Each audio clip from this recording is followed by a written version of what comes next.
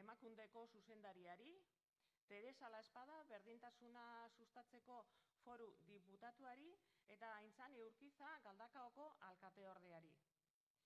Eurei berbea emon baino lehenago, esan behar dugu Izaskun Landaidak ezin duela gurekin egon, baina mezu bat bidali deuskula eta pantailan ikusiko dugu.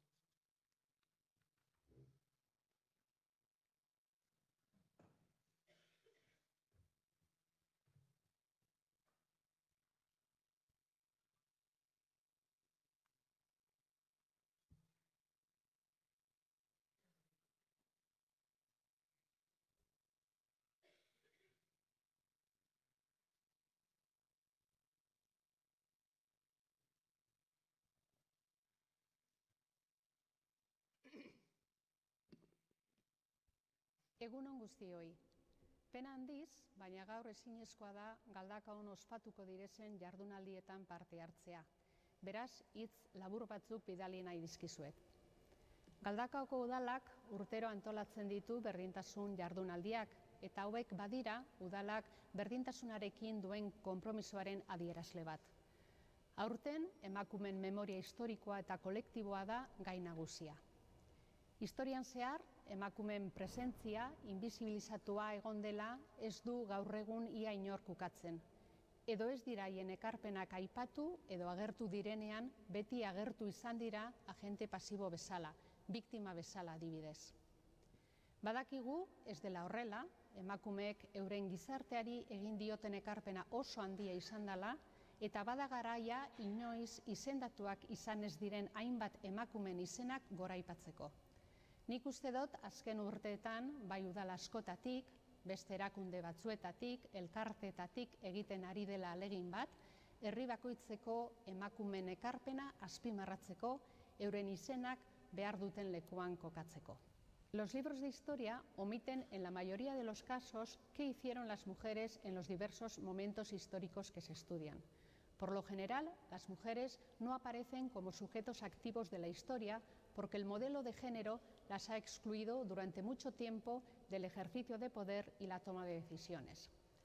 En general, se produce una invisibilización de ellas como colectivo, de sus actividades y también de sus movilizaciones para cambiar el orden social establecido. Si hay un movimiento ninguneado por los libros de historia, ese es el del feminismo. Y no es hasta los años 60 y 70 cuando surge la necesidad por parte de las historiadoras feministas de recuperar la memoria histórica de las mujeres. Y en gran medida, gracias a su contribución, podemos observar que hay un importante número de mujeres que han hecho grandes aportaciones a la historia y en diferentes ámbitos. Es necesario, por tanto, conocer para poder reconocer y valorar el saber de las mujeres, no solo por justicia, también para que se conviertan en referentes de otras generaciones, modelos en los que fijarse. Las niñas, las jóvenes, la ciudadanía en general debe conocer a las mujeres que tanto han aportado a la sociedad. Quiero agradecer al Ayuntamiento de Galdakao por la celebración de estas jornadas y espero que sean realmente fructíferas y supongan un paso más en la recuperación de la memoria histórica de las mujeres. Eskerrik asko.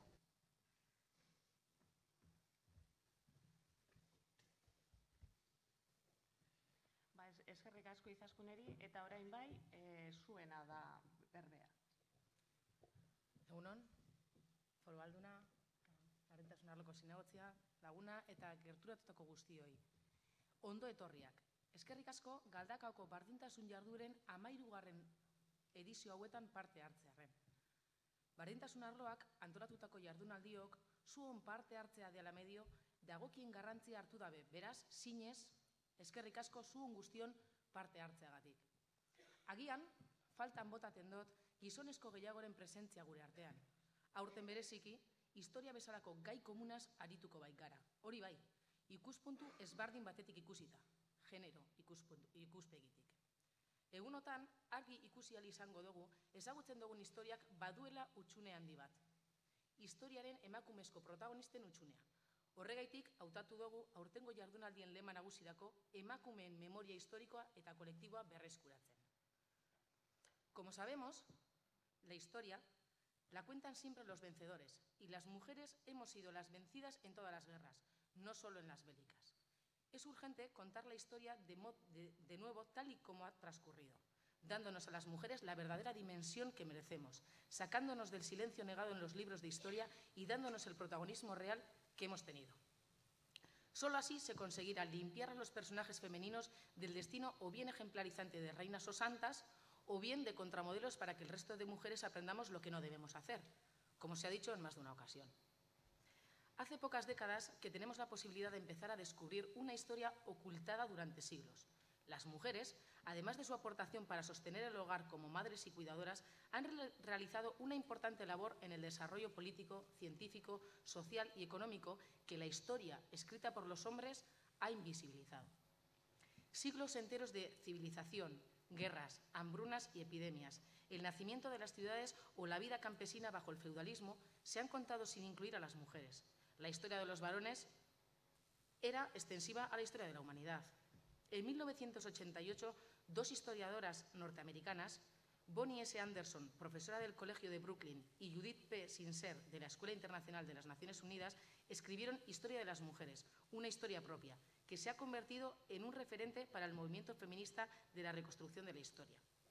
En este libro, las autoras se cuestionan incluso la validez de las categorías históricas tradicionales, porque están organizadas y formuladas de tal manera que no dejan espacio a las mujeres, a sus ocupaciones y aportaciones, y están definidas en función del varón. La mirada con perspectiva de género en la historia permitirá tener una perspectiva del impacto tan diferente que para hombres y para mujeres han tenido la industrialización del siglo pasado, las revoluciones liberales del siglo XIX o las dinámicas democratizadoras del siglo XX. Habría que reinterpretar la historia, cuestionarse todo lo aprendido hasta la fecha, incorporar los nuevos datos y las nuevas categorías. Si entre los hechos históricos solo tenemos en cuenta las actividades como la guerra y no la producción de ropas o alimentos, la posesión de propiedades en vez de la producción y el trabajo, la mujer siempre, siempre quedará fuera.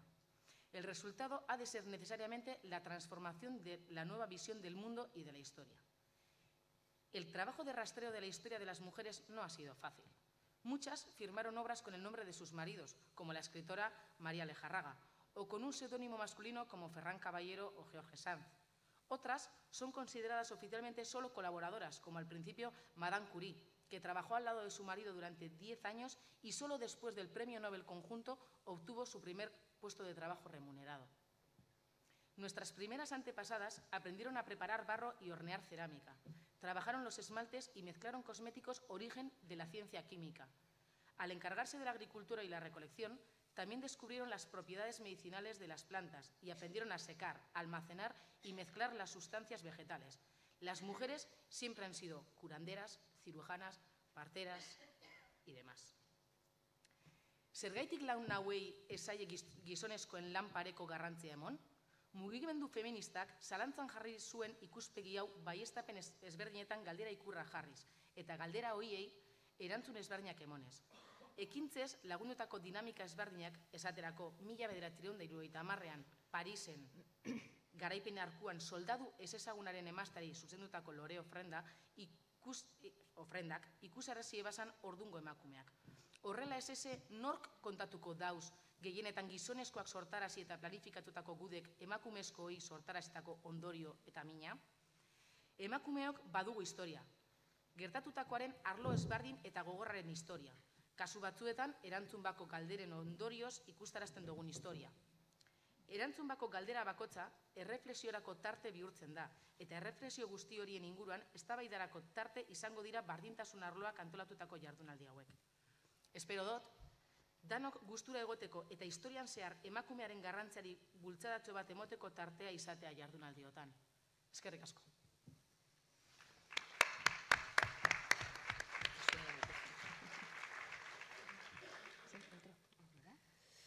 Bueno, mila esker gonbidatzeagatik, hemen egoteagatik. La verdad es que a mí me encanta venir y me gusta mucho venir cada vez que me invitan desde los municipios a estar con vosotras un ratito. No puedo estar mucho tiempo porque tengo Consejo de Gobierno y me toca volverme a Bilbao para celebrar el Consejo y aprobar esos presupuestos, esas cosas que vamos a final de noviembre intentando llegar a uña de caballo a todo lo que se supone que tenemos que gastar. Porque a los políticos y las políticas nos ponen aquí para gastar el dinero que la ciudadanía recauda y gastarlo bien, ¿verdad? Y estamos en eso. Así que lo siento, pero me tendré que ir al Consejo de Gobierno. Pero la verdad es que no quería dejar de estar, porque me parece que esos ratitos de reflexión que dedicamos a lo largo muchas veces en noviembre, el 25N, alrededor de la fecha del 25N, que es la lucha internacional contra la violencia contra las mujeres, me parece que tenemos que estar aquí y tenemos que hacer el esfuerzo porque se nos visibilice, porque se sepa que trabajamos por ello, ¿no? Y me parecía muy bonito el lema que habíais cogido.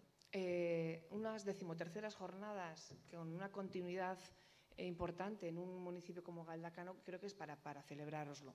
13 años celebrando unas jornadas en torno a la reflexión sobre las mujeres, a mí me parece que requiere una celebración, una fiesta, un sorionak muy grande al Ayuntamiento de Galdacao.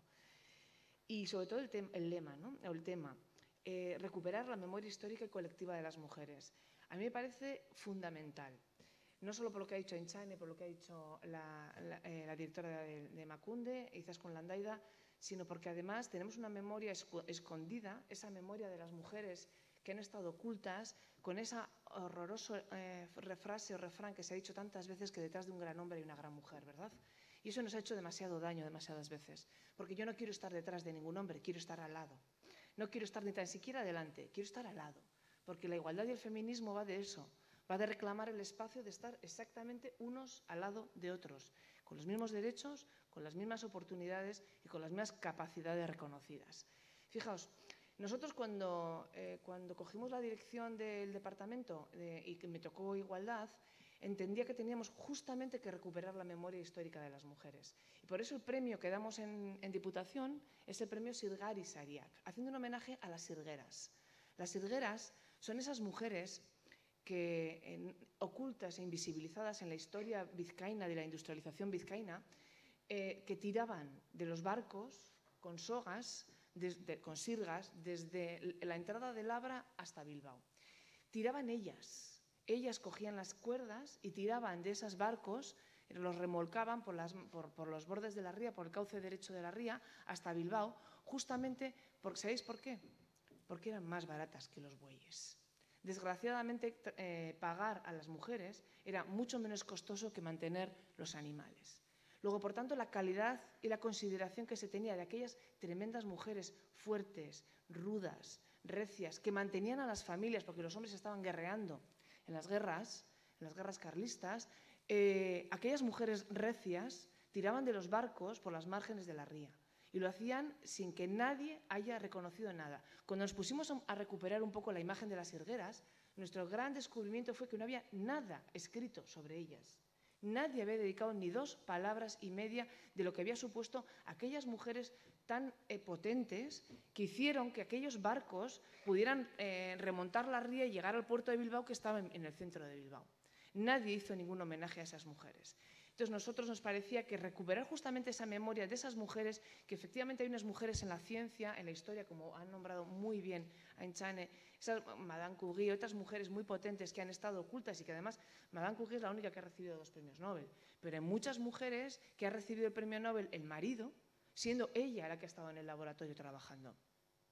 Pero hay otro mundo que es el nuestro, que es el local, que es donde las mujeres hemos estado en la agricultura, en la ganadería, en la cerámica, trabajando en muchos lugares, sacando las familias adelante, y pocas veces hemos sido reconocidas. Las rederas de Bermeo, y así podríamos seguir contando muchos ejemplos de mujeres que han trabajado, han mantenido a la familia, que han estado ahí y que pocas veces se les ha reconocido. Luego, por tanto, que nos pongamos a escribir, por fin, la memoria de las mujeres, que digamos que hemos estado ahí, que este país lo hemos construido entre muchos, pero sobre todo entre muchas, que hemos estado ahí todas nosotras y que nuestra memoria debe ser reconocida, me parecía un elemento fundamental. Cambiar el lenguaje, cambiar la mirada, reescribir la historia desde el fondo del feminismo, por supuesto que sí, y reescribir la historia desde lo local, desde aquello que hemos ido haciendo y construyendo esta Vizcaya tan potente que hemos hecho entre todas. Pero es que hemos estado ahí. Entonces, el 50% de la población ha estado desaparecida absolutamente. Esa es mi reivindicación siempre. Cuando veo las fotos en las que a veces salen responsables políticos o responsables institucionales, responsables económicos, soy como la mosca que estoy todo el día detrás diciendo ahí faltan las mujeres, ahí faltan las mujeres. Pues ese es el reclamo que tenemos que hacer. Tenemos que estar donde nos corresponde, en los espacios públicos, en la visibilidad. Se nos tiene que ver trabajar. Y ese es exactamente lo que estas jornadas dicen. Por lo tanto, sorionak, enhorabuena, y yo no voy a dedicaros más tiempo porque estas breves palabras me tengo que marchar. Así que una pena no compartir con vosotros espacio. Gracias. Nolako.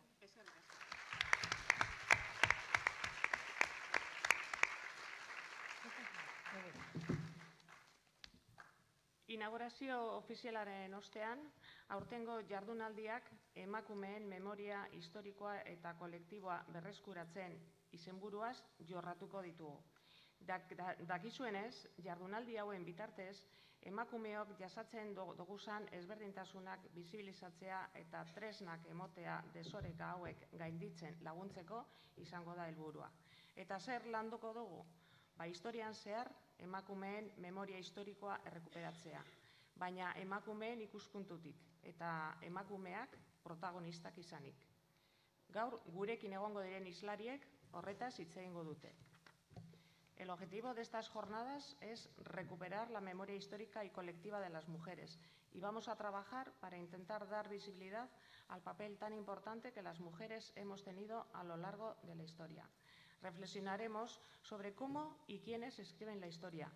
En la primera intervención veremos la importancia de incluir a las mujeres en la memoria social. Seguidamente, bajo el título La represión de las mujeres, se trabajarán los lenguajes y los deberes de la memoria. A media mañana haremos una pausa.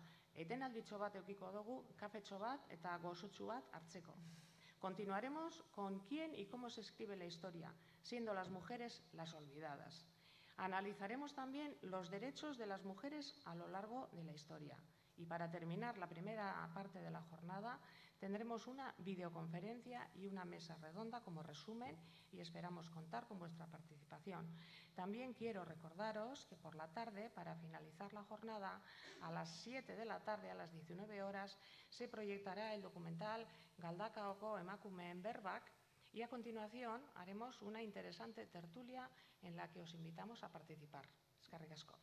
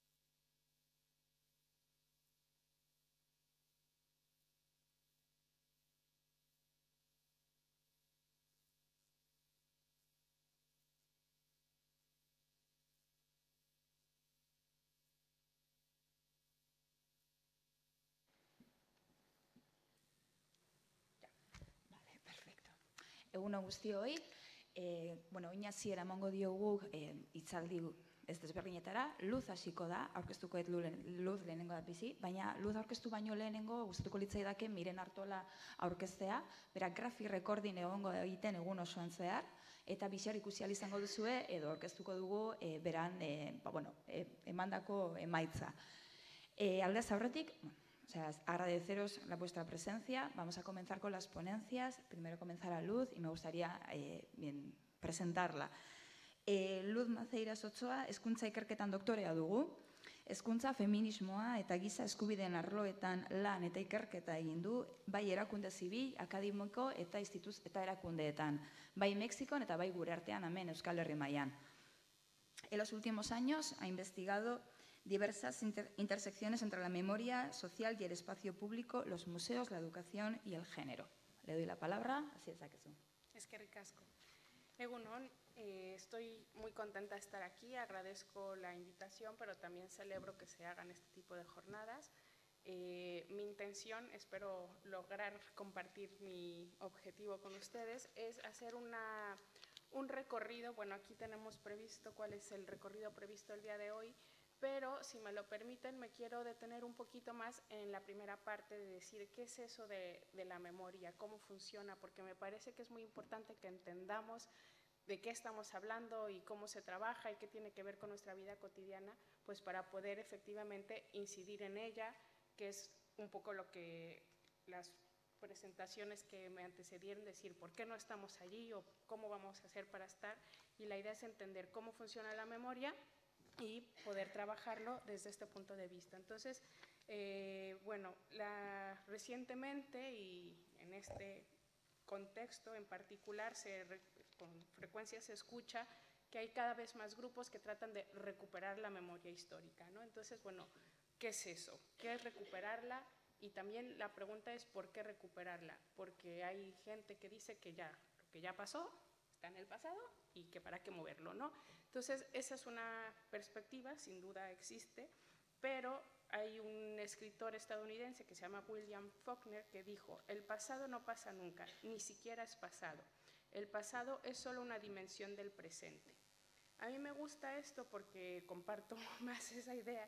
Quiere decir que efectivamente un hecho que sucedió en el pasado, pero eso no significa que los efectos de ese evento no sigan teniendo continuidad a lo largo del tiempo, ¿no? Entonces, y que además que lo que interpretamos o el sentido que le damos a eso que pasó antes, hace 5 o 5.000 años, pues lo interpretamos ahora. Entonces, una cosa que voy a insistir es que la memoria es una cosa que tiene que ver con el presente. Aunque pensemos siempre que está relacionada con el pasado, siempre es una cuestión que tiene que ver con el día de hoy. Entonces, la idea es compartir, pues, ¿por qué recordamos? ¿Por qué tiene sentido hacer jornadas de memoria histórica? ¿Por qué tiene sentido hacer un homenaje a, no sé, unas víctimas que se murieron hace 150 años? O recordar un bombardeo, que si las casas ya se reconstruyeron, el pueblo ya es otro, ya cambió la dinámica de ahí.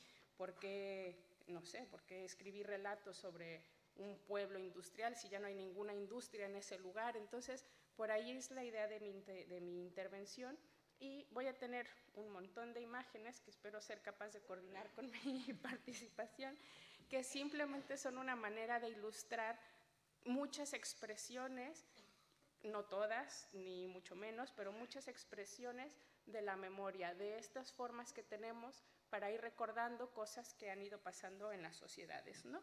Entonces, bueno, empiezo un poquillo desde esa perspectiva y espero poder ser capaz de compartir por qué, desde mi punto de vista, la memoria es un asunto que tiene que ver con la democracia y con los derechos humanos. La memoria, lo dije ya, es inherente a la vida humana y social. O sea, es una parte de la dinámica de cualquier grupo social. En cualquier lugar del mundo, un pequeño grupo, una gran sociedad siempre recuerda algunos hitos, algunos eventos, algunos hechos que han pasado, y son una manera que hacemos, o sea, que transmitimos ese conocimiento. La memoria también nos sirve, recordar algunas cuestiones del pasado tiene que ver con expresar rasgos o señas de identidad o valores que nos hacen identificarnos como grupo. Somos así diferentes de aquellos porque tenemos estos elementos en común. Eso es parte de la dinámica de la memoria, del recordar, ¿no? La memoria, o memorias en plural, porque hay tantas memorias como grupos sociales allá en una sociedad o tantas identidades colectivas, es el punto fundamental de la idea de continuidad de cualquier grupo y es un punto articulador de la identidad de esos grupos. Es lo que nos permite seguir identificándonos a lo largo de varias generaciones. Elizabeth Jelling, que es una escritora argentina, investigadora en este campo, dice: lo que el pasado deja son huellas, pero esas huellas en sí mismas no constituyen memoria a menos que sean evocadas en un marco que les dé sentido. ¿Qué significa esto? Significa que, a diferencia, digamos, de los recuerdos personales, por ejemplo, yo de repente huelo un perfume, digo, oh, me acuerdo de mi abuela porque tal, es una experiencia mía, pero a nivel de la sociedad pues no funciona así, porque no hay como algo, un mecanismo automático que se dispare a nivel de la colectividad. Entonces lo que hacemos, las sociedades, es construir esos marcos que nos sirvan para acordarnos. Entonces hemos estado viendo aquí, construimos una escultura, construimos un museo, tenemos desde sellos postales, tenemos libros, tenemos monumentos, que son esos que nos hacen acordarnos. Ah, pasó esto. Entonces es como esos disparadores de esa memoria colectiva. Son esos marcos que nos ayudan a despertar, digamos, ese recuerdo de un evento, de un valor, de un hecho, de una característica, de algo que consideramos valioso como sociedad. Cada sociedad recuerda y olvida siempre, siempre, siempre ciertos personajes, episodios o vivencias de su pasado, por lo que representan esos hechos en sí mismo, por los valores que expresan o por lo que le dicen hoy en día a esa sociedad. Y recurre a distintos medios como los que hemos estado viendo para tenerlos presentes. Así, la memoria social, me gusta entenderla sobre todo como en dos expresiones, bueno, tres. Una, decir, la memoria es una declaración, o sea, decir, un conjunto de contenidos o de principios o de ideas que decimos son importantes. Lo que ha estado aquí, me voy a regresar un poquito. Tenemos, no sé si se alcancen a ver bien, pero son estas estampas postales. Hay una Fado, Patrimonio de la Humanidad, Brasil, Mundial de Fútbol, el Bicentenario de los Pueblos Libres en Argentina, el Rey de España. Son símbolos de lo más diversos, hitos de lo más diversos que a esa sociedad ahora, que si bien en la fecha son bastante nuevos todos estos, pues nos están diciendo, ah, esto es importante, porque nos queremos asociar a esto, queremos recordar esta fecha, queremos señalar que tenemos este patrimonio, ¿no? Entonces, eso lo estamos haciendo ahora porque en el presente es cuando estamos construyendo la memoria. Entonces, digámoslo así, la memoria es una declaración. Esto nos parece importante, esto tiene sentido, esto es significativo. Otra manera también de entender la memoria es que la memoria es un conjunto de procesos y de prácticas sociales a través de los cuales se formula y se comunica esa declaración, ese mensaje o ese relato, ¿no? Aquí hemos visto varios de estos medios que comunican estas cuestiones que consideramos importantes, ese marco que les da sentido y que construimos para transmitir ese mensaje. Y además, voy por aquí, me perdí en esta, vale. Lo que es importante entender que si la memoria es una práctica social, o sea, es inherente a todas las dinámicas sociales de todos los grupos, la memoria está inscrita en distintos, no sé, les voy a llamar registros, o sea, tenemos, y lo estamos viendo aquí, elementos, digámoslo así, de la cultura popular, de la cultura oficial, de las contraculturas, de las subculturas, o no sé, le podemos llamar como en registros oficiales, populares, o sea, hay muchos elementos con mayores o menores recursos, algunos son más efímeros, algunos son, pues no sé, cosas muy fijas, por decirlo de alguna manera, que nos están transmitiendo esa memoria. más allá de los miembros, grupos de una generación. A lo largo de generaciones podemos transmitir a través de todos estos medios que tenemos esas ideas de lo que es importante o de lo que nos caracteriza como grupo. Si me quieres parar un poquito, me dices, ¿vale?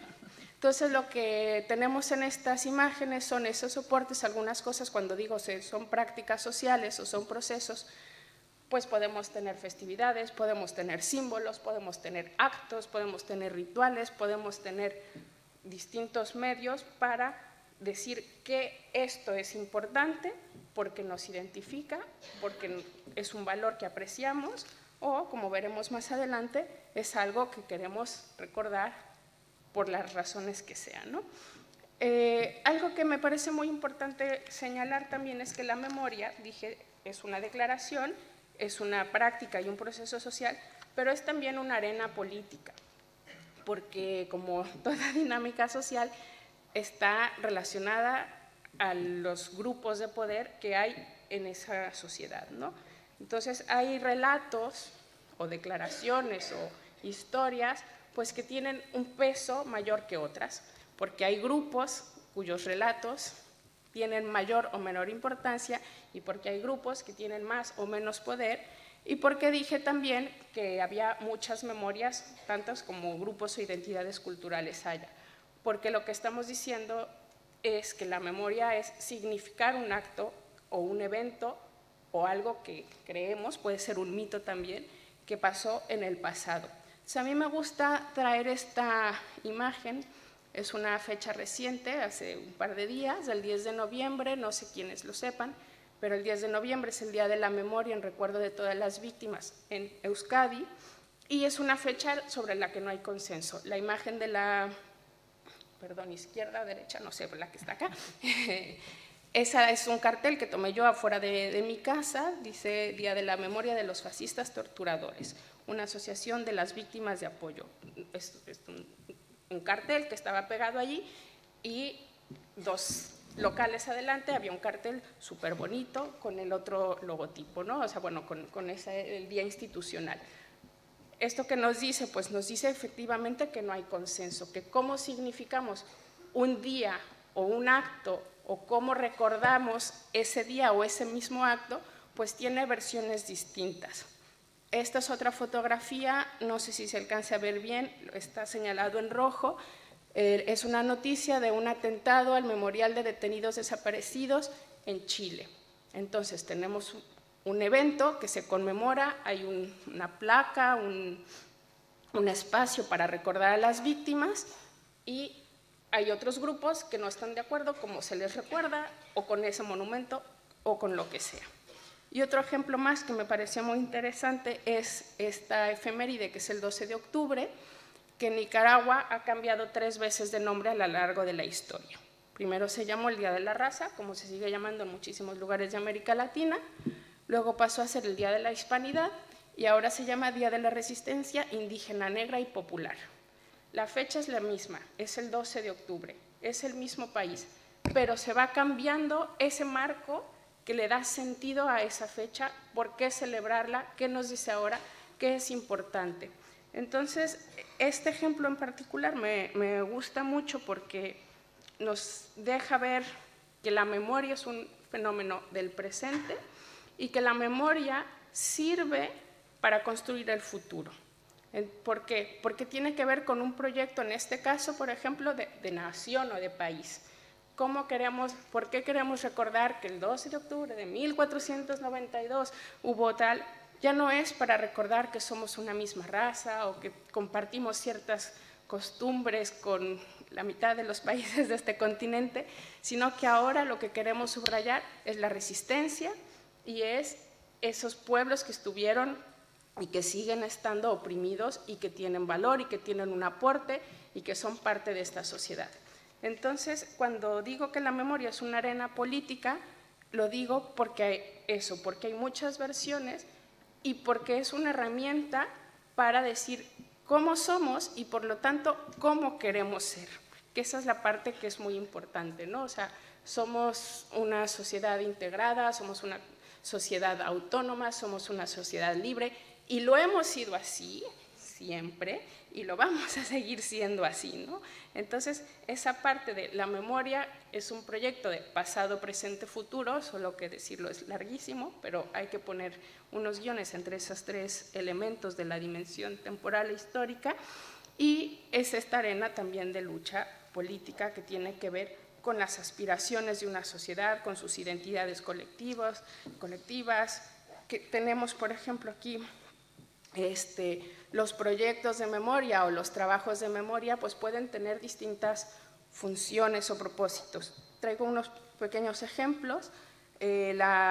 Proyectos o las actividades, o incluso les llaman en algunos lugares las luchas por la memoria, puede tener relación con aspectos de justicia y de derechos humanos, como cuando se trata de acontecimientos atroces, vulneraciones de derechos humanos, cuestiones que tienen que ser reparadas incluso judicialmente, ¿no? Aquí voy a aprovechar esta imagen porque en lo personal celebro a las Madres de Plaza de Mayo, que este año están cumpliendo 40 años de lucha y de actividad, y me parece súper chulo que además pudiera tener un espacio para decirlo, ¿no?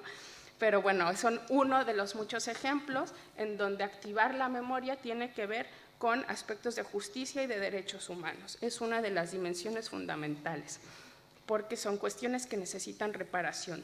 También puede haber, por ejemplo, otros proyectos en donde la función principal de activar el recuerdo de un hecho en particular o de unos personajes en este caso, es la concientización crítica y la reivindicación social de un proyecto. Por ejemplo, no sé si lo han, bueno, aquí en Euskadi ha estado en varios lugares este documental y estos materiales didácticos sobre las maestras de la República.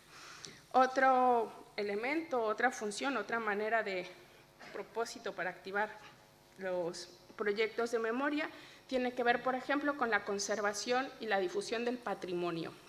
Es decir, en este lugar es importante, esto es característico, es algo que hemos aportado, esto es algo que hemos construido. En este caso, la imagen es del Centro de Información sobre la Industria, que está en Sumaya, y han estado trabajando pues justamente para conservar un patrimonio que una parte se ha perdido porque han cambiado pues las prácticas y formas de trabajo, pero por otro lado pues sigue siendo un elemento potente y que se quiere reactivar, porque volvemos para el futuro, ¿no? Entonces, bueno, es otro elemento que está ahí. Y hay también otros proyectos que pueden enfocarse, por ejemplo, en procesos de integración y de cohesión social, motivar la participación social o la animación sociocultural. Este en concreto es un proyecto que se hizo en Madrid, de un barrio con mucha inmigración y emigración, y había un momento como decir, aquí al final esto es una ciudad dormitorio, y se impulsa un proyecto, dice recuperación comunitaria de la memoria migratoria de Hortaleza. Entonces, reconocer que siempre nos hemos ido y que siempre hemos venido a este sitio, y cómo poder poner en juego pues esa vida o reanimar la vida del barrio, ¿no? Y bueno, estos son unos ejemplos, hay muchísimos otros, pero lo que me ayudan a ilustrar es que puede haber muchas funciones o razones por las cuales animar un proyecto de memoria o por las cuales querer recordar algún elemento en particular, y las cosas que se pueden recordar pues son inimaginables, ¿no? Aquí voy a hacer también un pequeño paréntesis para decir que la memoria generalmente se trata de procesos de reconstrucción de los pasados y de los sentidos que les damos a esto, y a mí me gusta hacer énfasis en esto porque hablamos de recuperar, y a mí el tema de recuperar, el término me parece un poco raro porque es como si fuera una excavación arqueológica, que es algo que está ahí perdido en la tierra, yo sé que excavo y lo encuentro, y no es así. La memoria es dar una interpretación a algo que está en el pasado, y esa interpretación puede cambiar dependiendo del momento, dependiendo del contexto, dependiendo de por qué quiero recuperarlo, ¿no? Así como a nivel personal, pues por ejemplo, lo que yo me acuerdo de mí cuando era niña, pues unas cosas realmente me acuerdo, pero otras muchas son las que me ha contado mi madre, mi hermana, las fotografías y tal, o sea, es como una especie elementos, mi propia identidad la voy construyendo y mi propia biografía la voy construyendo con pedazos que voy recolectando en distintos lugares y con eso yo me reconstruyo una historia. Y a nivel social pasa lo mismo, ¿no? Es como una recombinación de elementos y de las maneras que interpretamos esos elementos, ¿no? Esas vivencias o esas experiencias. Y por lo tanto, la memoria siempre está sujeta a matices, a reinterpretaciones, a resignificaciones, etc. Vuelvo al ejemplo de Nicaragua y el 12 de octubre, ¿no? Se va reinterpretando y se va cambiando la manera en que le queremos dar un sentido. Y aquí a lo mejor también, aunque no va a ser mi tema, pero porque hay otras personas que lo van a hacer, unas palabras sobre las relaciones entre la historia y la memoria.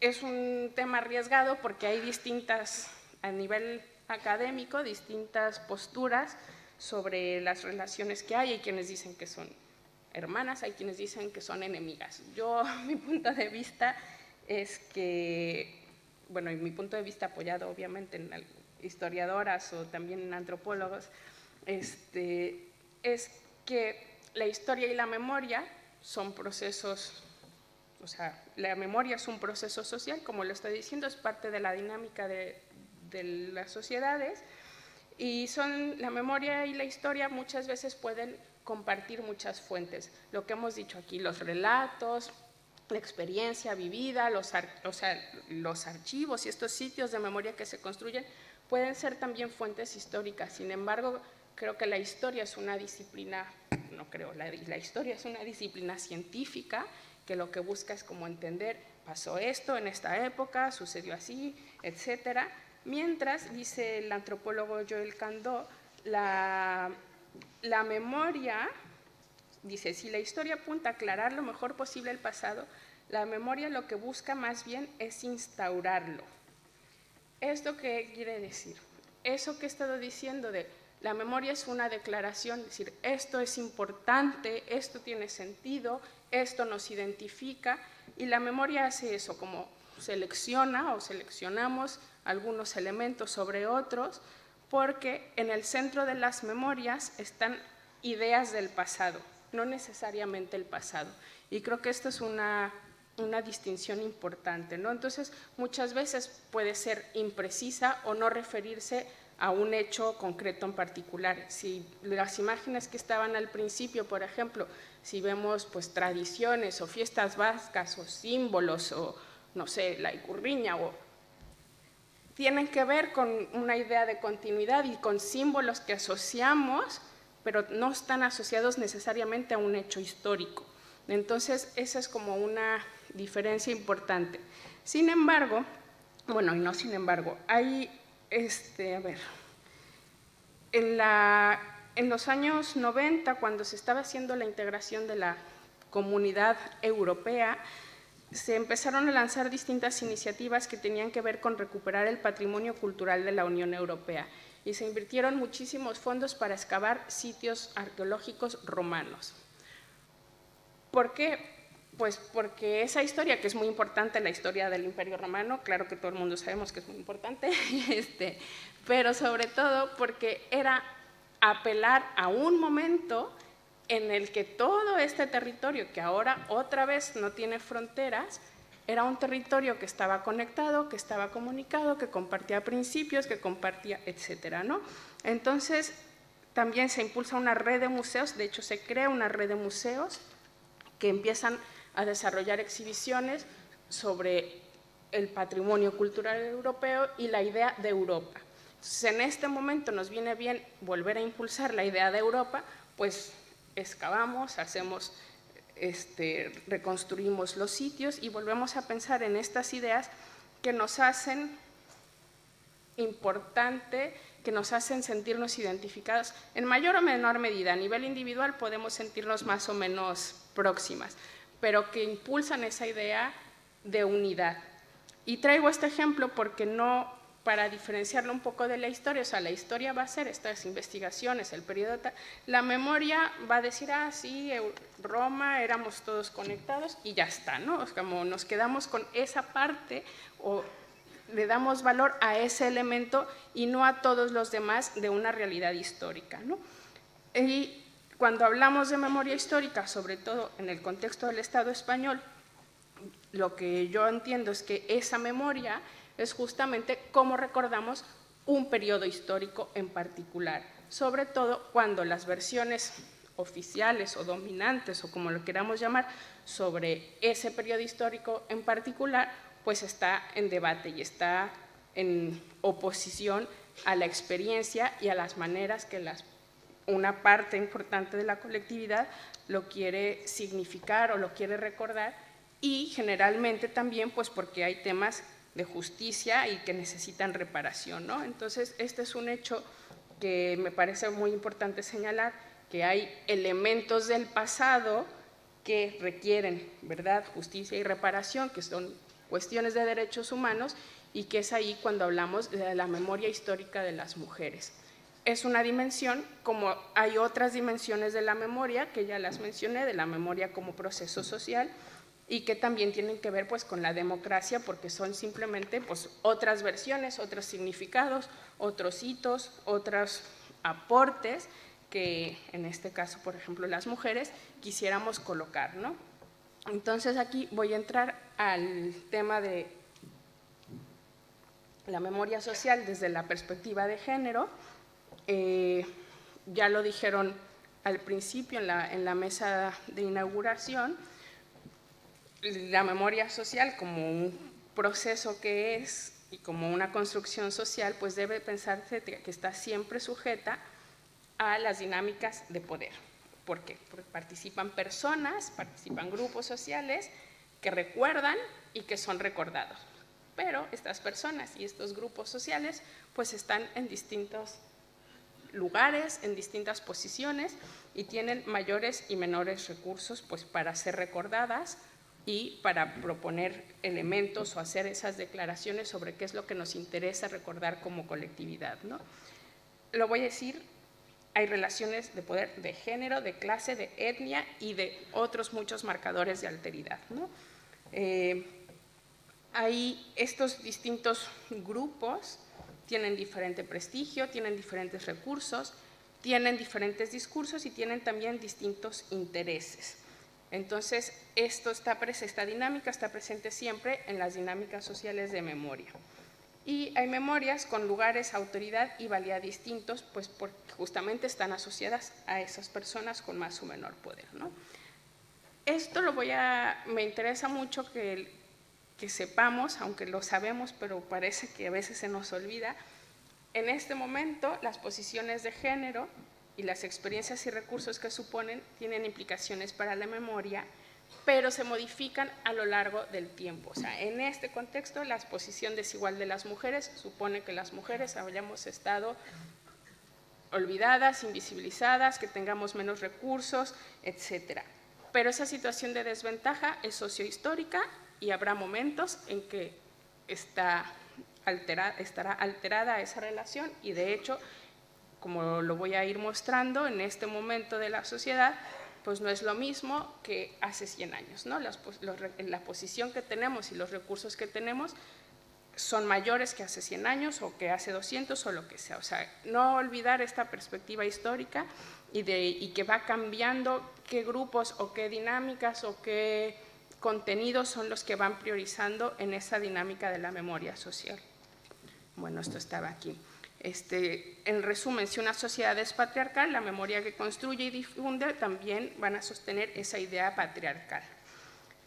Algunos ejemplos, aunque ya lo habían mencionado, son fácilmente reconocibles, por ejemplo, en la construcción de lugares de memoria como las plazas, las calles, los monumentos, otros sitios y artefactos públicos que están a la vista de toda la ciudadanía y que se van integrando pues como en esas referencias que vamos teniendo de la cotidianidad, ¿no? Aquí, bueno, hay algunos datos. Donosti está un poco mejor que Cádiz, pero de todas maneras estamos bastante mal. Un elemento entonces es esa subrepresentación, ¿no? Una falta de visibilidad política y simbólica. Hay otro elemento que me interesa trabajar también, porque más allá de esa subrepresentación, tiene que ver con el tema de las representaciones de las mujeres. Creo que muchas veces hablamos como de una invisibilidad, cuando en realidad el problema no es que no estemos visibles, sino las maneras en que estamos representadas ahí. Entonces es algo que habrá que matizar y que entender bien, porque es una dinámica compleja, no es lo mismo no estar a estar representada. Por ejemplo, pues aquí tenemos, ¿no?, algunos ejemplos. Más que estar ignoradas, se nos presenta de maneras sesgadas o a partir de visiones estereotipadas. Bueno, no tengo aquí imágenes de las formas de masculinidad, pero generalmente son batallas, héroes, soldados, que había unas imágenes al inicio, pero las representaciones de las mujeres pues muchas veces están relacionadas con su rol, un rol estereotipado, o sea, madre esposa, figuras femeninas que simbolizan valores dominantes asociados a la feminidad, la caridad, el sacrificio, el estoicismo, etcétera, ¿no? Hay un educador brasileño que se llama João Francisco de Souza, que tiene una idea que se refiere a las políticas educativas, pero que a mí me parece importante traerla al campo feminista. Dice: tenemos que erradicar la palabra exclusión, porque la sociedad no excluye, incluye a todos perversa y desigualmente, por lo tanto de forma distinta, algunos muy decentemente, otros muy perversamente. Ese es el problema. Y yo creo que hay que reconocer estas formas perversas de inclusión de las mujeres en estos espacios y productos culturales, ¿no? Entonces, una tendencia pues son estas que hemos estado viendo, o sea, hay una iconización, o sea, las mujeres son el símbolo de la madre, el símbolo del amor, de la paz o cuestiones así. Incluso se presentan en roles pues que son roles ahistóricos, por decirle de una manera, ¿no? La mujer ha siempre sido la madre desde hace 5.000 millones de años y de los próximos 5.000 millones de años y ya, ¿no? Es como, no es un rol histórico, no hay un protagonismo, o no representan a mujeres que hayan hecho alguna actividad concreta, sino pues eso, son civilizaciones atemporales, ¿no? Dice una autora que es Marina Weber que hay una paradoja que dice: mientras las mujeres representan la justicia, en la realidad no son vistas ni siquiera como capaces de administrar la justicia, ¿no? Entonces, estas formas distintas de presencia, porque están en proporciones ínfimas, pero están, el problema es que nos representan de una manera que no nos hacen visibles a las mujeres de carne y hueso, con nuestras historias, con nuestras aportaciones, etc. Pero hay además de estas figuras, o estas que son bastante frecuentes, hay otro ejemplo de inclusión perversa y que Amelia Valcárcel le llama la deformación. Hay formas de presentar a las mujeres y a los modelos femeninos que entrañan manipulaciones, deformaciones y sustituciones, de manera que nos resten prestigio, valía o poder. Entonces, tengo aquí una imagen, esta no es, esta que me encanta. Esta es una imagen, una fotografía que tomé en un museo ultramoderno de historia local en Dublín, y hay una sala sobre los vikingos. Primera sala, puros vikingos señores; segunda sala, puros vikingos señores; tercera sala, aparece la primera imagen de una mujer y es una niña esclavizada. Entonces, sí, en el museo te explican, ya que lees, que hombres, mujeres, niñas y niños locales sufrieron la esclavitud por parte de los vikingos. Pero me llama la atención que la única representación plástica, además eso es a tamaño real, pues la primera y única imagen que hay en toda una planta del museo, pues sea una niña esclavizada, ¿no? Entonces, si había puros señores, pues hubieran seguido con la esclavización de los señores, ¿no? Era un poco ahí, pero bueno, esta idea de esas formas perversas o de deformar o de hacer una representación que nos quite poder, que nos haga parecer vulnerables, explotadas, atacadas, violadas, o sea, que los medios de comunicación hacen lo mismo, ¿no? O sea, somos noticias y estamos en esa posición que nos resta protagonismo, que nos resta capacidad de aportación histórica, etc. Entonces, bueno, para resumir un poco esto, la memoria, lo dijimos ya, o sea, hay silencios, hay olvidos, hay manipulaciones, que en general todas esas son procesos mismos de la memoria, o sea, si siempre estamos reinterpretando y siempre estamos acercándonos a algo que pasó en el pasado o que creemos que pasó, pues siempre estamos haciendo como selecciones y así. El problema es cuando esos mecanismos se convierten en una forma sistemática de desvalorizar a las mujeres o a otros colectivos con menor poder en la sociedad, ¿no? Y esto me parece también importante decir que las mujeres en general tenemos menos poder o recursos más limitados para incluir nuestras versiones, nuestras aportaciones en las memorias locales, pero también tenemos que reconocer que esto sucede al interior de los grupos de mujeres, ¿no? Aquí tengo dos imágenes, las dos son en Argentina. Cada contexto, los grupos subalternizados tienen menores o peores recursos y distintos márgenes para proponer y transmitir sus reivindicaciones. La imagen, bueno, de la Madre de la Plaza de Mayo, que todas podemos reconocer, pues es un evento masivo del 2016, y la Asociación de Mujeres Meretricias de Argentina, pues en su evento no tiene la misma respuesta que pueden tener las madres de Plaza de Mayo. O sea, las trabajadoras sexuales, a pesar de haber sufrido desde la dictadura y hasta ahora persecución, represión, vejaciones, etcétera, de estar organizadas, de estar proponiendo actividades y reivindicaciones relevantes en el campo de las luchas por la memoria, que en Argentina es un campo, pues bueno, muy activo y dinámico, pues no tienen los mismos poder y capacidad de convocatoria, aunque sean mujeres, aunque trabajen por la justicia, ¿no? Entonces, reconocer que esta disparidad no se da solo entre hombres y mujeres, sino pues entre hombres, entre mujeres distintas, entre grupos indígenas, etcétera. A pesar de la disparidad, en el caso de las mujeres y en todos los otros grupos, estamos desarrollando pues medios y recursos, que era lo que decía hace rato, para poder influir, y cada vez más tenemos esa capacidad de comunicar nuestras memorias, nuestras versiones, nuestros significados, etcétera. Hay muchas ciudadanas que participan activamente en proyectos de memoria en todo el mundo, resignifican eventos del pasado, crean memoriales, crean homenajes, etcétera.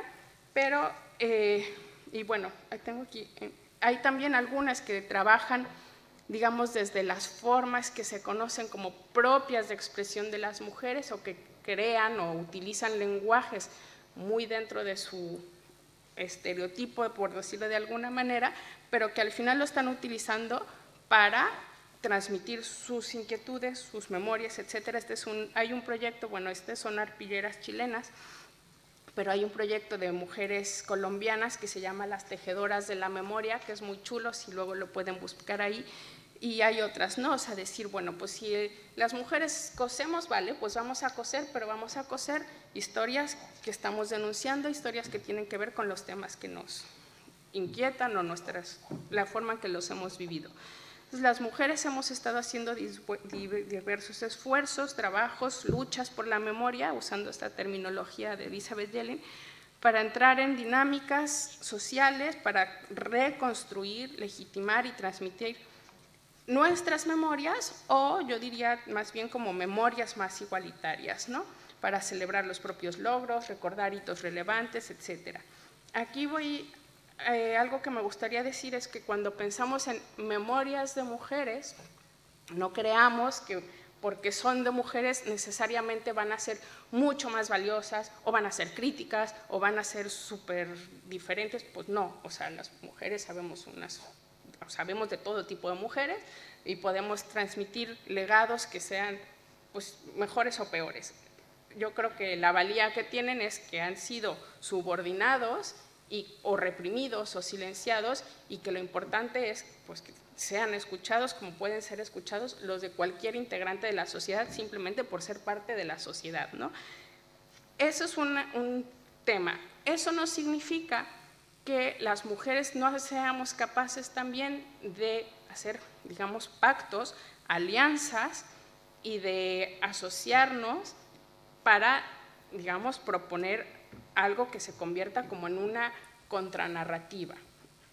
Voy a darle más peso a esto, pero, o sea, decir, no son memorias de mujeres, ya nacemos mujeres y compartimos la misma memoria, no, o sea, podemos tener distintas versiones, distintas experiencias, etcétera, pero como colectivo, que en este caso somos un colectivo subordinado, hemos sido capaces de establecer alianzas que nos permitan visibilizar experiencias conjuntas, articularnos, digamos, capitalizar un bagaje que queremos creer colectivo, que construimos como colectivo, y poder facilitar así el avance del movimiento de las mujeres o de la agenda de la igualdad sobre todo, ¿no? Entonces aquí, bueno, voy a pasar rápido por algunas imágenes que son ejemplos que nos permiten darnos cuenta cómo las mujeres hemos tratado de visibilizar algunas figuras o de recordar algunos hitos o de recordar algunas experiencias con la idea de aportar algunos significados relevantes para la sociedad, para poder recordar que, pues no sé, que pueden influir en esas referencias, lo decía la directora de Emakunde, que están a disposición de la sociedad, creando referentes, transmitiendo valores, comunicando algunos sentidos, ¿no? Y la idea es, pues eso, buscar formas a través de las cuales estos otros relatos sean reconocidos o se conozcan, porque son como dos procesos distintos, que haya una nueva versión, que se da un nuevo significado, un hecho que ya se ha conocido. Y algo que me importa decir es que en este caso es un trabajo que no atañe solo a las mujeres, ¿no? Es un trabajo de toda la sociedad, ¿no? Que bueno, es parte de la idea. A ver, paso un poquito por aquí. Estos son esos ejemplos, algunos nos quedan más cerca, algunos nos podrán quedar más lejos, pero hemos estado trabajando. Estos ejemplos me gustan porque, si bien creo que siempre detrás de estos soportes de memoria, homenajes o reconocimientos que tienen una, ¿cómo se llama?, una materialidad y que están en lugares públicos, efectivamente detrás habrá mujeres, pero lo que significa que estén aquí, pues es que el ayuntamiento o las instituciones han sido capaces de escuchar esas propuestas o de hacer esos reconocimientos o de colaborar con otras mujeres que están impulsando estos procesos de reconocimiento, ¿no?, de estas protagonistas o de estas ciudadanas o lo que sea, ¿no? Aquí tenemos una foto local. Entonces, también la variedad de fotos que tengo aquí permiten completar esta idea de puede ser un recorrido, puede ser un monumento, puede ser un homenaje, puede ser una jornada, de los distintos recursos que tenemos para ir colocando otras versiones. ¿Cómo voy? Todavía te quedaste. Vale, es que ya me empezó a correr, pero bueno. Muy bien. Esta parte quiero señalar algunas cuestiones sobre memoria y feminismo, ¿no? Ya empezamos a ver algunos de los ejemplos que nos dicen las mujeres estamos siendo activas en esas dinámicas de la memoria, estamos construyendo referentes y tratando de incluir algunos otros temas. Y en todo el mundo, que eso me gusta pensarlo, en todo el mundo hay trabajos parecidos, ¿no?, promovidos por colectivos, por instancias municipales, etcétera, que a través de distintos medios buscan esa visibilidad de las mujeres o de interpretaciones distintas o de significados que tienen que ver, en este caso, con la igualdad. Las feministas, bueno, aquí hay algunos otros ejemplos. Estas eran las tejedoras de la memoria que había referido hace poco.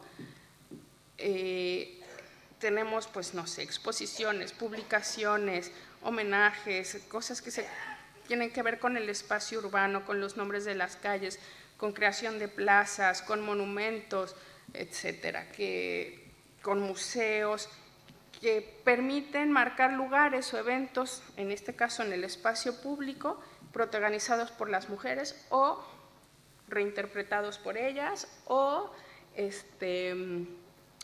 con versiones enriquecidas, por decirlo de alguna manera.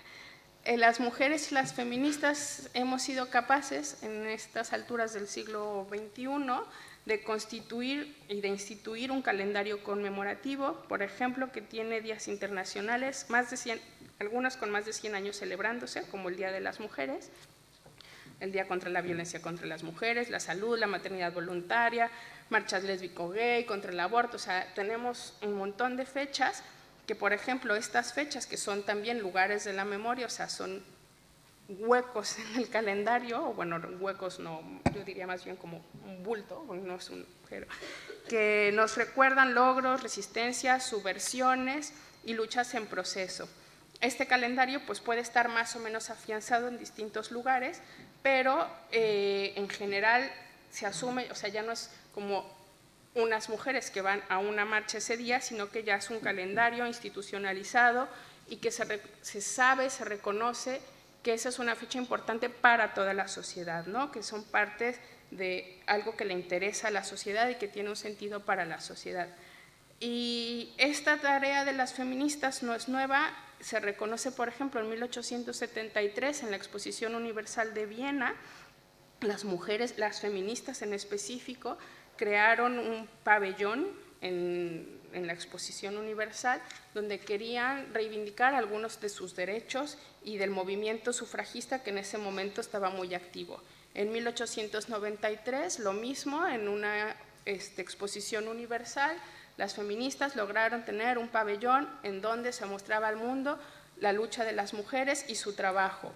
Este es otro ejemplo, la Exhibición Nacional sobre las Mujeres, el trabajo de las mujeres en Holanda. O sea, esta idea de las feministas, ya no estoy diciendo las mujeres, sino de las feministas, de mostrar como sus logros, una suerte de reivindicación y de reclamos políticos en la esfera pública, de tratar de incidir en estos elementos que las hagan visibles a nivel internacional, en este caso, que si pensamos cómo era la dimensión internacional en 1870, pues no tiene nada que ver con lo que pensamos ahora y la forma de tener ecos.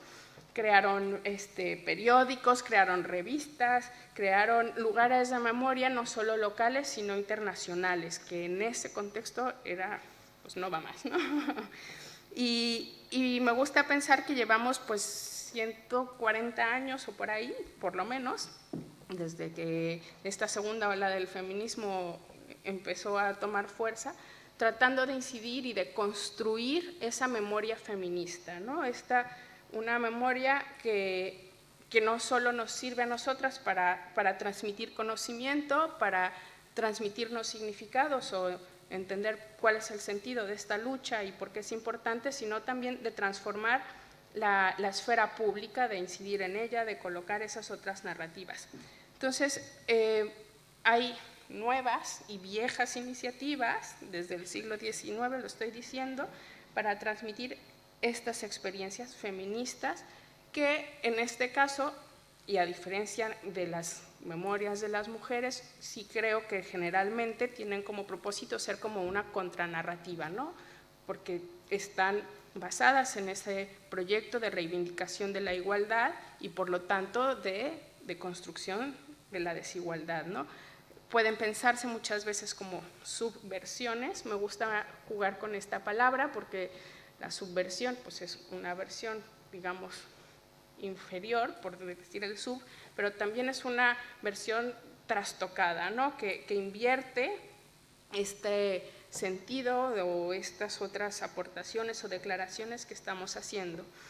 Y la construcción de esta memoria feminista tiene que pasar también necesariamente, o sea, creo, por abrir, o sea, por ese trabajo de pluralizar la memoria, de poder aludir a distintos personajes, a distintas experiencias, hitos significativos para las mujeres y para otros grupos que están excluidos de la sociedad, ¿no? Entonces, a ver, vamos por aquí. Estas memorias feministas, pues eso, aportan, no solo amplían las versiones sobre la historia local, sino que también amplían el repertorio de imágenes, de valores y de representaciones femeninas y de otros grupos sociales, como este que está aquí, comunican valores como la igualdad, como la libertad, la no discriminación, la justicia, la democracia, que, entre otros valores propios del feminismo. Y ahí también pues cada grupo feminista podrá definir cuáles son otros valores que comparten, ¿no? Generalmente estas memorias nos hablan de historias de resistencia, nos hablan de historias de cuidado, nos hablan de historias de solidaridad, y creo que algo muy importante es que de estas memorias feministas no solo se trata de desafiar esos olvidos o esas inclusiones sesgadas, perversas o como le podamos llamar, sino que también ayudan a evidenciar los efectos negativos de esas otras memorias parciales o estereotipadas, etcétera. O sea, las trastocan no solo o las subvierten, no solo porque son imágenes parciales, sino también porque implican ignorancia, porque implican prejuicios, implican constricciones para la libertad de todas las personas. O sea, tener una memoria binaria o solo unos valores o solo unos roles disponibles, pues a todo el mundo, hombres, mujeres, indígenas, no indígenas, etcétera, nos afecta,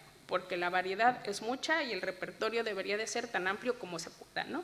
Entonces, estas memorias me parece importante, bueno, primero porque son recuerdos, experiencias que existen, porque existen, ahí están y hay que reconocerlas, porque suponen también un acto de justicia y de restitución de las posibilidades expresivas, o sea, y denunciación, de decir esto es, esto lo hemos vivido así o esto lo queremos así, porque aporta pluralidad, porque pueden ayudar a romper estos límites que constriñen a las personas y a sus vidas, y porque pueden más fácilmente ayudar a trasladar saberes y experiencias de las cuales aprender y generar nuevas críticas y nuevas esperanzas, que eso también es importante, ¿no? Un elemento de la memoria, sobre todo en las luchas de justicia transicional, y unos ejemplos que vamos a ver ahora, muchas veces es recordar para no olvidar, y no queremos olvidar para no repetir esto, ¿no? Entonces, esa parte de, hay cosas que no queremos repetir, pero hay cosas que queremos recordar para no olvidar,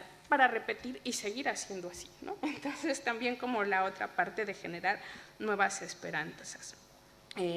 Hay conmemoración, bueno, aquí ahí tenemos más otros ejemplos. Hay conmemoraciones o sitios de memorias, por ejemplo, el homenaje a las mujeres represaliadas durante el franquismo que se hizo en Elgueta hace un par de años, año y medio, no sé. Año y medio. Gracias. O el realizado en Donostia este año con la efigie en la Plaza Clara Campoamor, que celebran a pioneras, a luchadoras sociales, que ponen en valor una labor que aún tiene trascendencia vinculada a la participación femenina en la vida política, en la toma de decisiones, aspectos positivos que sirven de inspiración y de palanca para la sociedad y que se espera que sean vigentes.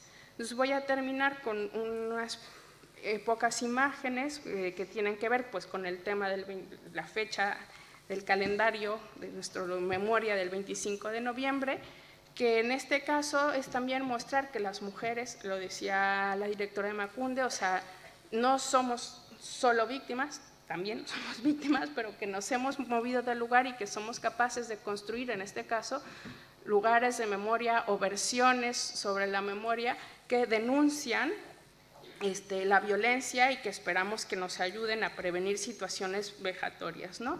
Entonces, para resaltar este trabajo en específico de memorialización feminista, pues hay algunos ejemplos, por ejemplo, que nos ayudan, por un lado, visibilizar y recordar a las víctimas, que es un paso muy importante, pero estos trabajos también nos ayudan a denunciar. Y denunciar puede significar, primero, posicionar a las víctimas como protagonistas, buscar un posicionamiento colectivo contra la violencia o también acciones de incidencia. Y estos elementos, tanto visibilizar y recordar a las víctimas como denunciar, suponen procesos de justicia y de reparación. Por lo tanto, suponen elementos que tienen que ver con la vida democrática de una sociedad. Aquí este sitio web, por si les interesa, es una comunidad virtual que se empezó a crear en Canadá y tienen, entre otras cosas, tienen un mapa que me gusta mucho porque son todos los memoriales de mujeres relacionadas con la violencia sexista, machista o como se llama en cada uno de los memoriales, ¿no? Es un mapa interactivo, ahí puedes ver qué tipo de memorial es y tal. No siempre está muy actualizado, pero en algunos casos de algunos países sí. Y me gusta este mapa porque se muestra que no son pocos los lugares en los que las mujeres están tratando de abordar, o sea, en concreto este fenómeno del 25, o sea, de los lugares de memoria asociadas a la violencia contra las mujeres. Tenemos aquí otro proyecto relacionado con las más de 300.000 víctimas de esterilizaciones forzosas en Perú, y que están, bueno, trabajando en un proceso de memoria, de recolección de los testimonios, etcétera, para poder, bueno, en este caso, hacer un proceso de justicia y reparación. Esperamos que con un final feliz, como el de las mujeres mayas en Guatemala, que el año pasado lograron una sentencia a los responsables de violaciones sexuales y esclavitud, de las cuales fueron víctimas del ejército durante el tiempo de la guerra, ¿no? Entonces, bueno, estos son algunos ejemplos que desde mi punto de vista muestran, o espero haber sido capaz de mostrar, que vale la pena recordar, o sea, que el pasado, pues sí, ya pasó, pero sigue teniendo repercusiones en el presente, que vale la pena seguir haciendo homenajes que nos dicen que las personas desaparecidas, sea fuera porque las fusilaron en la guerra o las asesinó su pareja, están hoy entre nosotros con toda su dignidad. Recordar con placas, celebraciones o documentales historias que nos hablan de solidaridad, de resistencia, de libertad, conocer testimonios de esfuerzos y de luchas o de paisajes y formas de vida que nos ofrecen referencias y lecciones.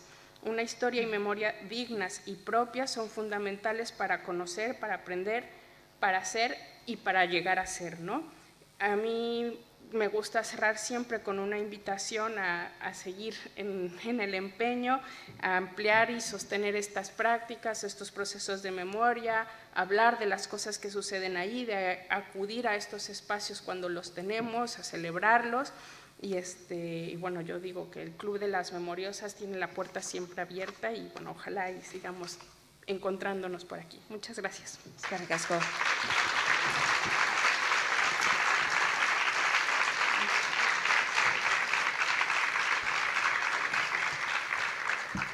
Aldez aurretik eskerrik asko Luz, egindako hitzaldiagatik, oso interesgarria izan da.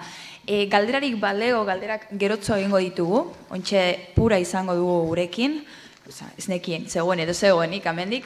Buenos días, Pura, un placer, estaba pendiente. Aurkeztuko dizuet Pura idazlea da. Pura, ¿necesitas el ordenador? Sí, igual nos cambiamos mejor. Eskerrik asko.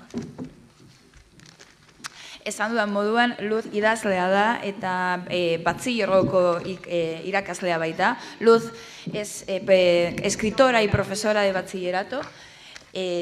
Viene desde Andalucía, en este caso, y zenbait lan kolektibo monografikoak eta lan literarioak argitaritu ditu. 2010an Premio Andaluzia Memoria Historika jaso zuen emakume andaluziarren errepresioaren gaineko ikerketagatik.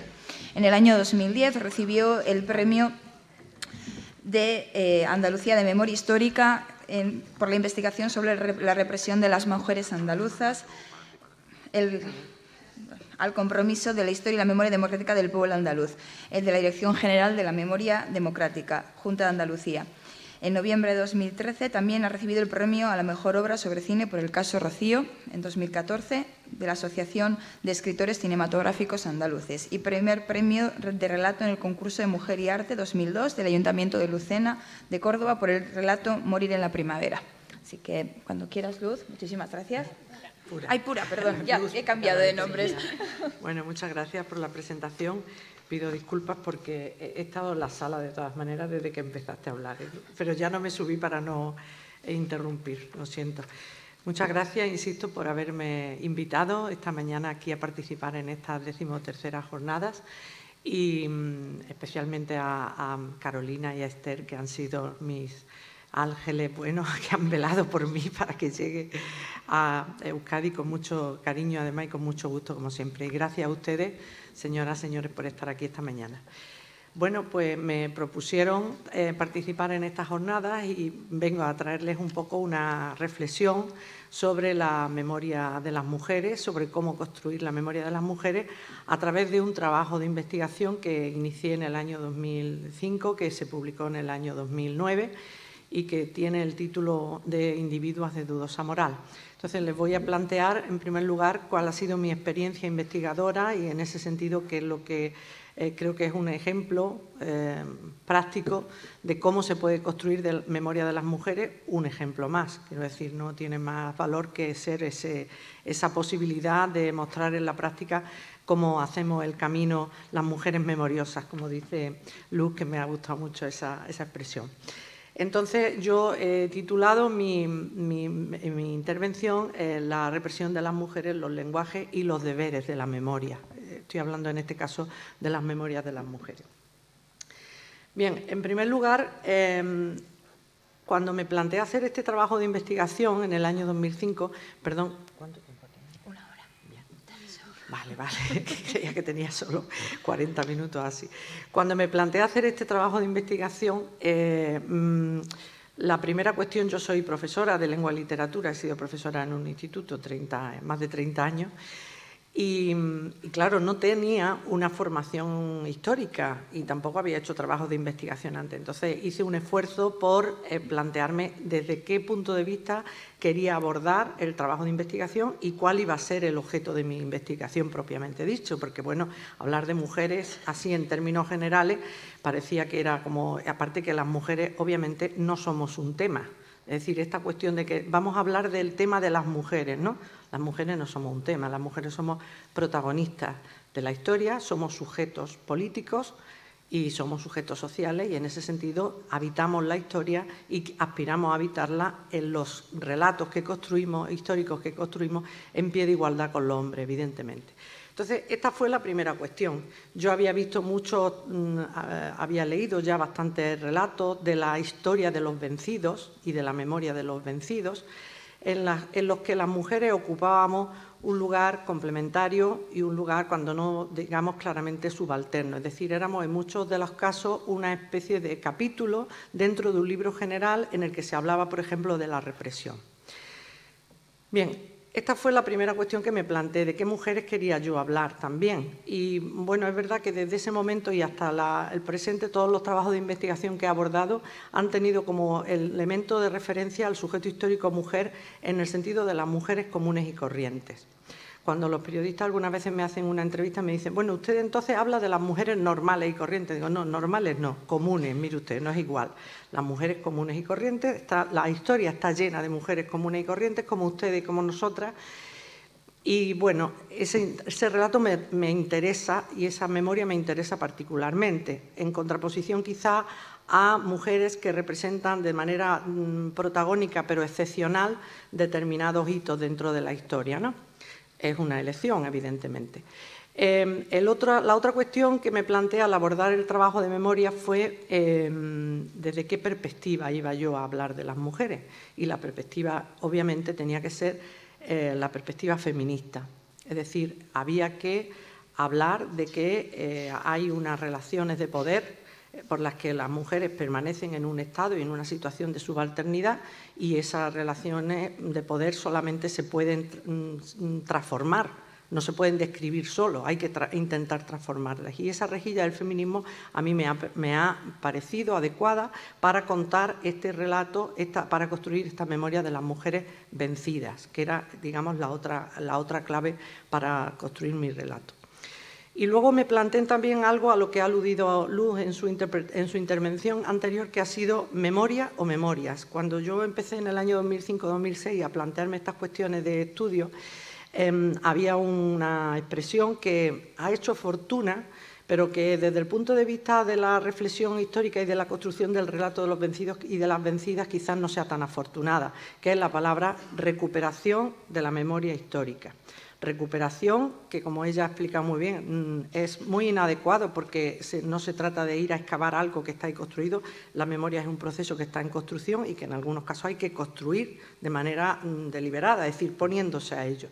Y por otra parte, hablar de memoria en mayúscula y en singular, cuando de lo que se trata en muchos casos es de construir memorias, es decir, los grupos, las mujeres como grupo subalterno, el más numeroso, pero hay otros grupos también subalternos y hay otros grupos sociales que tienen y aspiran a construir su propio relato de memoria. Entonces, en ese sentido, yo creo que estas reflexiones previas que estoy diciendo y sobre las que volveré después, me dieron un poco la posibilidad de construir mi propio mapa donde situarme como investigadora a la hora de abordar la investigación que voy a empezar a comentar.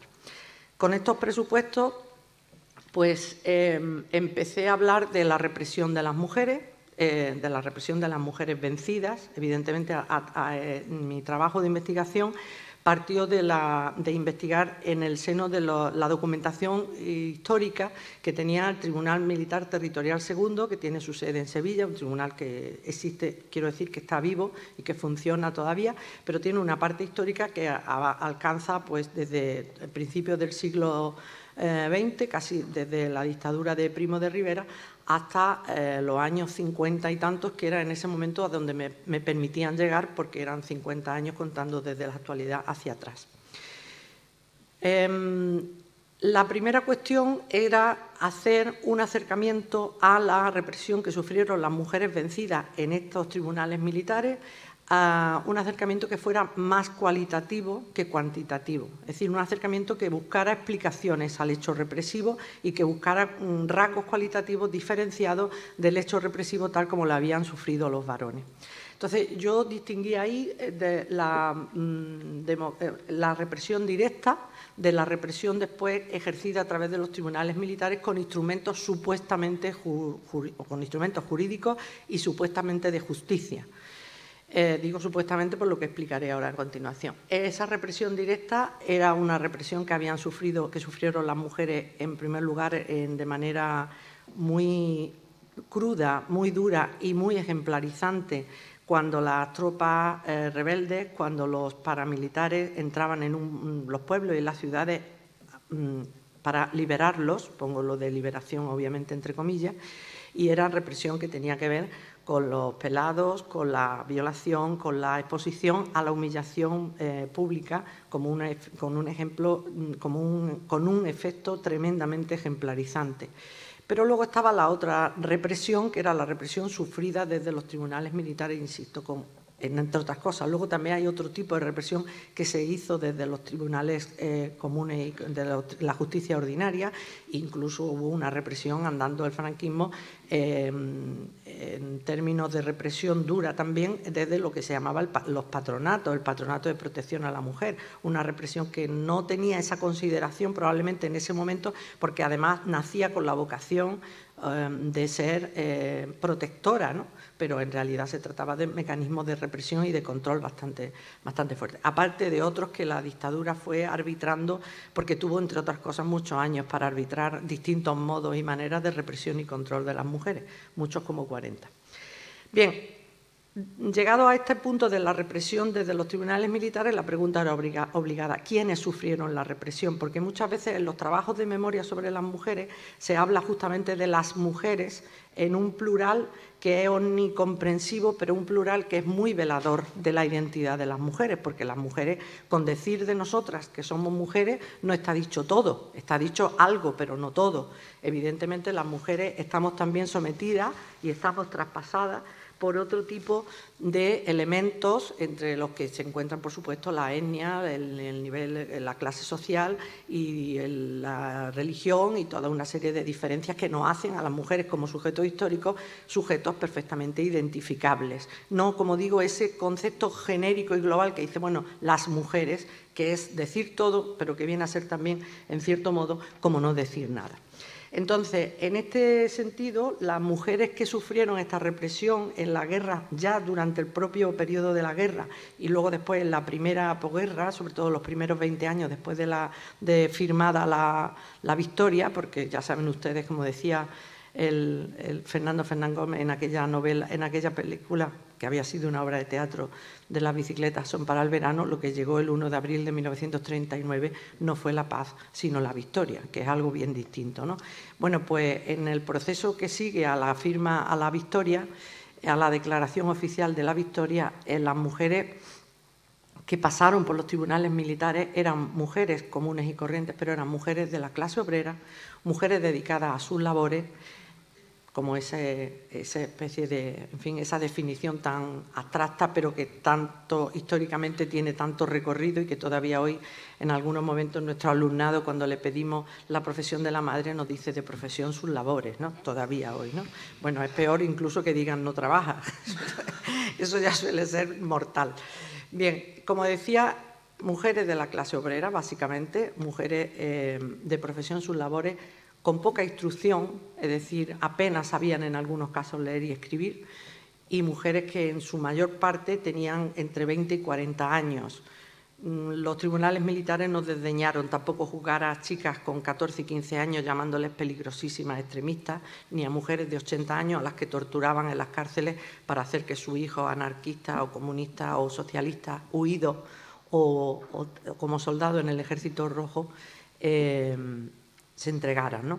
Pero es verdad que el grueso de las mujeres que iban ante los tribunales militares acusadas de auxilio a la rebelión o de rebelión militar eran mujeres con estas características sociológicas. Y esto nos da también pie a una primera cuestión, que es hablar de los objetivos específicos que tenía esa represión contra las mujeres. Estos objetivos específicos eran, en primer lugar, a través de la prisión, a través de la detención de las mujeres, colocar a las familias de los vencidos, seguir manteniéndolas en una situación de debilidad social. Tengan ustedes en cuenta que cuando una mujer entraba en la cárcel, y esto sirve también para reflexionar sobre el papel que las mujeres a veces y el lugar que ocupamos las mujeres en la historia y cómo lo ocupamos, el papel que cuando una mujer entraba en la cárcel, en esas circunstancias concretas, se trataba de una mujer que se estaba haciendo cargo de sus propios hijos, que a veces se tenía que hacer cargo también de los hijos de una hermana, de un hermano que habían quedado huérfanos o desamparados, de unos padres ancianos, es decir, todo lo que significa y los efectos que tiene en una familia la ruptura de la cotidianidad que supone la guerra, como hecho violento, como enfrentamiento armado, ¿no? Entonces, las mujeres a veces estaban solas haciendo frente a ese intento de reconstrucción de la cotidianidad perdida por la guerra.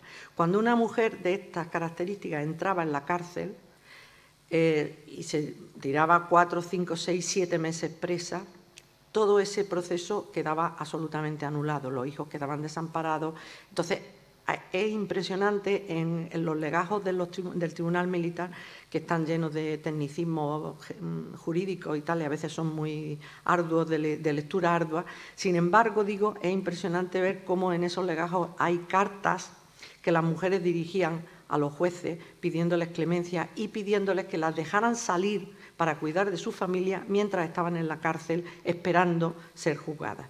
Porque se daba la circunstancia algunas veces de que el tiempo que estaban en la cárcel era mayor que la condena que luego recibían. Pero el daño ya estaba hecho y el objetivo estaba cumplido, que era, como digo, incidir en el estado de debilidad, de la habilidad social en el que estas mujeres estaban, ellas y sus familias, porque eran las mujeres de los vencidos, ¿no? El otro rasgo, el otro objetivo fundamental de esta represión contra las mujeres tenía que ver con algo, digamos, desde el punto de vista ideológico, que era reconstruir, redibujar el papel tradicional de la mujer tal como lo entendía el patriarcado y tal como lo entendía la Iglesia Católica en 1936. Es decir, la mujer tradicional, como decía Luz, era la mujer madre y esposa, y se identificaba en la España de los vencedores con la buena cristiana. Se decía así, una buena mujer es una buena cristiana. En ese sentido, las malas mujeres eran no ya las malas cristianas, sino por supuesto aquellas que se incidía que abandonaban su papel de esposa, que abandonaban su papel de madre, y esto es algo duro realmente, porque a las rojas se les acusaba de ser malas madres, pues dejaban a sus hijos desatendidos, entre otras cosas porque iban a la cárcel. Y además tenía que ver también con el hecho de que estas mujeres rojas ocupaban el espacio público, ocuparon los espacios públicos reivindicando, ocupaban los espacios públicos poniéndose al frente de una manifestación, bordando una bandera o expresando en voz alta sus opiniones, o incluso en algunos casos extremos, incluso declarándose no religiosas.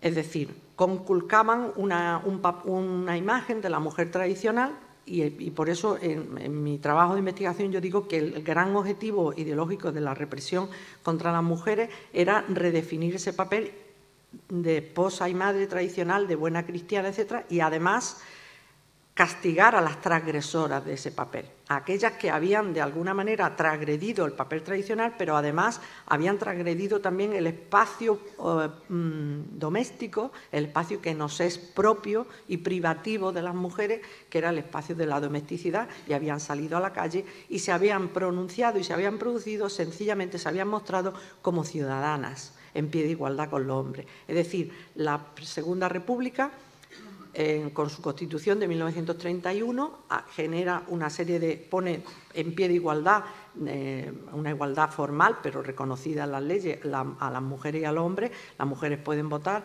pueden heredar, pueden tener patria potestad, etcétera, etcétera. Y eso era un caso bastante significativo y único en la Europa del momento.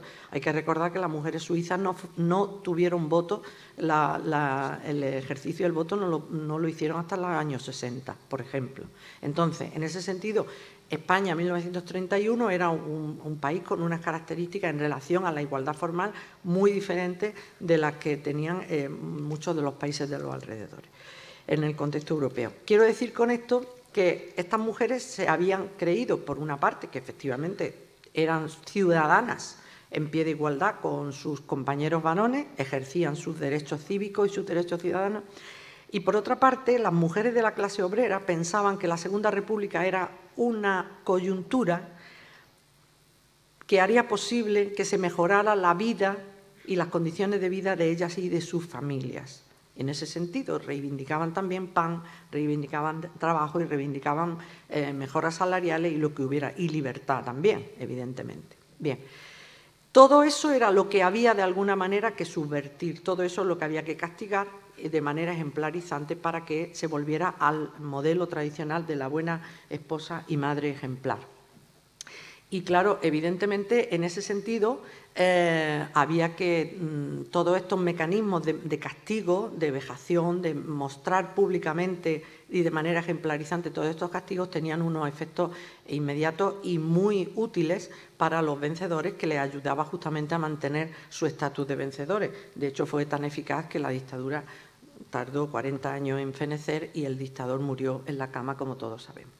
Los instrumentos para llevar a cabo esta represión fueron los juicios, que no eran legítimos y que no eran legales, es decir, eran juicios en los que se aplicaba una justicia militar de una manera absolutamente tergiversada, porque justamente los sublevados contra la Segunda República, los rebelados contra la Segunda República, acabaron golpeando con el Código de Justicia Militar a los defensores de la legalidad republicana y acusándolos de rebelión militar, es decir, justamente de aquello que ellos habían cometido, de aquel delito que ellos habían cometido y protagonizado. No eran juicios que se hicieran con garantías y no eran juicios legítimos, puesto que el origen de esos tribunales militares era un golpe de Estado. Entonces, en ese sentido, los juicios no eran instrumentos al servicio de la justicia, eran una manera más de continuar la guerra contra los vencidos y contra las vencidas. Esto hay que tenerlo en cuenta porque si no, no entendemos muy bien qué fue todo ese proceso de aplicación de la justicia militar después de la guerra y durante la guerra misma. Y luego hay otros instrumentos mucho más sutiles, quizá, pero muy, muy eficaces, y entre ellos yo he destacado especialmente el uso del lenguaje represivo. Todos sabemos que el lenguaje tiene una gran capacidad para configurar la realidad a la que se refiere. Cuando empezaron los recortes en octubre y noviembre de 2011-2012, nadie les llamaba a los recortes en este país recortes, se les llamaban medidas de reequilibrio presupuestario. Eso es un claro ejemplo de la capacidad que puede tener el lenguaje para intentar, una cosa es que lo consiga y otra cosa es que no lo consiga, pero teniendo medios, créanme que se consigue, para intentar, como digo, reconfigurar la realidad. En ese sentido, los vencedores lo que hicieron fue utilizar un lenguaje que reconfiguraba, llamaba a las realidades de siempre, las llamaba de otra manera. Y obligaron a los vencidos y a las vencidas a vivir en ese mundo hostil que ellos estaban reconfigurando a través del lenguaje. Ya pondré luego ejemplos. Evidentemente estoy hablando en este caso de un lenguaje verbal, pero luego estaba el lenguaje no verbal de gestos, de violencia, de humillación, que es un lenguaje que tiene también un larguísimo recorrido patriarcal. Por eso en todas las guerras hay mujeres peladas, en todas las guerras hay mujeres humilladas, en todas las guerras hay mujeres rapadas. Da igual que hablemos de la guerra de Troya, donde la reina Hécuba dicen que después de tanto sufrir viendo cómo sus hijos e hijas habían muerto de diferentes maneras violentas, al final los dioses, en un rasgo de piedad, la convirtieron en una perra para que sus aullidos no espantaran tanto, ¿no? Esa era una guerra mítica, pero la guerra de los Balcanes, pero la Segunda Guerra Mundial, donde la violencia contra las mujeres la ejercieron los ejércitos liberadores. Me refiero al ejército francés en Italia, tratando de liberar a la Italia de las tropas nazis, de las tropas fascistas en este caso, perdón, o al ejército ruso entrando en Berlín para liberarlo de las tropas nazis y violando a 200.000 mujeres.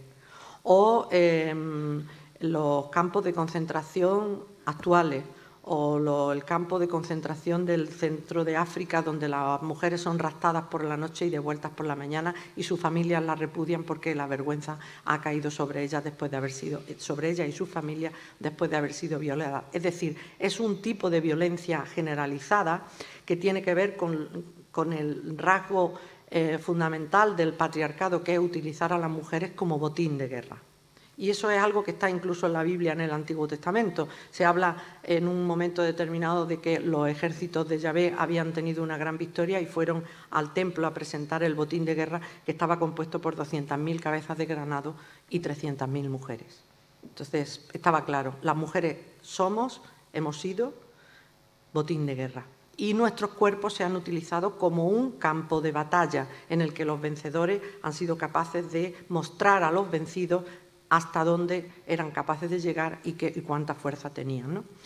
Entonces, en ese sentido, quiero decir, en España hubo, por supuesto, en la Guerra de España hubo ese tipo de violencia contra las mujeres. En cada pueblo, en cada ciudad, había 2, 3, 5 peladas, 2, 3, 4 o 10 violadas, mujeres que luego ocultaban la violación, porque o bien la violación había sido la antesala del fusilamiento, o bien la ocultaban por vergüenza, para que esa vergüenza no recayera sobre su familia, en ese proceso de revictimización en el que la víctima cree que ha hecho algo y, por tanto, por eso merece o ha sido merecedora de ese castigo, ¿no? Bien, los represores fueron evidentemente los jueces de primera instancia, los jueces de los tribunales militares, las audiencias provinciales, etcétera, pero también fueron en cada pueblo, en cada ciudad, el comandante de puesto de la Guardia Civil, el jefe local de falange o el alcalde del pueblo. A veces el jefe de falange y el alcalde del pueblo eran la misma persona, pero a la hora de emitir informes de conducta para culpabilizar a las mujeres rojas, emitían 2 informes de conducta, porque eso aumentaba la pena, aunque estuvieran firmados por la misma persona, incluso contuvieran párrafos idénticos. Y bueno, normalmente en esos procesos judiciales los hombres actuaban de testigos contra los hombres y contra las mujeres, vencidas y vencidos, y las mujeres actuaban de testigos solo contra las mujeres, porque también en los juicios las mujeres seguían manteniendo ese estatus subalterno. El testimonio de las mujeres no era un testimonio de calidad. Entonces, en ese sentido, a no ser que fuera mujer propietaria, que eso ya era otra clase social, pero las mujeres comunes y corrientes servían de testigos para inculpar, de testigos inculpatorios, pero a otras mujeres, no a los hombres, porque, insisto, su testimonio no era un testimonio de calidad en el mismo nivel y en el mismo sentido que el de un varón, ¿no? Bien, esta foto es muy conocida y las 2 imágenes del centro sirvieron de portada a mi trabajo de las individuas de dudosa moral, y es una foto en la que se muestran a estas mujeres peladas. La primera pregunta es ¿por qué a esta mujer se le hizo esa foto, ¿no? Esa foto se le hizo para ponerla después en lugares públicos en el pueblo, en Oropesa, que es un pueblo de Toledo, en el que la represión fue tremenda porque el pueblo estuvo varias veces, en una ocasión estuvo el bando republicano y luego después pasó al bando llamado de los nacionales, etc. Bien, es un ejemplo más de los muchísimos ejemplos y fotos hay y muchas de Italia, de Francia, una foto de Frank Capra de Francia que es tremenda, en la que se ve una mujer andando por la calle pelada, con un niño en brazos, se le acusa de haber sido colaboracionista con el ejército nazi, etc. Bien. Por supuesto, los hijos también entraron en ese proceso de depuración, a veces de pelado, aunque en el caso de los hijos se esgrimía la razón de la higiene, ¿no? Eran pobres, tenían sarna y había que raparle el pelo, claro. Y sobre todo lo que eran hijos de vencidas y de vencidos, ¿no? Y bueno, esta foto a mí me gusta particularmente porque no sé exactamente de dónde es, pero sí es una foto que muestra a 3 generaciones de mujeres en la calle, con su puño en alto, reivindicando lo que eran y reivindicando cómo se querían aparecer en público, ¿no? Y me gusta especialmente y me inquieta mucho porque siempre pienso qué sería de esa niña que mira tan confiadamente y al frente, ¿no? Con tanta determinación. Y frente a esta imagen de las mujeres comunes y corrientes que salían a la calle y que hacían lo que tenían que hacer o lo que pensaban hacer, reivindicaban y, como digo, también denunciaban la violencia cotidiana que sufrían en los cuarteles de la Guardia Civil, y había que ser muy valiente para denunciar en el año 1940 a un guardia civil porque en el cuartelillo, porque te había detenido por robar fruta y en el cuartelillo te había pegado 2 guantas o te había pelado. Había que ser muy valiente. De hecho, estas mujeres que denunciaban la violencia cotidiana en los años 40 entraban como acusadoras en el cuartelillo y salían como acusadas. Era lo habitual. Así todo lo hacían. Frente a esta imagen de las mujeres rojas, de las individuas de dudosa moral a las que ahora me referiré, pues estaba la imagen, por supuesto, que se promovía desde la Nueva España, que era la imagen de la buena esposa, la buena madre que tiene que criar hijos para la patria, entre otras cosas para hacer frente al desastre demográfico de una guerra, ¿no? Pero cuando hablo de mi trabajo de investigación y cuando hago algunas reflexiones de estas como las que estoy haciendo aquí esta mañana, y sea cual sea el foro, hace ya mucho tiempo que no solamente hablo de mujeres víctimas, me he impuesto a mí misma la obligación de hablar de la resistencia de las mujeres. Porque muchas veces estas mujeres entraban en las cárceles no solamente porque eran rojas y eran unas individuas de dudosa moral a las que había que castigar ejemplarmente para escarmiento de sus congéneres o para redefinir el modelo de mujer tradicional, sino que entraban en la cárcel porque eran resistentes, porque eran mujeres resistentes. Y esto es importante decirlo porque si incidimos una y otra vez en el papel de víctima, que lo fueron, sin valorar y sin poner de manifiesto ese otro aspecto de mujeres resistentes, lo que estamos haciendo es revictimizándolas. Porque ser víctima significa de alguna manera padecer, y padecer es un verbo que tiene en castellano y en otros muchos idiomas un sentido pasivo, mientras que resistir tiene un sentido activo de personas que hacen algo, que son agentes de su propia historia y que toman sus propias decisiones, ¿no? Bien, en ese sentido, como digo, las mujeres fueron mujeres resistentes también, es decir, crearon redes de solidaridad, crearon redes informales de resistencia en las que ayudaban a los presos, por ejemplo, a mantenerlos decentemente vestidos y decentemente comidos en las cárceles y emotivamente y emocionalmente afirmados porque estaban en contacto con su familia y sabían cómo iban creciendo sus hijos e hijas, etcétera. Y por otra parte también había esa red de solidaridad, a veces no eran solo por razones de afecto, sino también por razones de solidaridad ideológica, porque eran presos de los suyos, porque eran vencidos. Y entonces las mujeres a veces se acercaban a las cárceles a lavar la ropa, a llevar comida a presos cuyas familias estaban lejos. El régimen hizo, por supuesto, una política de alejamiento de los presos políticos, de estos presos políticos, obviamente, porque eso significaba acrecentar la pena de los presos y extender la pena a la familia.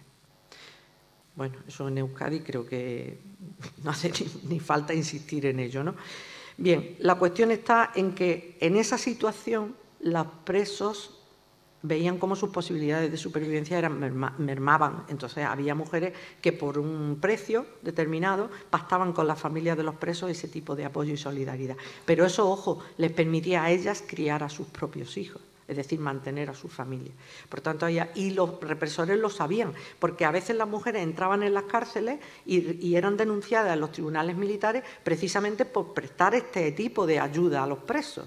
Es decir, se sabía que entrando a 2 o 3 mujeres de estas en las cárceles se quebraba esa red de solidaridad, esa red informal de apoyo. Luego, por supuesto, estaban las redes de apoyo a la guerrilla, por supuesto, donde las mujeres tenían un papel fundamental. De hecho, cualquier guerrillero o guerrillera de aquella época a la que se entreviste, y yo he tenido la fortuna de entrevistar a alguno de ellos, dicen, sin las mujeres de lo que se llamaba la guerrilla del llano, sin esas mujeres no hubiéramos podido sobrevivir, porque eran las que nos traían objetos de aseo, ropa, noticias, en fin. Y de hecho la Guardia Civil indagaba en esas redes, veía cuando mujeres pobres tenían un poco de dinero para comprar, y esa era la manera que tenían de indagar para identificar a focos guerrilleros y localizarlo, ¿no? Bueno, el proceso de reeducación fue tremendo y quizá algunos de ustedes se pregunten, bueno, ¿el proceso de reeducación fue un acto de resistencia? Pues en algunos casos sí, porque existía una cosa que se llamaba el auxilio social, una estructura copiada de la Alemania nazi, en la que los niños iban al auxilio social y allí rezaban, jugaban y comían. Y yo digo, y además por este orden, es decir, si no rezaban, no comían. Y había madres que sabían que la única manera de que sus hijos sobrevivieran era llevándolo al auxilio social, donde las señoritas, como decía la propaganda oficial, ángeles de Dios, los atendían y les daban de comer. Y hay testimonio de mujeres que contaban que cuando llegaban les preguntaban, ¿tu madre ha ido este domingo a misa? Decían, no, entonces hoy no hay comida. Y eso no era una broma. Entonces, claro que muchas veces las mujeres acudieron a la reeducación de sus hijos por una estrategia de defensa, por una estrategia de resistencia de sus propias familias. Si tengo tiempo después contaré hasta qué punto fue exitosa la reeducación con un caso tremendo de un personaje público que, bueno, ha sido el obispo general castrense y fue un niño reeducado, de una familia roja y absolutamente depurada y metida en la cárcel, encarcelada. Todavía dudo si mandarle el legajo del Tribunal Militar sería instructivo para este señor, que se llama, por cierto, de apellido Estepa Llaurens. Ya no es el actual obispo general castrense, pero lo ha sido. La reeducación fue exitosa hasta más no poder. Y bueno, como digo, el silencio. ¿Puede ser el silencio una estrategia de resistencia? Pues sí, porque muchas mujeres callaron, pero no olvidaron. Y estas mujeres que han guardado la memoria personal y la memoria familiar, después han sido y están siendo de una gran ayuda para las investigaciones y para la construcción de la memoria. Y decía antes Luz una cosa que yo quería matizar. Es verdad que las mujeres no tienen que ser ni mejores ni peores como sujetos protagónicos de un relato de memoria, pero es verdad que las mujeres son impagables como testigos, son impagables como informadoras, porque las mujeres tienden a verse a sí mismas en un contexto en el que ellas están más o menos en el centro, pero forman parte de una red. Entonces tienen muchísima información sobre otro tipo de elementos, sobre otro tipo de personas que estaban cerca de ellas. Entonces, en una misma conversación puede salir desde información sobre cuánto valía un kilo de pan hasta estas redes de solidaridad, de resistencia, redes de propaganda, en fin, y luego su propia peripecia vital, que casi nunca ellas la ponen tan en primera persona como cuando es un varón el que relata, que siempre se pone él en el centro del relato y usa y a veces abusa de la primera persona del pronombre personal de primera persona, yo. Entonces, a veces hay un cierto abuso de esa historia cuando los narradores son varones, pero bueno, eso no es una cosa que haya que culpabilizar a los informadores por eso, es que es el relato androcéntrico de la historia que pone a los hombres varones en el centro y en el protagonismo único de la historia, el que los ha acostumbrado a pensar en sí mismos también como protagonistas únicos, ¿no? Bien, estos son algunos ejemplos de esas redes de solidaridad y de esas estrategias de resistencia a las que me refería. Y fíjense ustedes en este texto en el que queda muy claro cómo los militares sabían que esas redes dependían de las mujeres. Y miren ustedes también cómo el lenguaje, cuando quiere ser preciso, también usa el femenino. Aquí hay un bando de guerra en el que de lo que se habla es de que las mujeres que se encuentren fuera de su sitio después del toque de queda serán directamente fusiladas. Y no se dice las personas, ni se dice los hombres en genérico, ni se dice nada de eso. Se dice las mujeres porque eran ellas las sostenedoras de esa red de supervivencia en los primeros días en que los hombres salían de estampidas de las poblaciones cuando llegaba el ejército liberador, entre comillas, y se escondían y entonces dependían de las mujeres para sobrevivir esos primeros días y luego pasarse a otra zona, ¿no? Bien, la supervivencia, estas colas para pan, productos de primera necesidad, etcétera, son las mismas colas intemporales que hemos visto en todas las guerras, en la última de los Balcanes, la más cercana, y las que vemos en todos sitios, porque son el modo en que las mujeres se piensan a sí mismas como presentes en la historia, que es no solamente ellas quieren sobrevivir en épocas en las que la vida vale muy poco o no vale nada, las mujeres quieren sobrevivir porque de su supervivencia depende la supervivencia de otra gente, mientras que en muchas ocasiones los hombres entienden que esa es la heroicidad femenina. Sin embargo, en otras ocasiones los hombres entienden muy frecuentemente que ser un héroe es morir por una idea. Las mujeres piensan más bien en el sentido de sobrevivir, porque de ella, de su supervivencia, dependen las de su familia en muchas ocasiones, ¿no? Bien, este era el caso que les decía antes del texto del auxilio social con la reeducación, y fíjense ustedes cómo dice el auxilio social, obra del caudillo Franco, acoge a los niños desamparados como los acogía el Divino Maestro. Como ven ustedes, Franco no tenía ningún problema en compararse con Dios Padre, porque para eso era Franco, vaya, ningún problema. Bueno, el silencio, yo lo digo, la segunda derrota, pero bueno, luego después ha sido también una manera de sobrevivir. Había que callar y había que hacer que la gente que estaba cerca no supiera tanto, pero por eso las mujeres se convirtieron en una especie de memoria militante en muchos casos, ¿no? La denuncia de la violencia cotidiana a la que me refería anteriormente, y voy a entrar en la última parte de mi intervención porque no quiero dejar esta cuestión sin reflexionar sobre ella, me parece muy importante. Yo esta segunda parte la he titulado Los deberes de la memoria. Creo que el primer deber, las palabras están siendo objeto siempre de un combate. Es decir, hay un combate en los medios de comunicación, hay un combate en el terreno político por hacerse con un determinado discurso que está compuesto de palabras. Entonces, a las cosas hay que nombrarlas de otra manera, ¿no? O hay que nombrarlas de manera que parezca que son lo que no son o al contrario. Entonces, en ese sentido, desvelar ese lenguaje represivo es muy importante porque acaba de darnos explicación de algunas del fenómeno, por ejemplo, del hecho histórico de la represión contra las mujeres. Creo que si no se profundiza en ese lenguaje represivo, que es muy evidente y está muy claro en los juicios, en los documentos que componen los legajos de los juicios, del Tribunal Militar en concreto, creo que es un instrumento, como digo, un arma importante para tratar de entender, no eso que se dice algunas veces de ponerse en la mente del represor y tal. En la mente del represor lo que hay es represión y lo que hay es intento de defender y de situarse en un estatus determinado, que es el estatus de vencedor, y cuanto más tiempo se esté ahí, pues mejor. Fíjense ustedes que si aquí duró tanto que hasta los vencedores hasta se dieron a sí mismos una ley de punto final, fue la ley de amnistía del 77, y se acabó lo que se daba. Y cuando se habla de la ley de punto final, aquí se dice muchas veces, pero no se le llama ley de punto final, se le llamó ley de amnistía. Y cuando algunas veces le llamamos a algunos historiadores ley de punto final, dicen, pero eso no es cierto, hasta que tuvo que venir Fraga, ese señor que era un demócrata de toda la vida, como les decía, y a decir, no, a nosotros no se nos pueden juzgar por crímenes del franquismo porque ya existió la ley de amnistía del 77. Bueno, menos mal, si alguien lo quiere más claro, pues ahí lo tiene, ¿no?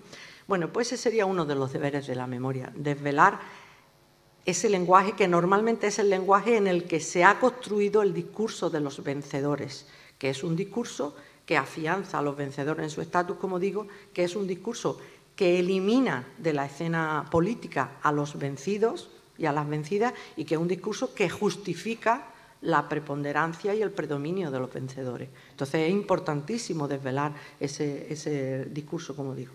Después he señalado otro deber, indagar otros lenguajes para construir los discursos de la memoria y, por último, interpelar al presente. A ver, el lenguaje represivo. Estas expresiones que hay aquí recogidas están sacadas, no son expresiones que yo me haya inventado o que haya utilizado para darle un poco de pegada a mi edición, a la edición de mi trabajo de investigación, sino que son expresiones tomadas de textos que estaban, como digo, en los legajos de los juicios sumarísimos a los que eran sometidas estas mujeres. A ver, a las vencidas había que, no solamente se les llamaba rojas, que era un término que señalaba la disidencia política. Roja quería decir republicana, quería decir de izquierda, quería decir comunista, quería decir un montón de cosas. Roja era lo que englobaba de alguna manera, como digo, la disidencia política. Sino que además a las mujeres rojas se les aplicó otro elemento de disidencia, otro calificativo de su disidencia, que era llamarlas individuas y sujetas. Y el término individua y sujeta tiene su sentido amplio cuando se compara con las que no lo eran, a las que se les llamaba señoras y señoritas. Una individua, el diccionario de la Real Academia tiene 7 acepciones, creo, bueno, tiene más, pero hay como 6 acepciones en las que el término individuo comparte la acepción masculino con masculino y femenino, es decir, persona no indeterminada, sujeto cuya identidad se desconoce. Bueno, hay una serie de acepciones que pone individuo, a, individuo, individua. Pero en la 7ª acepción aparece la palabra individua sin correlación con el masculino. La palabra individua significa mujer despreciable. Y esa significación, que todavía no ha desaparecido del diccionario de la Real Academia, para que digan que luego no es sexista, el diccionario, la academia, los académicos, todos, pues insiste en esa acepción y en ese sentido en el que la utilizaban los jueces y en el que la utilizaban los denunciantes para hablar de esas mujeres. Individuas de dudosa moral, pública y privada. Y aquí viene la segunda parte de la calificación moral de estas mujeres, que es una calificación que no se les da a los hombres. Los hombres eran rojos, pero no eran individuos de dudosa moral. En todo caso, podían ser en alguna ocasión individuos en términos un tanto despectivos, pero no de dudosa moral. Porque el discurso, quienes suministran el discurso a los vencedores para hablar de la moral, para decir cuál era la moral dudosa y la moral que no tenía duda, fue la Iglesia Católica.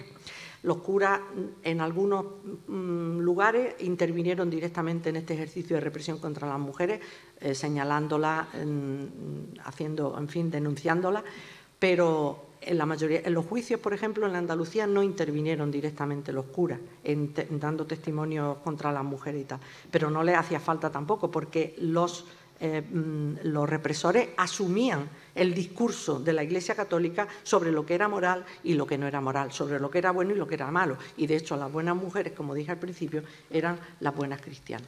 Pero había más cosas. Las mujeres eran lenguaraces, procaces, guarras, independientes. Y hacían lo que no deben hacer las buenas mujeres, que era tirarse a la calle, amancebarse, mostrarse desafecta o significarse.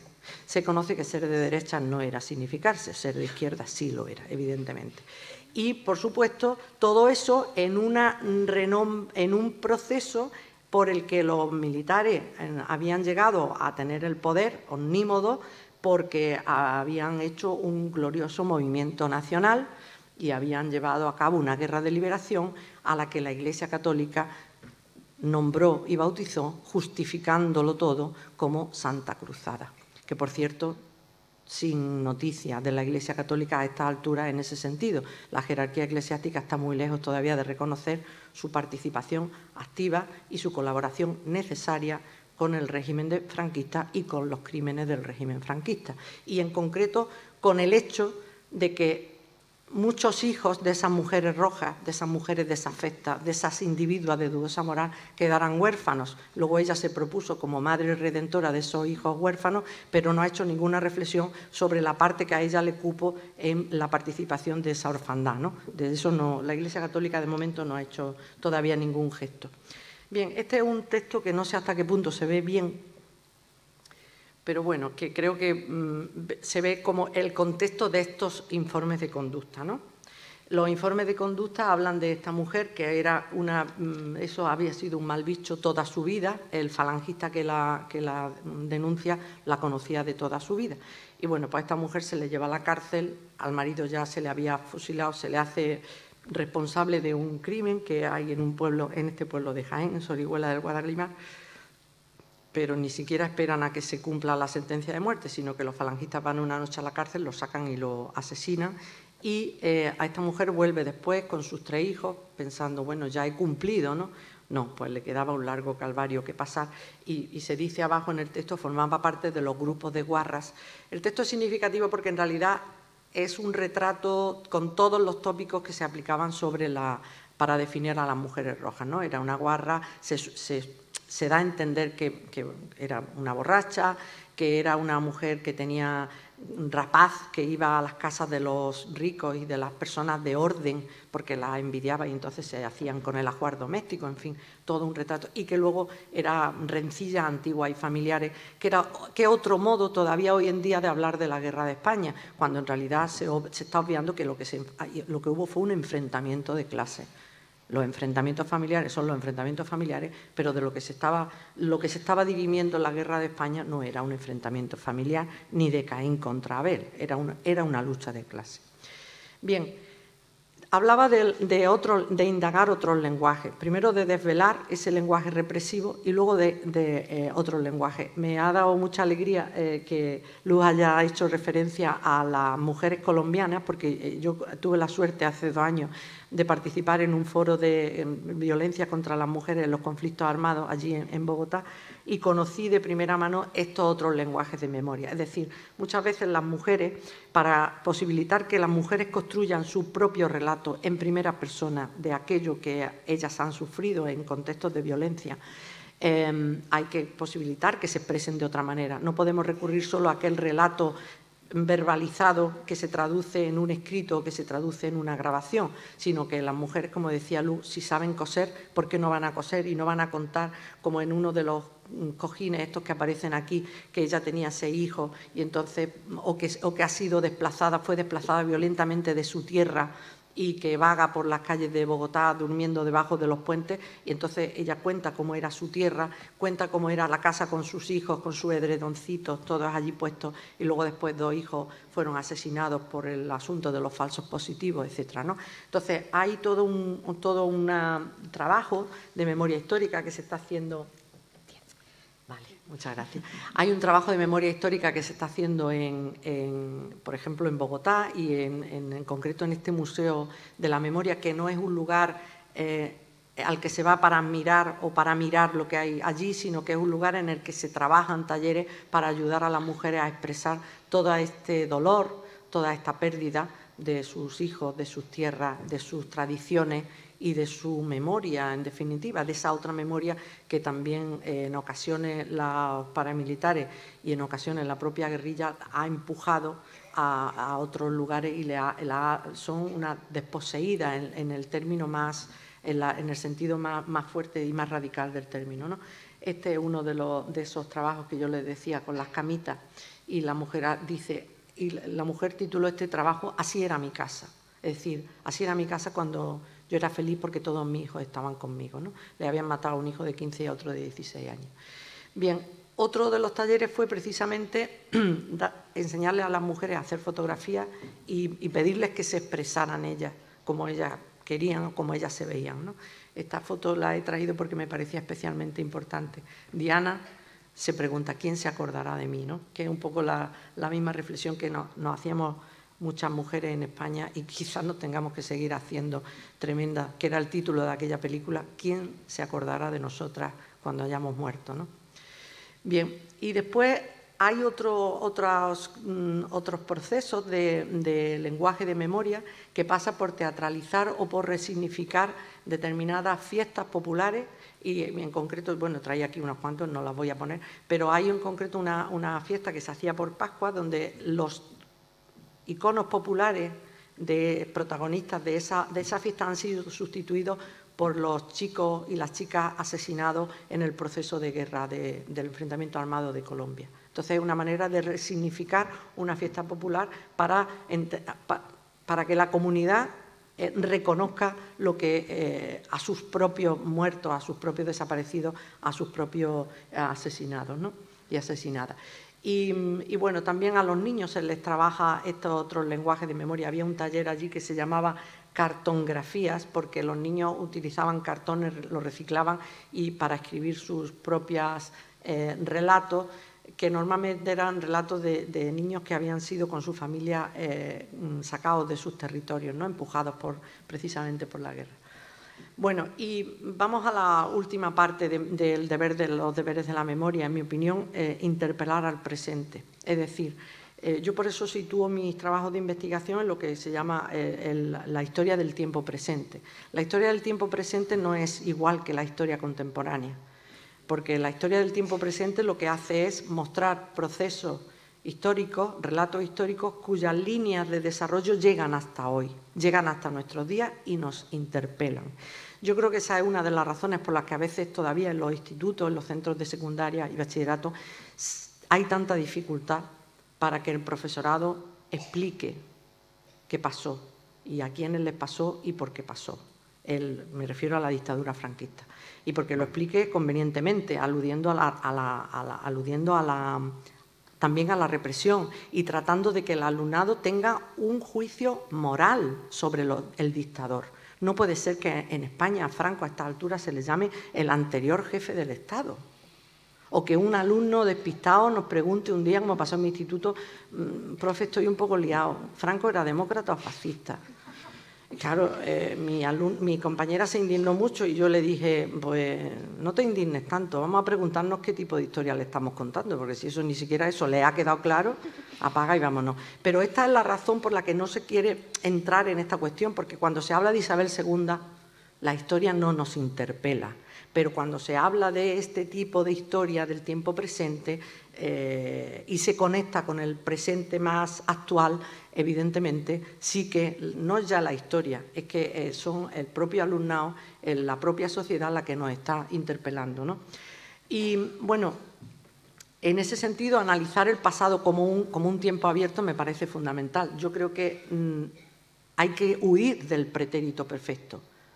Franco hizo, Queipo hizo y el otro hizo. No, hay que decir como mínimo han hecho, no podemos decir están haciendo, pero han hecho. El pretérito perfecto nos habla de un tiempo pasado cerrado y terminado y eso es un gran problema a la hora de hacer un relato histórico que nos interpele en ese sentido y que hable, como decía Luz, presente, pasado y futuro. La historia es la madre para comprender los procesos presentes, pero con tal de que nos refiramos al presente. Si yo hablo de la historia todo el tiempo en pretérito perfecto, en pasado cerrado y terminado, nunca voy a poder hablar del presente y bueno, ya del futuro, excuso decirles, ¿no? Bien, la otra cuestión es, evidentemente, huir de contar la historia como que lo que pasó, o sea, justificar lo que pasó como lo único que podía haber pasado y además lo mejor que pudo haber pasado. Voy a poner un ejemplo muy corto. Cuando se trata de historiar el proceso de la transición, que ahí hay todo un debate histórico sobre la cuestión, muchas veces se dice, bueno, es que en la transición se hizo lo único que se pudo haber hecho y además eso era lo mejor. Eso es, desde el punto de vista histórico, es una aberración, porque además hay otras cosas que pudieron pasar y que no tuvieron condiciones de posibilidad, pero contar la historia como que lo que pasó era lo mejor que no podía haber pasado es algo que quita, entre otras cosas, protagonismo a los grupos sociales y protagonismo a las personas, a los seres humanos y a los sujetos históricos, sean estos grupales o sean individuales, ¿no? Bien, y claro, evidentemente para construir todo este relato de memoria tenemos dificultades. La primera es la historia oficial. En España, 40 años de franquismo han hecho y han construido un relato de los vencedores absolutamente exitoso que pasa, entre otras cosas, por la ocupación pública de los espacios, porque la memoria se tiene que sustentar en cuestiones físicas. Por eso las plazas estaban llenas de estatuas de los vencedores y de inscripciones de los mártires de los vencedores, porque era un proceso de ocupación absolutamente exitoso. La memoria oficial, la jerarquización de los relatos, que es algo que a nosotros, las mujeres, nunca nos beneficia, porque incluso cuando se han empezado a construir relatos de memoria, parece que los relatos, lo que los hombres protagonizaron, o fue más importante o tuvo mayor incidencia política que los hechos que protagonizaron las mujeres. Y eso también es un problema sobre el que hay que volver, ya luego si tenemos tiempo en el debate volveremos, lo dejo ahí apuntado. Y, por supuesto, la victimización de las vencidas a la que hay que hacer frente, hablando no solamente, como decía, de víctimas, sino de resistentes. Bueno, la memoria oficial, evidentemente, es una memoria dogmática, complaciente, una memoria que es acrítica, y que obviamente trata de justificar el presente, ¿no? Sobre la jerarquización de los relatos insistiré en la mesa redonda, lo prometo. Y la condición de víctima ya la he explicado también y de resistente, y en ese sentido hablo y voy concluyendo de la memoria de las mujeres.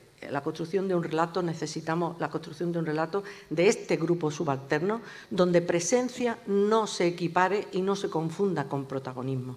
Las mujeres estamos presentes, nuestra presencia es innegable, somos el 50%, pero eso no es necesariamente protagonismo. Y confundir presencia con protagonismo es algo que a las mujeres no beneficia y no contribuye a que las mujeres seamos sujetos históricos. Y por otra parte, creo que hay que construir un relato feminista, claro, un relato feminista de la historia en el que las mujeres como sujetos históricos estemos y seamos capaces de equilibrar los relatos androcéntricos en los que aparecemos como subalternas o aparecemos como complementarias. El establecimiento de una genealogía me parece que es fundamental, porque las mujeres tenemos historia y hemos estado protagónicamente en esa historia, pero si no establecemos esa genealogía tendremos la impresión, que yo a veces reconozco que la tengo personalmente, de que estamos siempre partiendo de cero, de que nuestra historia de las mujeres es una historia como el relato mítico, ¿no? La roca se cae, rueda por la pendiente y Sísifo de nuevo la tiene que llevar arriba de la montaña, ¿no? Entonces, esto se evitaría, desde luego, cuando las generaciones jóvenes sepan que ha habido, no ya pioneras, sino mujeres de cuyos relatos se puede sacar mucho entendimiento y mucho conocimiento sobre el presente. Y luego, en definitiva, hace falta para construir esa memoria de las mujeres una reconceptualización del concepto mismo de documento histórico.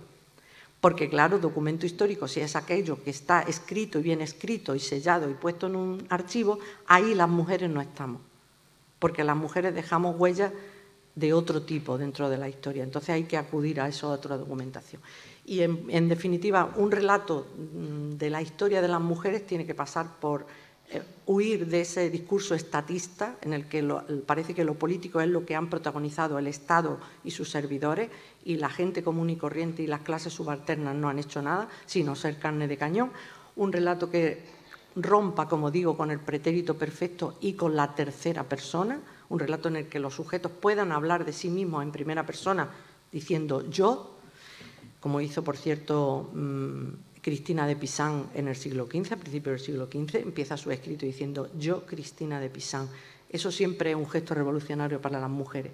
Y la construcción, como digo, de una genealogía y, por supuesto, en la parte que nos toca como historiadores o como investigadores, me parece que es fundamental historiar desde la disidencia. Es decir, el investigador puede o bien investigar para justificar el presente o bien investigar para explicar y criticar. Ser historiador de la disidencia, investigador de la disidencia, no solamente me parece un compromiso intelectual con la investigación, sino que me parece un compromiso ético con la sociedad y en esa estamos. Muchas gracias. Muchas gracias, Pilar.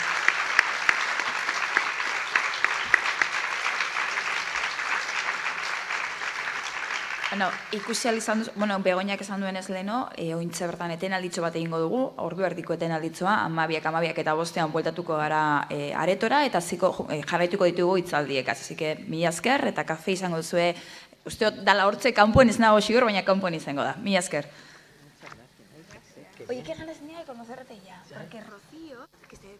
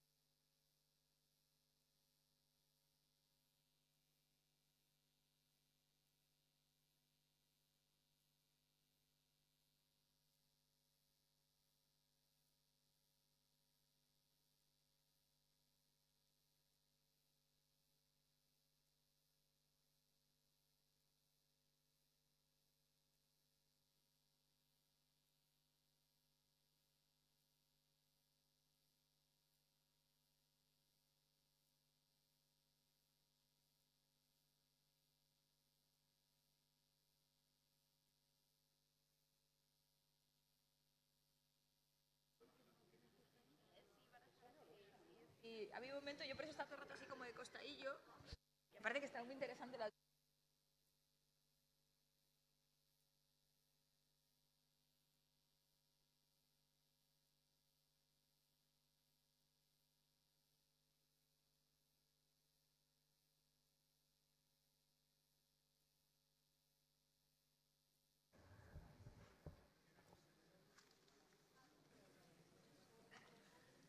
Sí, todo eso, sí, la concejala y empezamos.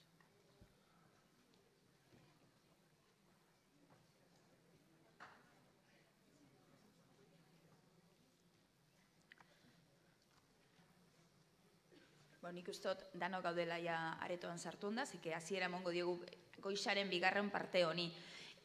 Orain beste bi hitzaldi izango ditugu, lehenengoa Rosario Guerrero Martínez izango da, eta bigarrena bideokonferentziaren bidez Alex, barkatu momentutxo bat, Alex Peña Carbonelekin. Orduan, gerotxo, hasiera emoteko, gurekin daukagu Rosario Guerrero Martín, licenciada en Derecho, en el año 87 ingresa en el Instituto de la Mujer como personal laboral titulada superior, realiza funciones de asesoría en el Centro de Información de los Derechos de la Mujer de Toledo, dependiente del Instituto de la Mujer, y desde el año 95 en el área jurídica del organismo en Madrid.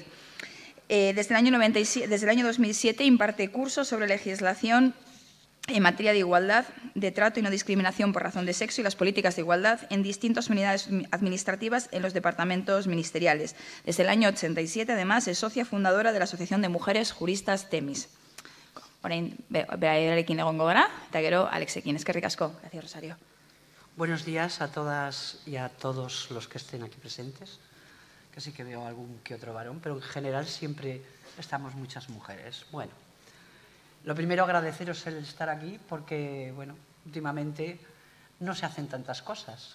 Antes hacíamos más, pero ahora hacemos más poquitas. Y yo últimamente también me dedico más a dar cursos a los distintos departamentos, como os han contado, de lo que es la igualdad o lo que es la discriminación. Porque es un gran problema, no se conoce. Y yo siempre se lo digo, en el mismo día, por ejemplo, hace poquito, tuve que dar una charla a los militares y de ahí corriendo me fui a interventores de la Seguridad Social. Y claro, y les decía a los dos, miren ustedes, les voy a contar lo mismo. Porque el derecho a la no discriminación es un derecho que tenemos todas las personas, hombres y mujeres, hoy por hoy y hasta hoy. Y me temo que hasta bastante tiempo vamos a ser siempre, hasta mayoritariamente las mujeres las que seamos discriminadas, pero para ello hay que conocerlo. Porque uno de los grandes problemas es que no se conoce qué es la discriminación. Y no se conoce y además yo creo que hay un interés grande en no saberlo. ¿Eso es discriminación? Sí, eso es discriminación. ¿Cómo? Hace poquito, se lo contaba a la compañera que ha estado precediéndome, lo que ha salido del Tribunal de Justicia de la Unión Europea, que el paro que se está calculando para las personas, en principio, trabajadoras a tiempo parcial, está mal hecho y les discrimina. ¿Qué pasa con las trabajadoras a tiempo parcial? Que el 80% son mujeres. Sí, claro. Y ahora en adelante vamos a hacer las cosas mejor y no las vamos a discriminar. Pero ¿qué ha pasado con todas esas mujeres paradas que no han cobrado el paro? Que tenían que haber cobrado. ¿Dónde está el dinero? ¿Quién se lo ha llevado? ¿Ha beneficiado a las mujeres? No. Este es el final, porque voy a empezar por el principio. Y hablando de la memoria, que me ha parecido estupendas las dos ponencias que me han precedido, yo vengo a contarles las olas del feminismo.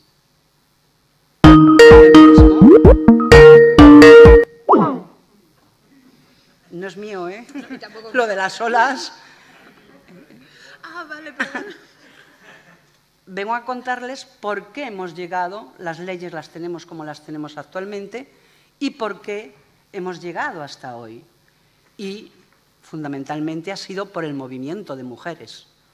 Verán, o sea, la ponencia la tienen ustedes, es larga, extensa, pero bueno, yo he tratado de acumularla porque se pueden contar muchas cosas, pero creo que hay hitos fundamentales que todas y todos conocen o conocemos y que a veces no sabemos muy bien de qué es lo que pasó entonces. Y esta pregunta yo se la hago normalmente cuando voy a los cursos.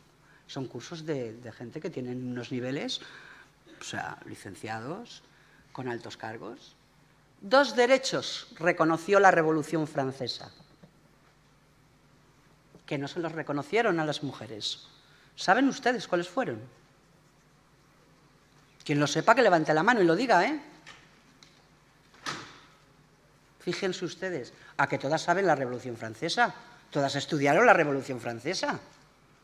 Nos suena de algo segurísimo a todas nosotras.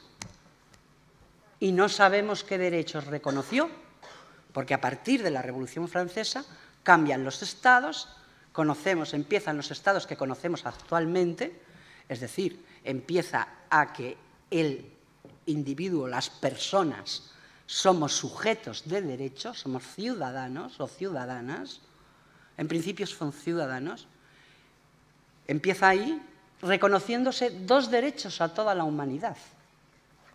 A toda la humanidad, estamos en la Revolución Francesa, luego van cada país reconociendo los suyos, ¿no? Pero en principio fueron esos. El derecho de propiedad y el derecho a la educación. Fíjense ustedes, nosotras apartadas de esos derechos. Y derivado del derecho de propiedad se daba el derecho al voto, el derecho a votar. Si no eras propietario o no propietaria, no tenías derecho a votar. ¿Vale? Y el derecho a la educación. Sin educación, claro, somos pocos, eso lo sabemos ahora. Ahora todas y todos hemos vivido en unas sociedades que, si no estamos formadas, no vamos a ningún lado. Y no por el hecho de que la formación te haga ser mejor o peor persona, sino porque te da conocimientos para poder razonar y poder saber qué está pasando. Si hay injusticias, si no las hay, y si las hay, cómo las combatimos. Previo a la Revolución Francesa, veníamos de los estamentos. O sea, las personas no tenían derechos. Eran personas que vivían en los lugares y tenían que obedecer al señor del territorio. Ese señor del territorio podía tener unas normas que los señores de al lado tenían otras. Por lo tanto, no tenían derechos. ¿Qué hizo la Revolución Francesa? La Revolución Francesa vino a reconocer que todos los ciudadanos debían de tener derechos, que los estamentos desaparezcan y que esos derechos se proyectaran en la vida ordinaria, en la vida general. Además, bueno, viene precedida de la Ilustración, que fue un movimiento de renovación intelectual, cultural, ideológica y política que surge en Europa, pero que le cuesta un poco salir de esa estructura feudal que tenían mantenida. Por ejemplo, cuando en 1796 hay un manifiesto de los iguales que dicen: se declara la igualdad entre hombres y que no haya entre los hombres otra diferencia que la edad y el sexo. ¿Vale? O sea, es verdad que venimos, por ejemplo, podemos hablar también de derecho romano. Nuestro derecho civil, nuestro actual Código Civil, que si le buscan ustedes en Google, que es muy fácil, ustedes meten en Google Código Civil y le aparece a ustedes el BOE con la Gaceta de Madrid, es de 1889. Nuestro Código Civil actual es de 1889. Fíjense ustedes que hay leyes. Tenemos la Ley de Extranjería que cuando se publicó, en el mismo año se le hicieron 2 reformas. Nosotros seguimos con el Código Civil de aquella época, ¿no? Vale. ¿Qué pasa con el movimiento de mujeres? ¿Desde cuándo se cree que ha nacido o que nació el feminismo? La verdad que hubo algún que otro autor que sí que ya pensó. Poulain de la Barre, por ejemplo, que era un cura del siglo XVII, que dijo que la mente no tiene sexo. Pero hasta entonces los griegos, Aristóteles, en general toda la doctrina, todos los sabios, dijéramos, o los filósofos, las mujeres no teníamos ni la capacidad, no solamente porque no nos la dieran ellos, así jurídicamente, sino porque ellos pensaban que la naturaleza nos había dado para esas funciones, nos había hecho para esas funciones única y exclusivamente. Y nosotros somos hijas del aristotelismo, en general y en toda Europa. Pero bueno, las mujeres, al lado de la Revolución Francesa y de la Revolución Americana, que se suceden más o menos en el mismo tiempo, las mujeres siempre habían participado, porque las mujeres han estado desde el inicio de la humanidad. Y además, no solamente que han estado, sino que es que han tenido que participar, quisieran o no, porque hemos sido utilizadas en primer lugar para perpetuar la especie, eso desde luego, y sobre todo para facilitar de determinada manera la vida a ellos. Estábamos como puestos para ellos. El derecho romano, en el derecho romano, base de nuestro Código Civil también, como el Código Civil de Napoleón, las mujeres formaban parte de las propiedades del pater familias. Es decir, eran todos los inmuebles, los muebles, los semovientes, los animales, los jumentos, las mujeres y los hijos. Eran propiedad suya. Éramos propietarios de ellos. Éramos propiedad de ellos, perdón. Así pues, empiezan el movimiento de mujeres como tal y como feminismo. Amelia Valcárcel, que ya ha sido oída en esta sala, filósofa, feminista, nos dice que el feminismo, afirma ella, que el feminismo tiene su nacimiento en la Ilustración, como resultado de la polémica ilustrada sobre la igualdad y la diferencia entre los sexos. Amelia Valcárcel dice que el feminismo es un hijo no querido de la Ilustración. Es decir, la Ilustración nunca pensó que le iban a salir mujeres a decirle que no, mire ustedes, no, ya está bien, ya llevamos muchos siglos y las mujeres somos, aunque somos diferentes, es verdad que somos diferentes, pero somos seres humanos. Y como seres humanos tenemos derechos o debíamos de tenerlos. También, por ejemplo, Ana de Miguel, otra feminista nuestra de España, el feminismo empieza en el momento en que se articulan, tanto en la teoría como en la práctica, un conjunto coherente de reivindicaciones y las mujeres se organizan para conseguirlas, conscientes de la existencia de discriminación. Es decir, con la evolución, con el tiempo, las mujeres se van dando cuenta de que es que no tiene razón esa discriminación que están padeciendo y que además no va a ningún lado.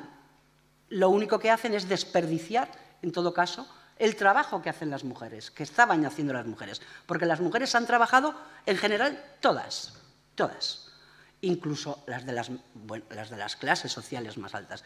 Es más, en la primera época, quienes más trabajan por esos derechos de las mujeres son las clases más formadas. De hecho, las mujeres quieren aspirar y aspiran a tener formación. En principio y además, sobre todo en el ámbito cultural. Quieren ser poetas, quieren ser escritoras, quieren ser...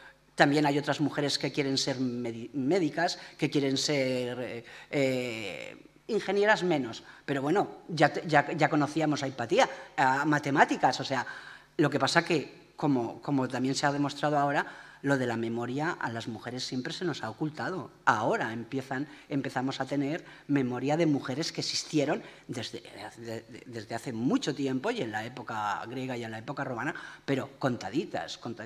Miren, hace poco he leído que está en la editorial, en la cátedra Feminismos, un libro que se llama El origen de las mujeres. No me acuerdo por quién está escrito, pero una de las cosas de la que aprendí, que bueno, se habla de que de las primeras mujeres que tenemos restos, Lucy, y que está representada como una mujer, si se lee en el libro, es posible que, como contaban antes, que al final sea un luciano, que no sea una mujer. Por aquello de que siempre los antropólogos han tenido intención y han querido que se encontraran restos de mujeres. Pero la verdad es que, según cuenta esta mujer, es difícil saber de aquella época, los restos de aquella época, si son de hombres o mujeres. Con eso quiero decir que una vez que estudiamos y tenemos más conocimiento y sabemos más, porque se va reuniendo la memoria, se va haciendo memoria de las cosas que han hecho las mujeres, podemos saber más. Y además de saber más, saber por qué estamos aquí y cómo podemos avanzar un poquito más o por lo menos que no sean tan largos los tiempos, ¿no? porque efectivamente en España desde el año 1978 tenemos el artículo 14 de la Constitución de la igualdad formal, pero los datos de discriminación siguen siendo tremendos, siguen siendo muy grandes y sigue habiendo muchísima violencia contra las mujeres. O sea, sigue habiendo discriminación en la vida normal en la que nos movemos, que son los detalles que nos pasan a diario, pero sigue habiendo muchísima violencia. Esa violencia que contaban después de la guerra civil con las mujeres, que ha sido, que en general, que ahora no estamos en guerra con nada ni con nadie, ¿no? Y estamos en guerra con una serie de mujeres asesinadas casi a diario en este país. ¿Eso qué es? Yo, la verdad es que me da mucha rabia cuando la gente asesinan a una mujer y no se hace casi nada. Casi nada. Por supuesto que valoro muchísimo todas las concentraciones, pero si nosotras hemos comparado mucho el terrorismo de género con el terrorismo que ha tenido este país. Y además no solamente lo comparamos porque es de ley compararlo, porque son seres humanos todo el mundo, pero es que las mujeres siguen matándonoslas y seguimos aquí. Primera ola del feminismo, porque ya ven ustedes que me voy. Primera ola del feminismo. Empieza con la Revolución Francesa y acaba en 1789 y acaba en 1850, o sea, a mediados del siglo XIX. Dos cositas de esta primera ola. Olympia de Gouges, ¿les suena a ustedes? Y Mary Wollstonecraft. Olympia de Gouges fue una mujer que había luchado al lado de los revolucionarios, había aportado todo lo que ella sabía y creía de la situación de discriminación que sufrían las mujeres, esperaba que la revolución cambiara esa situación, pero tuvo una gran decepción. La revolución no cambió nada, es más, a ella la guillotinaron por hacer una declaración de los derechos de la mujer y la ciudadana. Fíjense ustedes. Bien es cierto que no la guillotinaron por el hecho de haber hecho la declaración, la guillotinaron por una cuestión de Hacienda, de impuestos, porque la Revolución Francesa, una de las cosas que impuso era que los ciudadanos tenían derecho a la propiedad, pero que tenían obligaciones de pagar impuestos. Efectivamente, ellas no tenían derecho a la propiedad, pero tampoco les podían quitar las propiedades que heredaban o que tenían.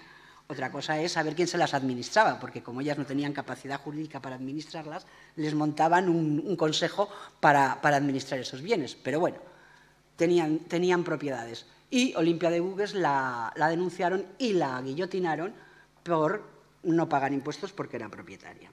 Y luego Mary Wollstonecraft era en Inglaterra. Esta mujer editó una obra en 1792 que se llamó Vindicación de los derechos de la mujer, que me imagino que habrán visto ustedes muchísimos carteles de la vindicación femenina. De ahí viene esa terminología. En este libro, Mary Wollstonecraft hace un alegato contra la exclusión de las mujeres de los bienes y derechos que diseña la política rusoniana. Contraria al absolutismo de los reyes, señaló la conexión existente entre ese sistema político y las relaciones de poder entre los sexos. Y dice, los hombres ejercían una verdadera tiranía absolutista sobre las mujeres en el ámbito de la familia y la casa. 1792. Esta mujer lo que intentó es que la clave para superar la subordinación de las mujeres a los hombres era la educación. Y en principio lo que ella luchó siempre fue por que las mujeres tuvieran educación. De hecho, en Francia, por ejemplo, previo a la Revolución, las mujeres participaban en las reuniones locales y de barrio para opinar y decir lo que pasaba y las necesidades que tenían en su vida. Llega la Revolución, se proclama y les dicen que no pueden volver a reunirse, que no pueden volver a acudir a los consejos locales. Es decir, incluso retroceden, van hacia atrás y la Revolución lo que hizo es volverles otra vez al hogar, a su casa, que su función estaba como esposas y madres y era ese el único lugar en el que podían estar. Y además que si querían educación, solamente era educación para cumplir esas funciones, para ser la mejor ama de casa y la mejor cuidadora de toda la familia. El Código de Napoleón, que es de 1804, que es el que ya lo han nombrado antes y que es la base de nuestro Código Civil, recogió los avances sociales de la Revolución. Instituyó un derecho civil homogéneo para todas las mujeres, que eran todas igual de incapaces. A las mujeres en general eran incapaces, pero a las que más incapacitadas hacía era la mujer casada. Cuando su función fundamental era ser casada, una vez que se casaba, se la declaraba como un menor. Tenía los mismos derechos que un menor. Necesitaba autorización del marido para todo. Y como comentaba antes, que cuando eran testigos no podían ser testigos, las mujeres no tenían capacidad para ser testigos, su palabra no valía, como su palabra lo mismo que no sigue sin valer ahora, ¿eh? La palabra de la mujer, hay muchos estudios ya, la palabra de la mujer en un juzgado no es la misma que la palabra de un hombre. De hecho, lo podrán ver ustedes, por ejemplo, tienen aquí, ahora estamos en el juicio de Navarra, sí, hoy declara, de hecho. Que bueno, es que aunque no se supiera nada de lo que ha pasado de los hechos, ahora hablando del juicio, una chiquita de 18 años con 5 chavales de 22, ¿ustedes creen que hiciera lo que hiciera se iba a librar de ellos? Si ellos quieren violarla, no se libró. Pero va a tener que demostrar que hubo una resistencia, espero que no, pero bueno. Código de Napoleón, que decía, el marido debe proteger a su mujer y la mujer obedecer a su marido. Esto lo hemos tenido nosotras en el Código Civil hasta el año 1975. 75, que cambió con la Ley 14. Todavía no había muerto Franco, pero ya vamos a llegar a ella. Voy a ir deprisa. Esta es la primera ola del feminismo. Por lo tanto, en esta primera parte del feminismo, cuando las mujeres que habían luchado con las revoluciones, tanto francesa como americana, al lado de los derechos de las personas, al lado de los derechos de los esclavos, y que luego a ellas no se les reconoce esos derechos como sujetos de derecho, como sujetos políticos, como ciudadanos. Claro, se organizan, empiezan a organizarse, y lo primero que piden y que siempre están pidiendo, ya entrando en la segunda ola del feminismo, es el derecho a la educación y el derecho al voto.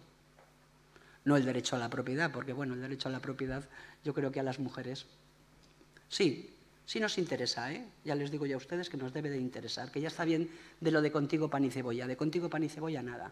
Aquí quien trabaja, que se lo gana, y el que se lo gana es suyo, mujer u hombre. Por lo tanto, en la segunda ola del feminismo, que empieza a mediados del siglo XIX, del siglo XIX, perdón, de 1850, su gran objetivo es el sufragismo. De hecho, a la segunda ola del feminismo se le llama el sufragismo. Y quieren votar, y lo que quieren es votar. Y este sufragismo, el derecho al voto, se topa en general con lo que Amelia Valcárcel ha denominado la misoginia romántica, que viene precedida a toda la cultura de Rousseau. Rousseau, aquel revolucionario que a las mujeres nos dejaba siempre pues, en la última escala de los seres humanos. Y entre ellos estaban Hegel, Schopenhauer, Kierkegaard y Nietzsche. Hegel, por ejemplo, decía en un libro que editó de la Fenomenología del Espíritu, explicó que el destino de las mujeres era la familia y el de los hombres el del Estado.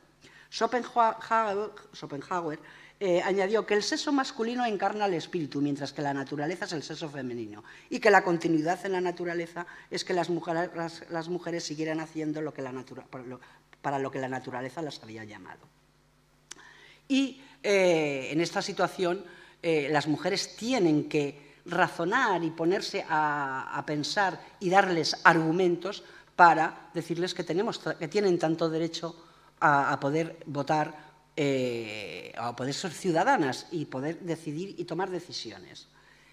En Inglaterra se celebra un congreso antiesclavista y vienen una serie de mujeres, una representación de Estados Unidos. Entre esa representación vienen 4 mujeres. Esas 4 mujeres no son permitidas a entrar en el congreso por el hecho de ser mujeres. Cuando se van de Europa, no se lo pueden creer que no las hayan permitido estar en ese congreso de antiesclavistas en Londres, y se empiezan a organizar. Y se lleva a cabo unas jornadas, como aquí, llamémosle así, no nos lo cuentan específicamente, pero se reúnen entre 100 y 300 mujeres, depende de las fuentes, pueden ser 100 o pueden ser 250, en Seneca Falls, en Estados Unidos, y hacen una declaración. Hacen una declaración porque se sienten que si ellas, que son ciudadanas americanas, no pueden representar o no pueden acudir a congresos o a instituciones de otros estados a poder contar lo que les está pasando a las mujeres y los derechos que tienen, es principalmente porque no se les tiene en cuenta. Siguen siendo personas de segunda clase que no tienen derechos de nada. Y en 1848, ya estamos en 1848, hacen lo que se llama la Declaración de Fenecasal, que es muy bonita, pero fundamentalmente lo que me gusta, lo que les voy a leer, es algo de lo que ellas ya ponen por escrito de lo que les pasa a las mujeres. Y dicen: la historia de la humanidad es la historia de las repetidas vejaciones y usurpaciones perpetradas por el hombre contra la mujer, con el objeto directo de establecer una tiranía absoluta sobre ella. Para demostrarlo, vamos a presentarle estos hechos al ingenuo mundo. Nunca le ha permitido que la mujer disfrute del derecho inalienable al voto. Le ha obligado a acatar leyes en cuya elaboración no ha tenido participación alguna. Le ha negado derechos reconocidos a los hombres más ignorantes e inmorales, tanto americanos como extranjeros. Habiéndola privado de este primer derecho como ciudadano, el del sufragio, y habiéndola dejado, por tanto, sin representación en las asambleas legislativas, la ha oprimido por todas partes.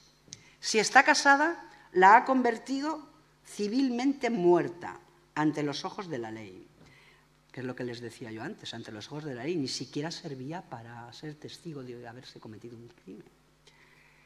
La ha despojado de todo derecho de propiedad, incluso a los jornales que ella misma gana. La ha convertido en un ser moralmente irresponsable, ya que, con la sola condición de que no sean cometidos ante el marido, puede perpetrar todo tipo de delitos. En el contrato del matrimonio se le exige obediencia al marido, convirtiéndose éste a todos los efectos en su amo, ya que la ley le reconoce el derecho a privarle de libertad y a someterle a castigos.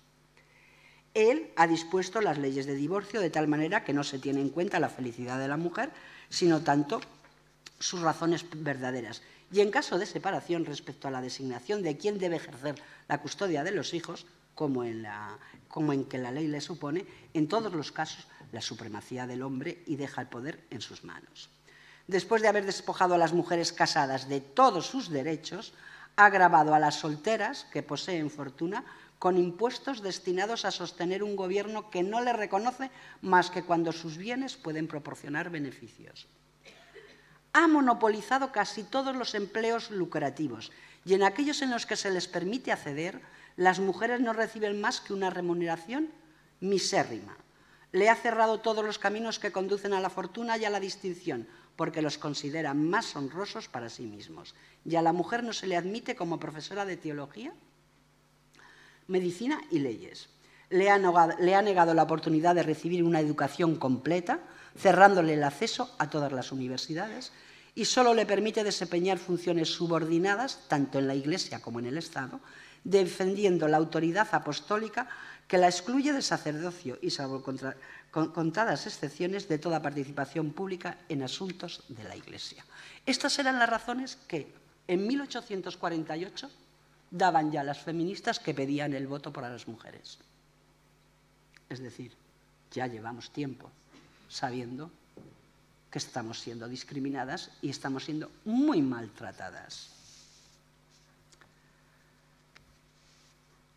Después de la declaración de Seneca Falls, en Inglaterra el movimiento sufragista intenta seguir los procedimientos legales que hay, pero no consiguen nada. Ni por los procedimientos legales consiguen que les permitan votar en las distintas elecciones que había ya montadas en aquella época. Es más, consiguen, por un subterfugio, quieren intentar votar en las elecciones locales, en las elecciones municipales, pero no lo consiguen. La verdad es que no lo consiguen, aunque sí que lo hacen, porque se hace una enmienda, vamos a ver. Stuart Mill fue un filósofo y un escritor muy productivo y además que pudiéramos llamar feminista. A mí no me gusta llamar a los hombres feministas porque es verdad que pueden estar a nuestro lado, pueden comprenderlo y pueden saberlo, pero yo considero que las feministas son las mujeres que han sufrido la discriminación y no solamente que la han sufrido, porque la han sufrido a todos los niveles y en todas las clases sociales. No es cuestión de clases sociales. Pero bien es cierto que en la primera época las mujeres feministas se las reconoce como aquellas que sí tenían bastante formación. Eran de élites, de élites burguesas o de élites económicas asentadas y que podían acceder a la educación y podían tener formación.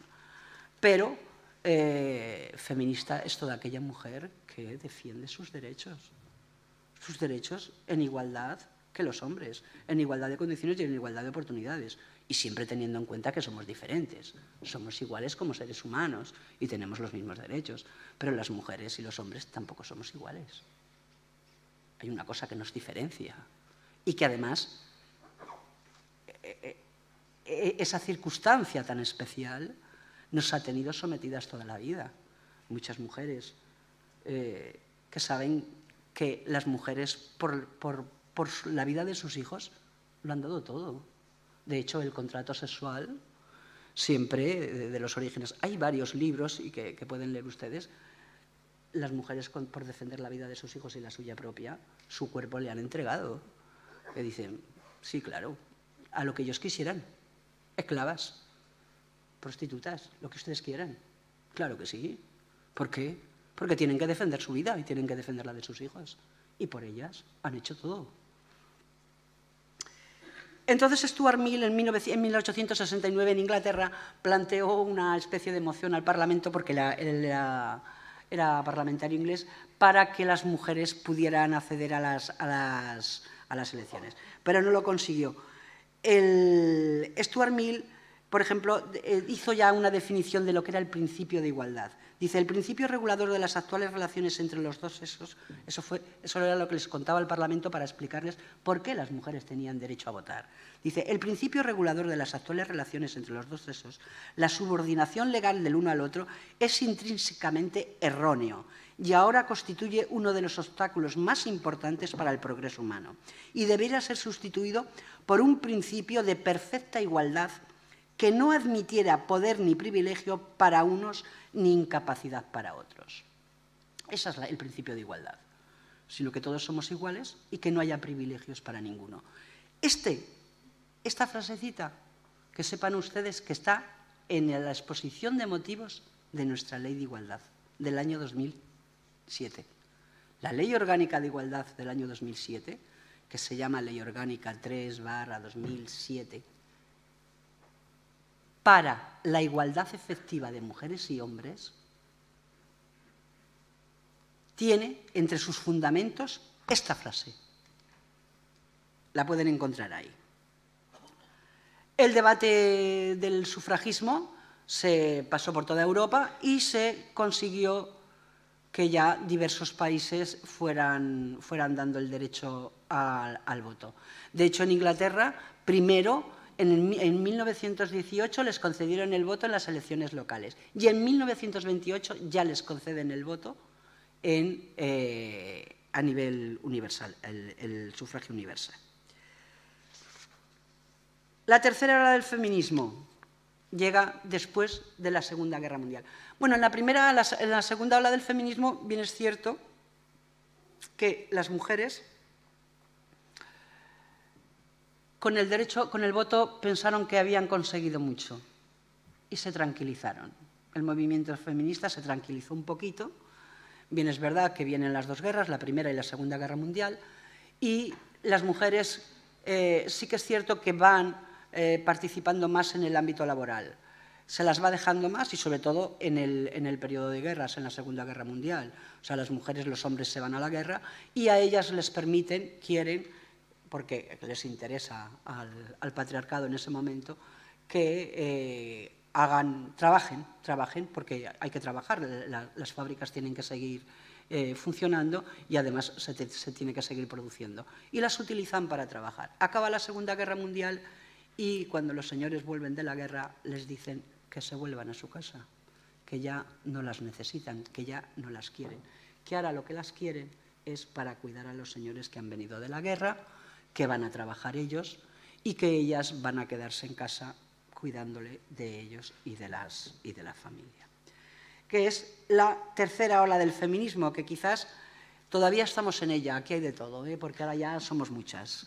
Hay muchos feminismos y no pasa nada. La verdad es que cada uno hay que conocerlos, pero cuantos más haya mejor. Eso quiere decir que solo nos quedan 10 minutos.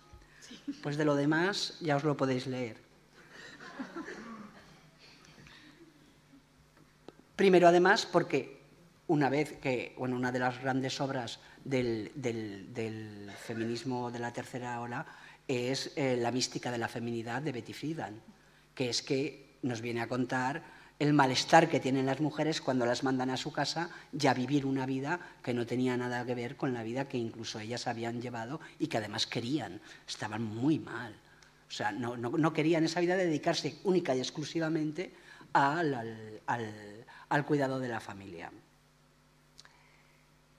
Ese feminismo ya de alguna manera entró en las Naciones Unidas. Cuando se crea Naciones Unidas en el año 1945, ya en la Carta Fundacional ya aparece, que es la primera vez que aparece que el derecho a la igualdad entre mujeres y hombres. Desde 1995 hasta ahora, es verdad que Naciones Unidas no podemos decir que haya sido una organización que haya parado guerras, porque no las ha parado, pero sí que ha sido base y sigue siéndolo, para que muchos países consigan y tengan el derecho a la igualdad. Por ejemplo, es obligatorio la Convención para la Eliminación de todas las formas de discriminación, que es la convención más amplia y que abarca todos los derechos de las mujeres en todos los ámbitos, es una convención que se establece en el 1979 y que todavía hay muchos países que no la han ratificado. Pero, por ejemplo, en toda la década por el año 2000, hasta el año 2010, la mayor parte de los países musulmanes han pedido el suscribir la convención. Pero también les tengo que decir otra cosa. Naciones Unidas llega hasta donde llega, porque ya hemos visto y lo podemos ver cuál es la situación de las mujeres. Lo que sí que es cierto es que ya es algo que está dentro de Naciones Unidas en cuanto a que se sigue estudiando. Se empezó a estudiar ya desde 1975, cuando Naciones Unidas declaró la década de la mujer y el Año Internacional de la Mujer. Ha habido 4 conferencias mundiales de la mujer. La última de Pekín, que me imagino que les sonará. De hecho, Pekín se acuerda una plataforma de acción que todavía no se ha cumplido y, por lo tanto, se piensa que todavía no tenemos el tiempo necesario, no estamos en tiempo para poder convocar una nueva conferencia mundial. Bueno, podríamos hablar de todo un poco y lo podríamos discutir, pero en base a esa convención, nosotras, por ejemplo, nuestras grandes leyes de igualdad, la Ley de Lucha contra la Violencia de Género y la Ley de Igualdad, hacen referencia en su exposición de motivos a cumplir la Plataforma de Acción de Pekín y a cumplir la Convención para la Eliminación de todas las formas de discriminación. Por cierto, España la ratificó en el año 1983, pero tienen que tener en cuenta que estas convenciones internacionales tienen una no sé cómo decirlo. Trampa. ¿Una trampa? Sí. Los países pueden reservarse que no le aplican en alguno de los ámbitos de su sociedad o en determinadas materias. Y España tiene hecha una reserva a la Convención que no la va a aplicar en algo. ¿Saben ustedes cuál es? Acuérdense, la Constitución es de 1978. La Convención que España ratifica es del año 79, un año antes, pero España la ratifica en el año 83. Y España suscribe la Convención, pero dice que no la va a aplicar en la corona. Por eso tenemos un rey y no tenemos una reina. Porque no aplica, y mientras no se cambie la Constitución, como la reina Leticia tenga un hijo, seguirá reinando el hijo. No guste o no, ¿vale? Porque España tiene hecha una reserva a esa convención diciendo que no va a aplicar la igualdad en la corona. Lo mismo que les digo que los países, por ejemplo, islámicos, tienen hecha reserva, que han suscrito, Arabia Saudí tiene suscrita la convención, pero dice que no la va a aplicar en casi nada, ni en el ámbito privado ni en el ámbito público. Las firman porque, pues bueno, hay negociaciones a nivel de Naciones Unidas, si quieres esto, si quieres programas, si quieres ayudas, si quieres tal, tienes que suscribir esa convención. Y luego, por otra parte, está que la propia convención tiene un sistema de vigilar si lo cumplimos o no lo cumplimos. Una convención que creo que a ustedes les sonará, porque es verdad, ese comité evalúa que los estados informamos cada 5 años, bueno, cada 4 años, perdón, hacemos un informe de si vamos cumpliendo la convención. Son 30 artículos, es una convención también que si la ponen ustedes en Google aparece. Son 30 artículos estupendos, porque además, por ejemplo, los hemos oído. No sé si sabrán ustedes que hasta el año 1975, en este país, las mujeres que se casaban con una persona extranjera perdían la nacionalidad española. De hecho, hemos tenido muchas mujeres apátridas. Todas aquellas mujeres que se casaron con americanos en las bases de Torrejón y en las bases de Morón, perdieron la nacionalidad española y sus hijos no eran españoles. Hemos tenido que hacer leyes para que recuperaran esa nacionalidad los hijos de mujeres españolas que perdieron la nacionalidad. También por el exilio, también por la guerra civil, porque también se la quitaron, pero tiene una razón diferente, pero también porque se perdía la nacionalidad. La Convención para la Eliminación de todas las formas de discriminación, uno de sus artículos dice que el matrimonio no puede suspender la nacionalidad de una persona. O sea, el hecho de que tú te casas con un extranjero, como mi país dice, yo creo que era la forma de reprimir las migraciones, ¿no? Tú te casas con extranjero, que ya no eres española, claro. Realmente era lógico, en su cultura patriarcal era lógico, porque si las mujeres españolas éramos suyas, ahora te casabas con un extranjero, a la mujer casada ya no eras más que el marido. Pues por lo tanto, te vas ya no eres española, eres de nacionalidad de la del marido.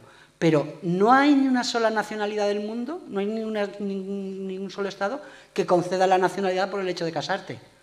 Será un dato más a tener, está casada, pero necesita unos requisitos de vivir aquí y de tener un arraigo aquí. No se da la nacionalidad por matrimonio. A nadie, ningún país la da. ¿Vale?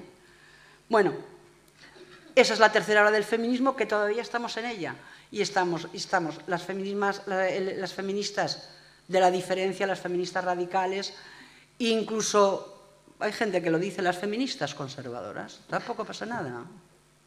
Por lo menos, oye, a mí no me importa que sigan peleando, aunque les cueste mucho lo de las cuotas, porque lo de las cuotas no es algo nuestro, está en la Convención, está en la Plataforma de Acción de Pekín. Nosotras no hemos inventado nada. Y sobre todo, lo que hemos hecho ha sido intentar hacer en España, las leyes que hemos hecho en España, intentar que reflejaran que somos titulares de derechos. No solamente un artículo 14 de la Constitución, todavía tenemos discriminaciones, pero flagrantes. Por ejemplo, si no se las cuentan, ¿cómo lo van a saber? Yo ya les digo desde aquí, el cálculo que se hace de la prestación que se le da a las mujeres en riesgo, a las mujeres trabajadoras en riesgo, que su puesto de trabajo les produce un riesgo al embarazo, está hecho de tal forma que pierden dinero. El artículo 8 de la Ley de Igualdad dice que es discriminación directa por razón de sexo toda desventaja relacionado con el embarazo o la maternidad. Pues no se pueden ustedes ni imaginar lo que padecen las mujeres cuando, trabajando, se quedan embarazadas, tienen un hijo, el permiso de maternidad, la vuelta al trabajo. O sea, es un auténtico acoso continuo. No solamente el acoso sexual, que ya hemos visto lo que está pasando, ¿no? Que menos mal que salen las artistas y salen determinados colectivos, que bueno, que ahí están. Pero como decimos, ¿y las mujeres que están en los talleres? ¿Y las mujeres en las factorías? ¿Y las mujeres que están sufriendo acoso, que están sufriendo maltrato por el hecho de querer estar y de seguir trabajando? Porque efectivamente les hemos demostrado que con la educación hemos podido.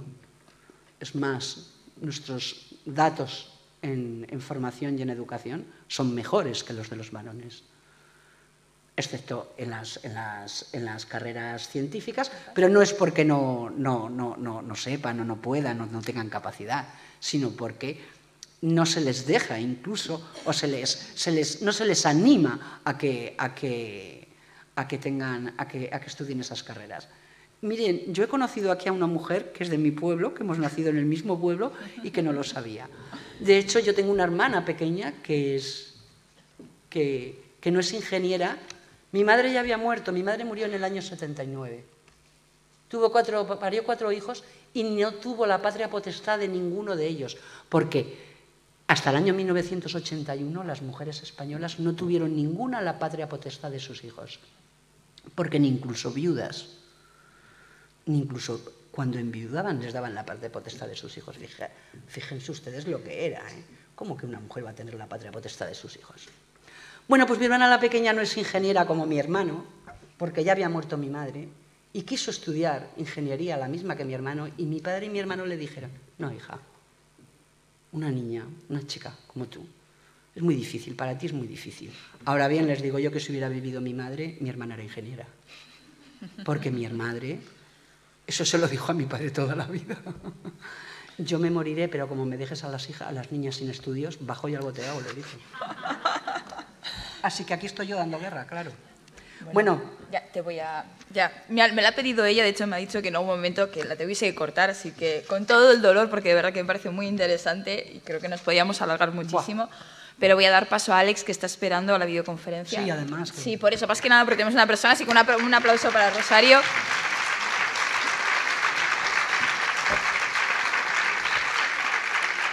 Que si no, a Alex no le damos. Sí, no le damos. Voy a presentar a Alex. Alex aurkeztuko du lehendabizi. Alex es desarrollador de software, miembro principal de desarrollo de la plataforma de código abierto Dédalo para la gestión de patrimonio cultural, material e inmaterial e historia oral desde 1998. Ha desarrollado proyectos de investigación en el campo de la historia oral y de la memoria oral, tanto a nivel nacional como a nivel internacional. Alex, cuando quieras. Hola. Hola, buenos días. Espero que me escuchéis bien, aunque estemos en la lejanía. Sí, me imagino. Vale, igual mejor desde... Bueno, no te preocupes. ¿Qué pueden comenzar? Muy bien. Bueno, lo primero es dar las gracias a la organización, a Esther Escudero y a Carolina, que han estado trabajando en estas jornadas, 13ª jornadas de igualdad. Bueno, yo estoy en representación de Aranzazú Borrachero Mendevil. Excusar que no pueda asistir a estas jornadas, aunque tengo que decir que yo no puedo sustituir a Arantxa. Arantxa es insustituible. Pero voy a presentar su proyecto de investigación, que es Mujer y Memoria y Madres e Hijas en la Transición. Y bueno, voy a comenzar. Un momentito, me voy a compartir. Bueno,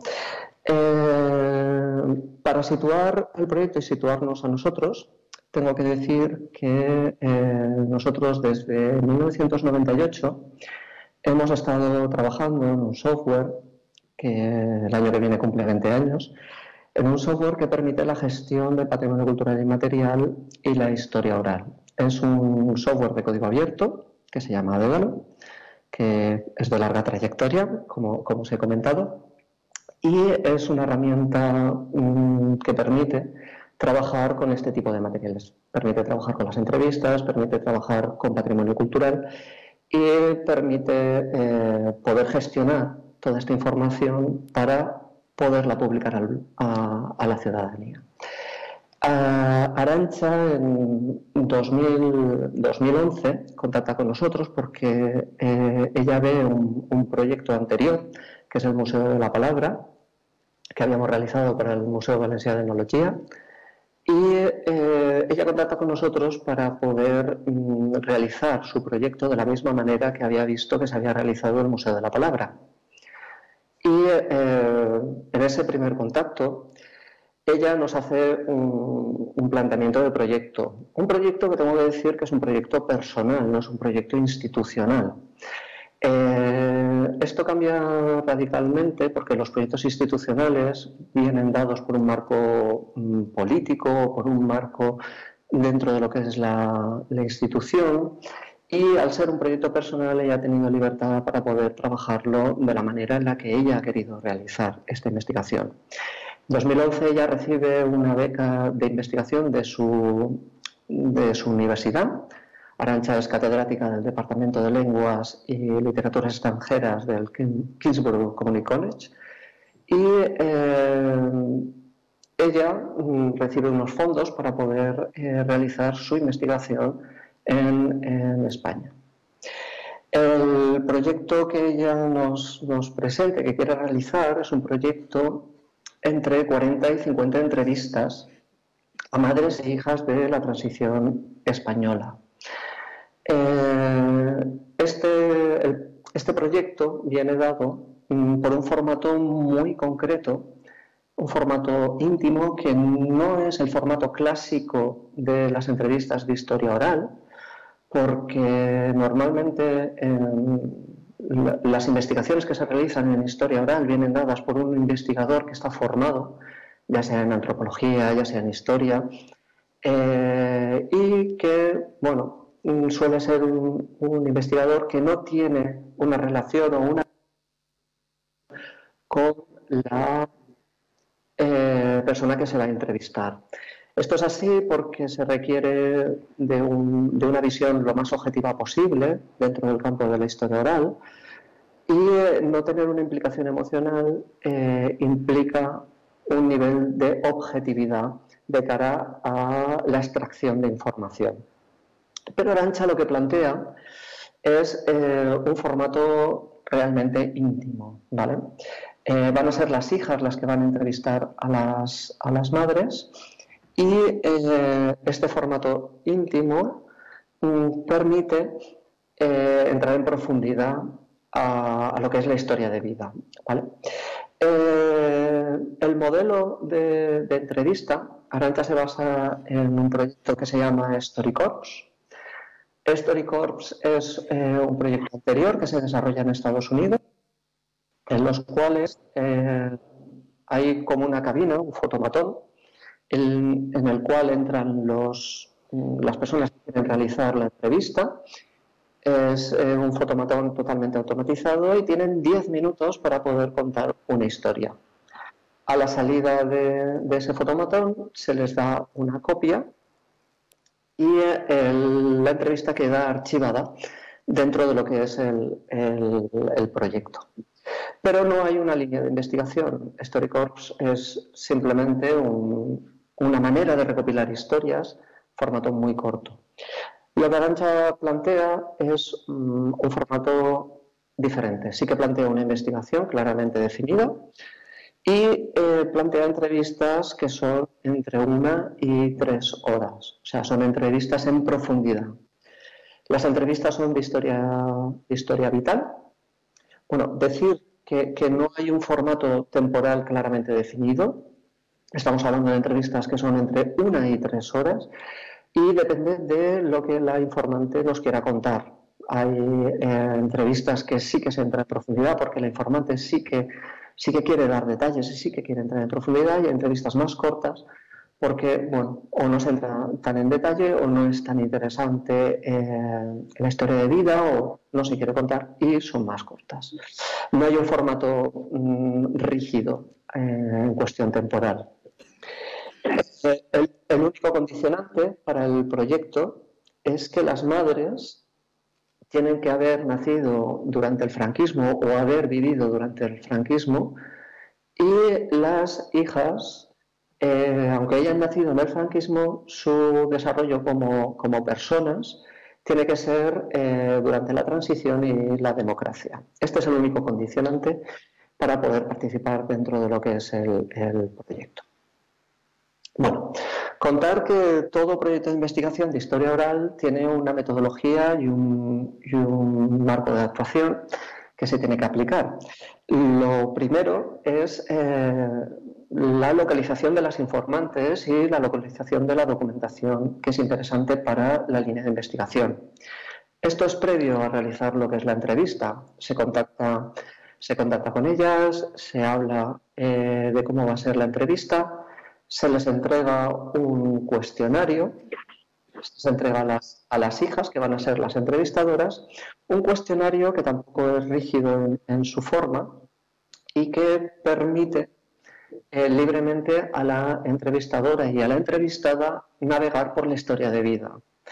Este cuestionario se llama semiestructurado porque es una guía, no es rígido. Y esta guía permite volver a ella en un momento dado de no saber por dónde continuar.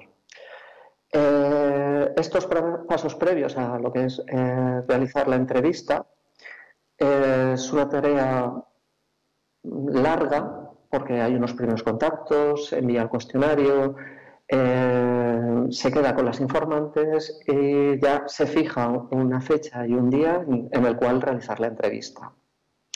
Contar que las entrevistas son en formato audiovisual y que Arantxa, por ejemplo, pues no venía del mundo audiovisual, no sabía trabajar con formatos audiovisuales y que ha tenido que aprender. En este ejemplo que os estoy poniendo, lo que vemos es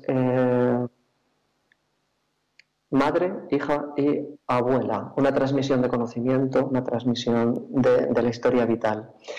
El formato audiovisual tiene una serie de condicionantes y Arantxa, pues bueno, por ejemplo, en este otro ejemplo, pues ella se dio cuenta después que los vasos cogían mucho protagonismo en lo que eran las imágenes y ella ha ido aprendiendo a trabajar con estos materiales y a día de hoy realmente realiza unas entrevistas fantásticamente encuadradas y con un formato audiovisual realmente bueno, ¿vale? Con esto quiero decir que cualquiera puede empezar a realizar un trabajo de historia oral, no es difícil. Pues aprender un poquito, pero al final se puede realizar. Una vez realizada lo que es la entrevista, localizado las informantes y localizado lo que es la documentación y realizada la entrevista, se pasa a lo que es el procesado digital del material recopilado y su trabajo dentro de nuestro sistema de gestión volcado a Dédalo. Dentro del sistema de gestión, el proceso es un proceso largo, en el que hay diferentes etapas. El primero y más fundamental y más largo es el proceso de transcripción.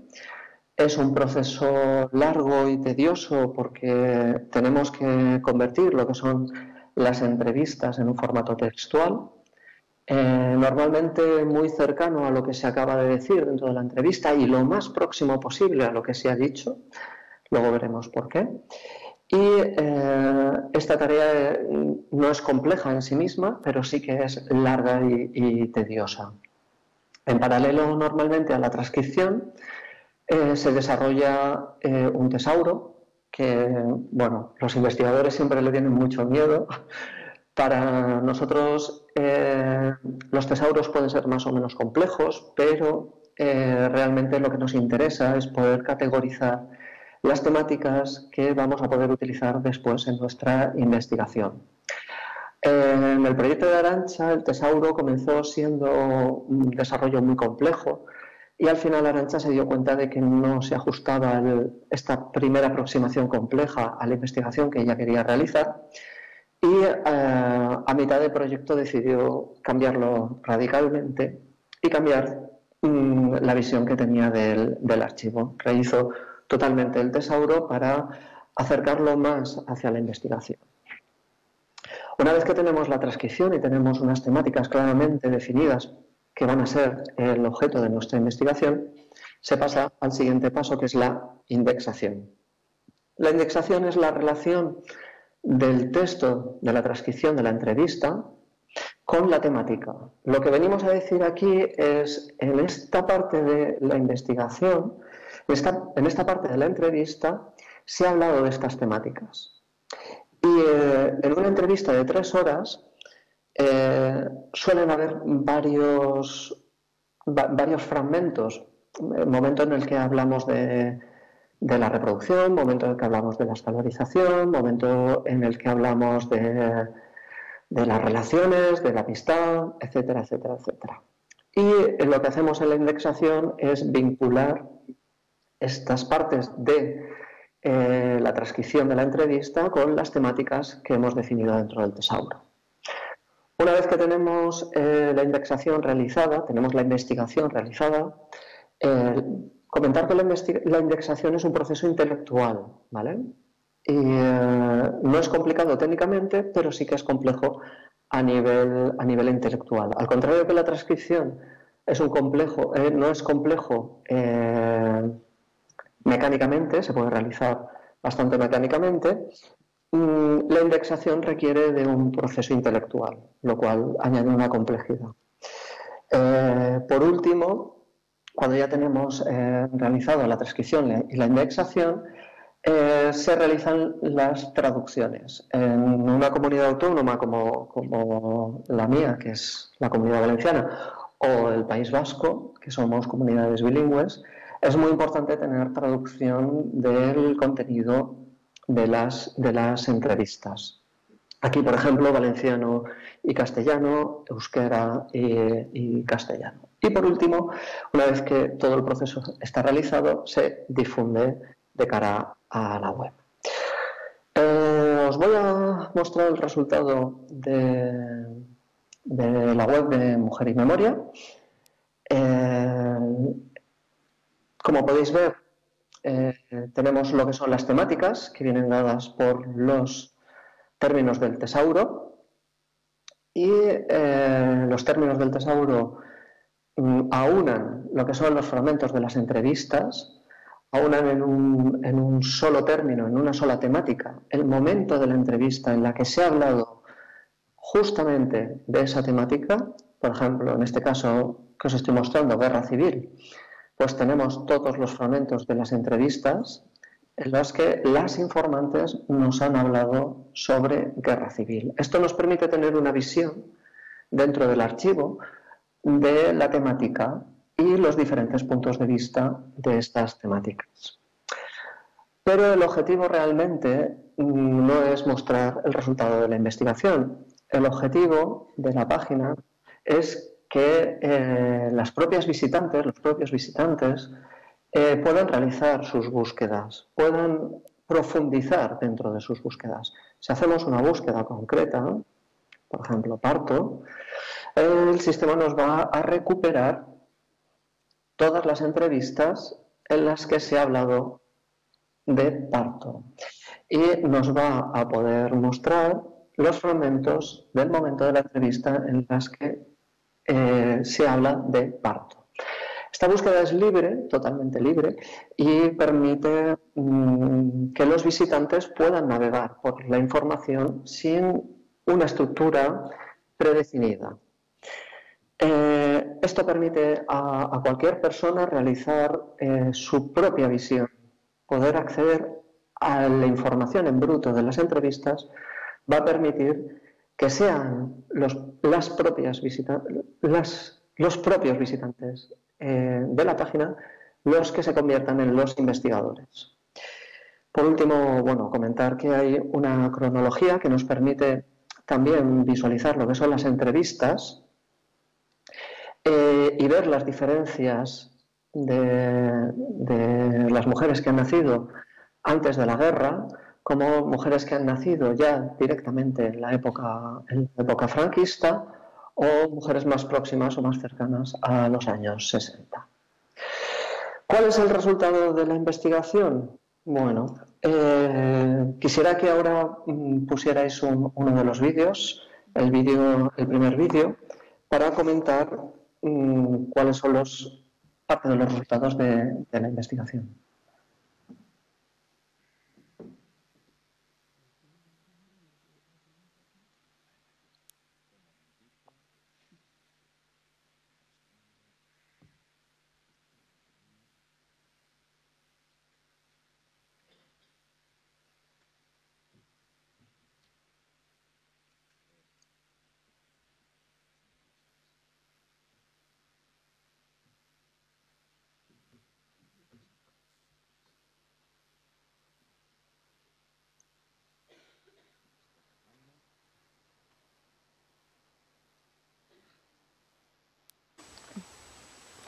Y a ver, cuéntame una cosa, ¿te hizo ilusión la primera vez que pudiste votar? Mucha. ¿Sí? Muchísima. ¿La primera vez? La primera vez que me dijo papá, ya puedes votar, anda, orden de tal años ya se pueden votar. ¿Cómo te hacía sentir a ti el hecho de que a las mujeres no se les pidiera opinión? Bueno, pues porque entonces estábamos acostumbradas que no pedían opinión a las mujeres no para eso solo, sino para muchas cosas. Éramos mujeres para la casa. Para barrer, para fregar, para hacer la comida, para atender a los niños y para no decir al marido cuando quería estar con la mujer, decirle, no, es que me duele la cabeza. Decía, pues te tomas una aspirina. ¿Y te molestaba saber que, por ejemplo, para hacer alguna operación, por comprarte una casa, tenías que tener la autorización de tu marido? ¿O? No, eso a mí no me llegó a importar. Es más, yo tenía tantísima fe en papá y le veía un hombre tan bueno y tan justo que cuando compramos el piso de Alfredo Marquerie, me dijo, Soco, tenemos que ir. Entonces hicimos un poquito de hipoteca, porque como habíamos vendido el otro, ya la hipoteca de ese otro piso era más pequeña. Entonces me dijo que íbamos a ir al banco los dos. Digo, Paco, firma tú todo, que no, Soco, que no, que eso no puede ser, tienes que venir conmigo. Yo le doy gracias a Dios que confíes en mí de esta manera, pero es que esto no es así. Y cuando vinimos a Pozuelo, que entonces pudimos comprarle con dinero en mano, entonces también se lo dije. Dijo, ¿ya estás con lo mismo? Y no, Soco, no, esto tienes que venir. Bueno, pues allá que voy. Fuimos. Bueno, pues volvamos a lo de los votos. ¿Por qué te hizo tanta ilusión poder decir votar? Lo que pensabas? Porque yo ya venía durante la guerra sabiendo quién eran los de derecha, quién eran los socialistas, quién eran los comunistas y quién eran todos. Y yo en mi edad comprendía y lo hablaba con papá. Hay socialistas que son buenísimos, Paco, efectivamente hay socialistas que son buenísimos y sigo diciéndolo, que hay socialistas que son buenas personas, son hombres educados, que son socialistas. Bueno, los comunistas eran de otra manera, pero tampoco eran todos malos. Pasaba pues igual que pasa ahora. Pero yo en mi corta edad entonces, que no era muy mayor, yo decía, parece ser que los de derechas, no sé si los llamaban los de derechas entonces, en la primera votación, parece que son mejores. Y empecé a votar a la derecha. Y yo tan contenta, yo fui con papá y votamos los dos a la derecha. Luego hemos visto que en la derecha hay sinvergüenzas, hay ladrones y hay de todo en todos los partidos. Pero yo sigo votando a la derecha. Es igual que Real Madrid. Sé que algunas veces pues son unos vagos, sinvergonzones, que cobran mucho dinero y no trabajan, Pero sin embargo veo al Barcelona y digo, pues perder, que yo soy del Madrid y yo me alegro cuando gana el Madrid. Así soy. Así soy y creo que voy a morir así como soy. La etapa final de mi vida, que es ahora, Beatriz. Bueno, a ver, aquí lo que estamos viendo es un testimonio de una persona que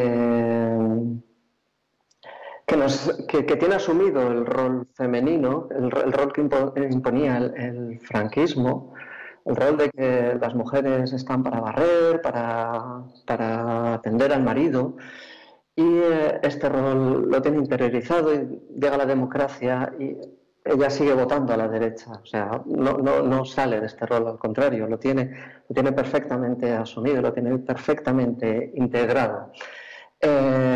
Otro ejemplo que me gustaría poner es el segundo vídeo. Si lo podéis poner, por favor.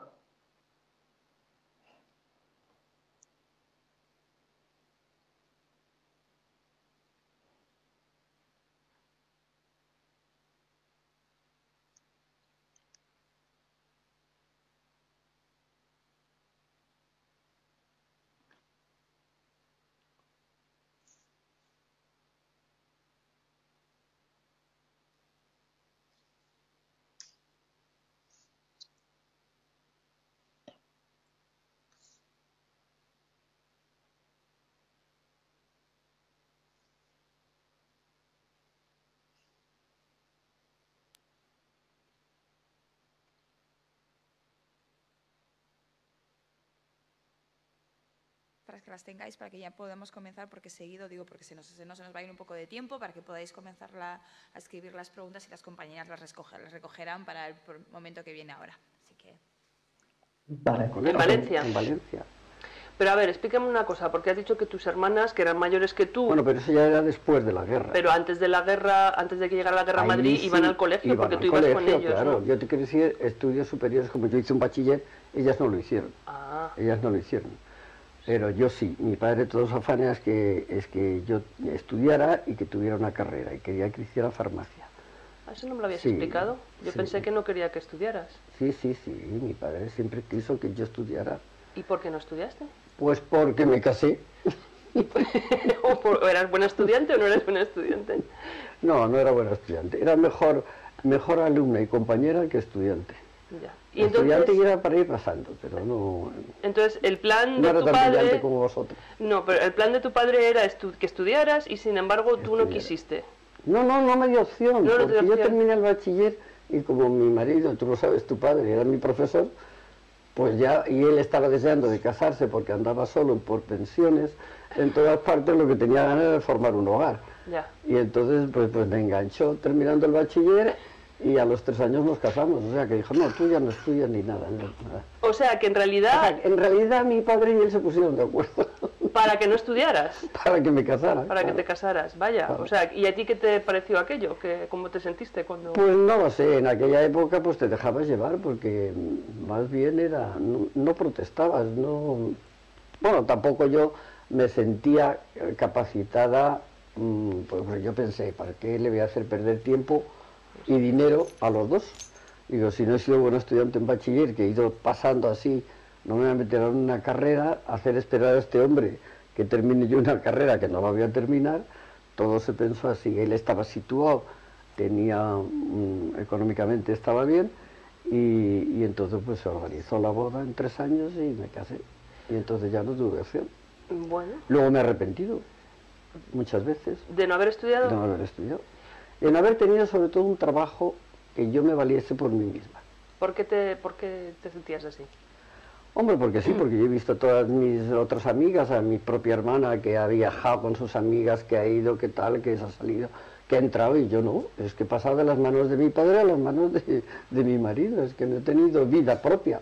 Claro. No he tenido vida propia, Claro. Enseguida tuve hijos, tú lo sabes, que con 22 años ya me casé, con 23 tuve a mi primera hija, ya me contarás qué hacía yo. Claro, claro. Criar niños.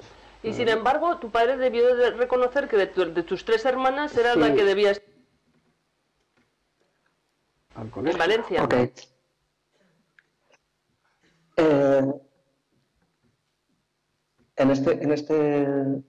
En este vídeo lo que podemos ver también es que el rol femenino, ¿vale?, en contra del rol masculino también viene impuesto.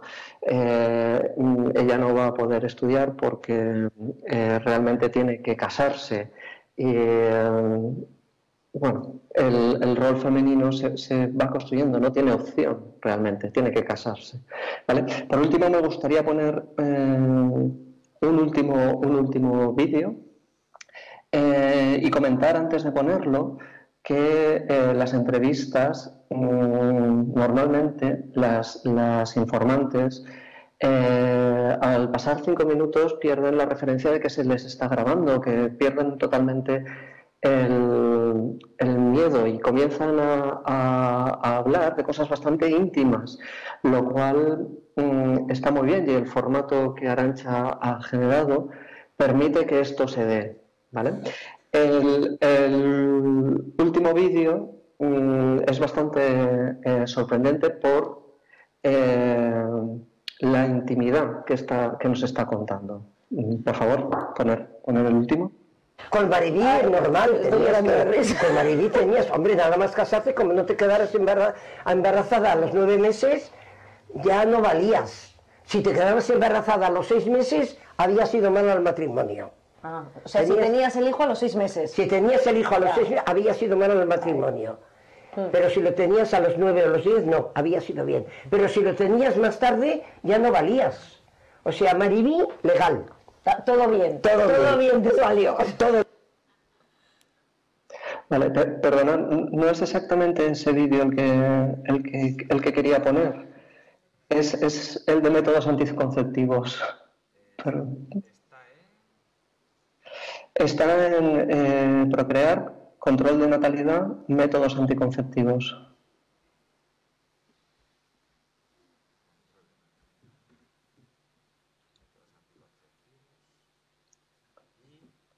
El tercero.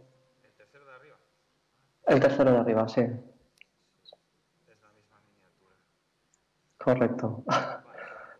En traje de baño, está mucho más guapa que vestida. Oye, Ama, y para no quedarte embarazada, ¿cómo hacíais? Porque de contraceptivos y eso, nada, ¿no? No, pues para no quedarte embarazada, pues no sé, no me acuerdo ya.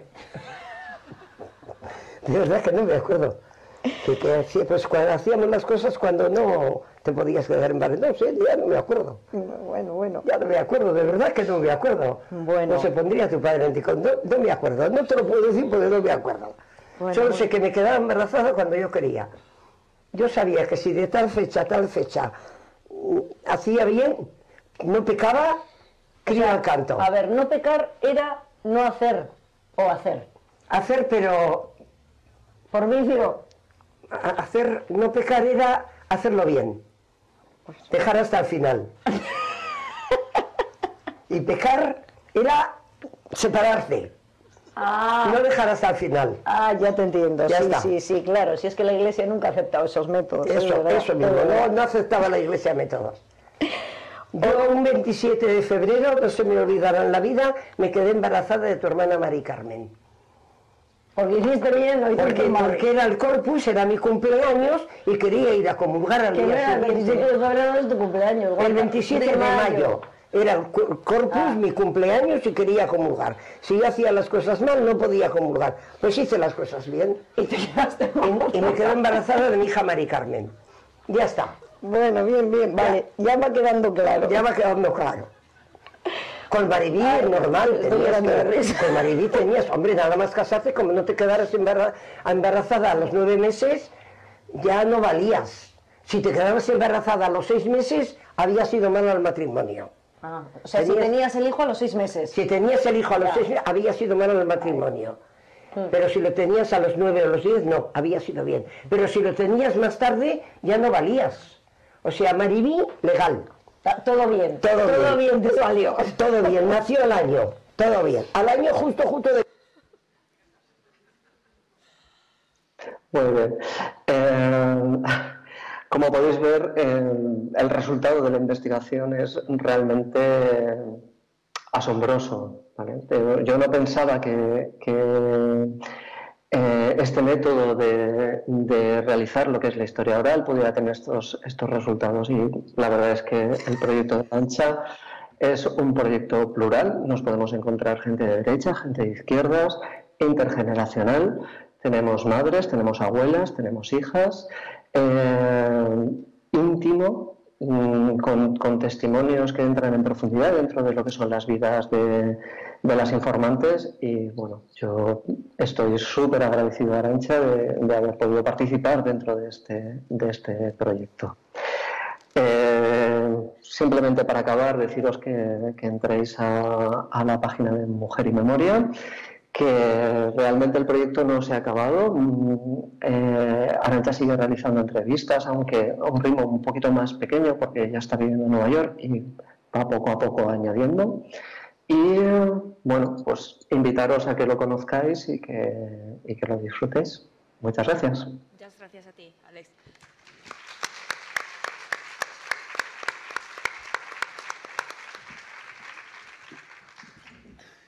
Orain mesedez, Luz y Pura, por favor, si os acercáis a la mesa.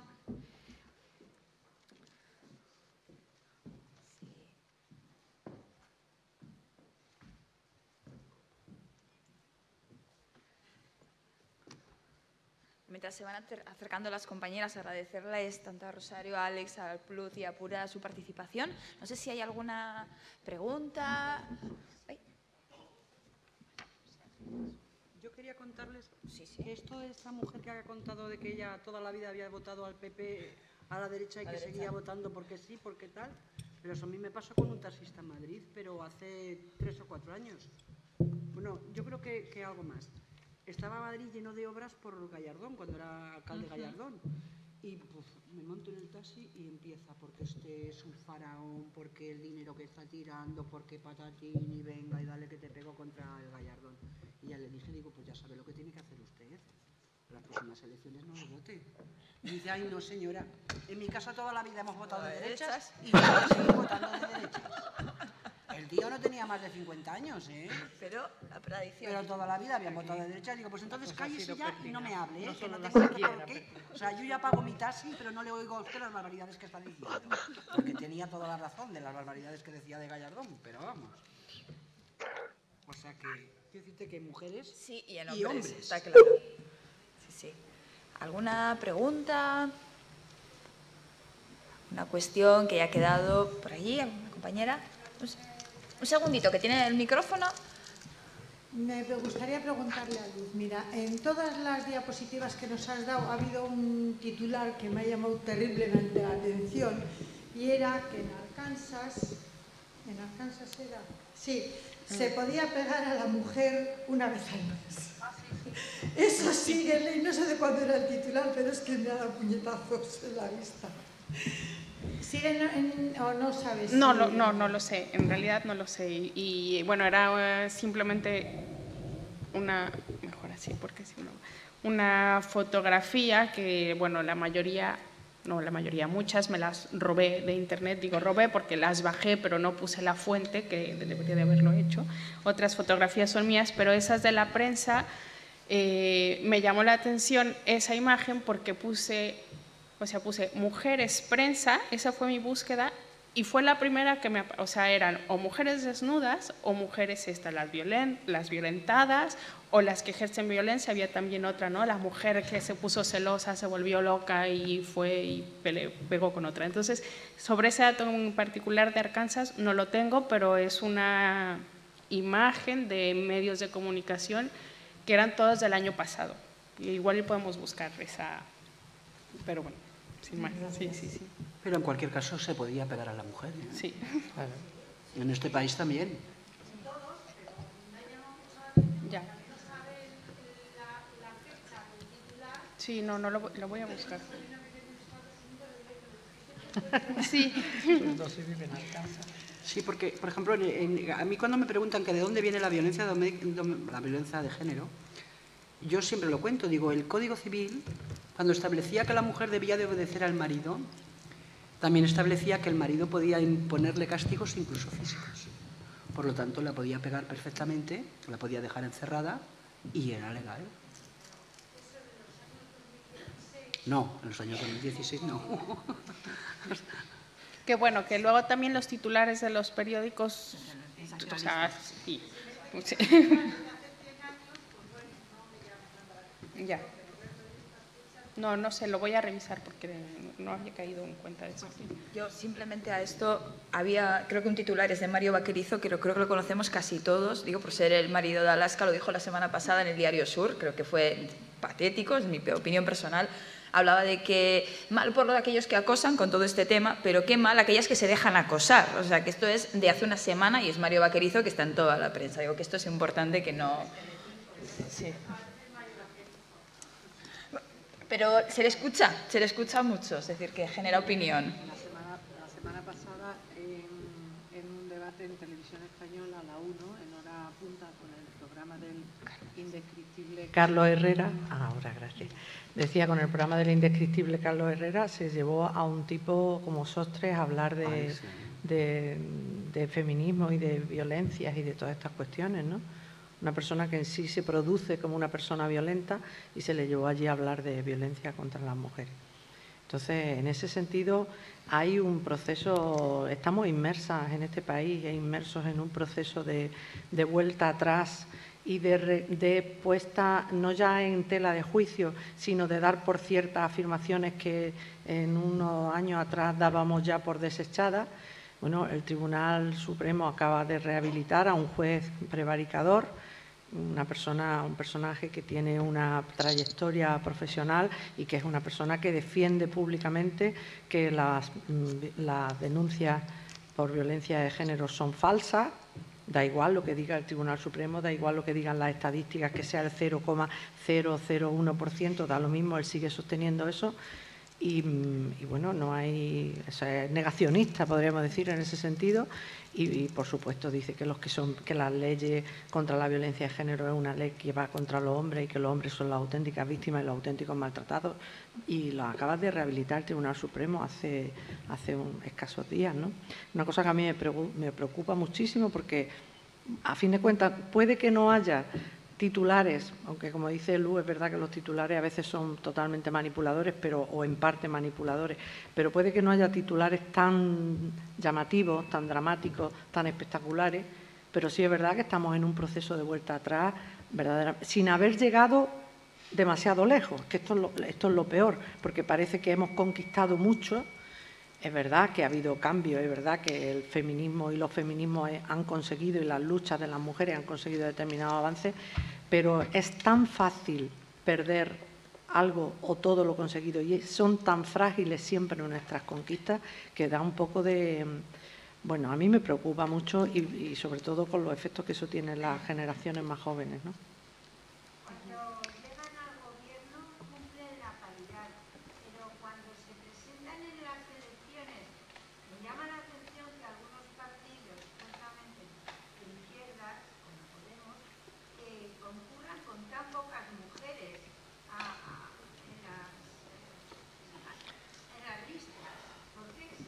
Pues, bueno, yo es que haría una reflexión sobre la paridad que no sé si incluso mis compañeras de mesa la comparten, pero yo lo dije el otro día en un artículo que había escrito. A ver, la paridad es un instrumento y es un elemento necesario, pero no es suficiente. La paridad no es un objetivo en sí mismo. La paridad es algo que necesitamos las mujeres precisamente para reequilibrar nuestra falta de presencia y nuestra falta de protagonismo como sujetos políticos. Pero yo insisto, yo creo que no es un instrumento, no es un objetivo, la paridad es un instrumento. Bien, ¿qué pasa con esto? Pues que se utiliza por los partidos políticos. A ver, los partidos políticos en su organización interna son tremendamente jerárquicos y son tremendamente patriarcales, incluso los que se definen como feministas.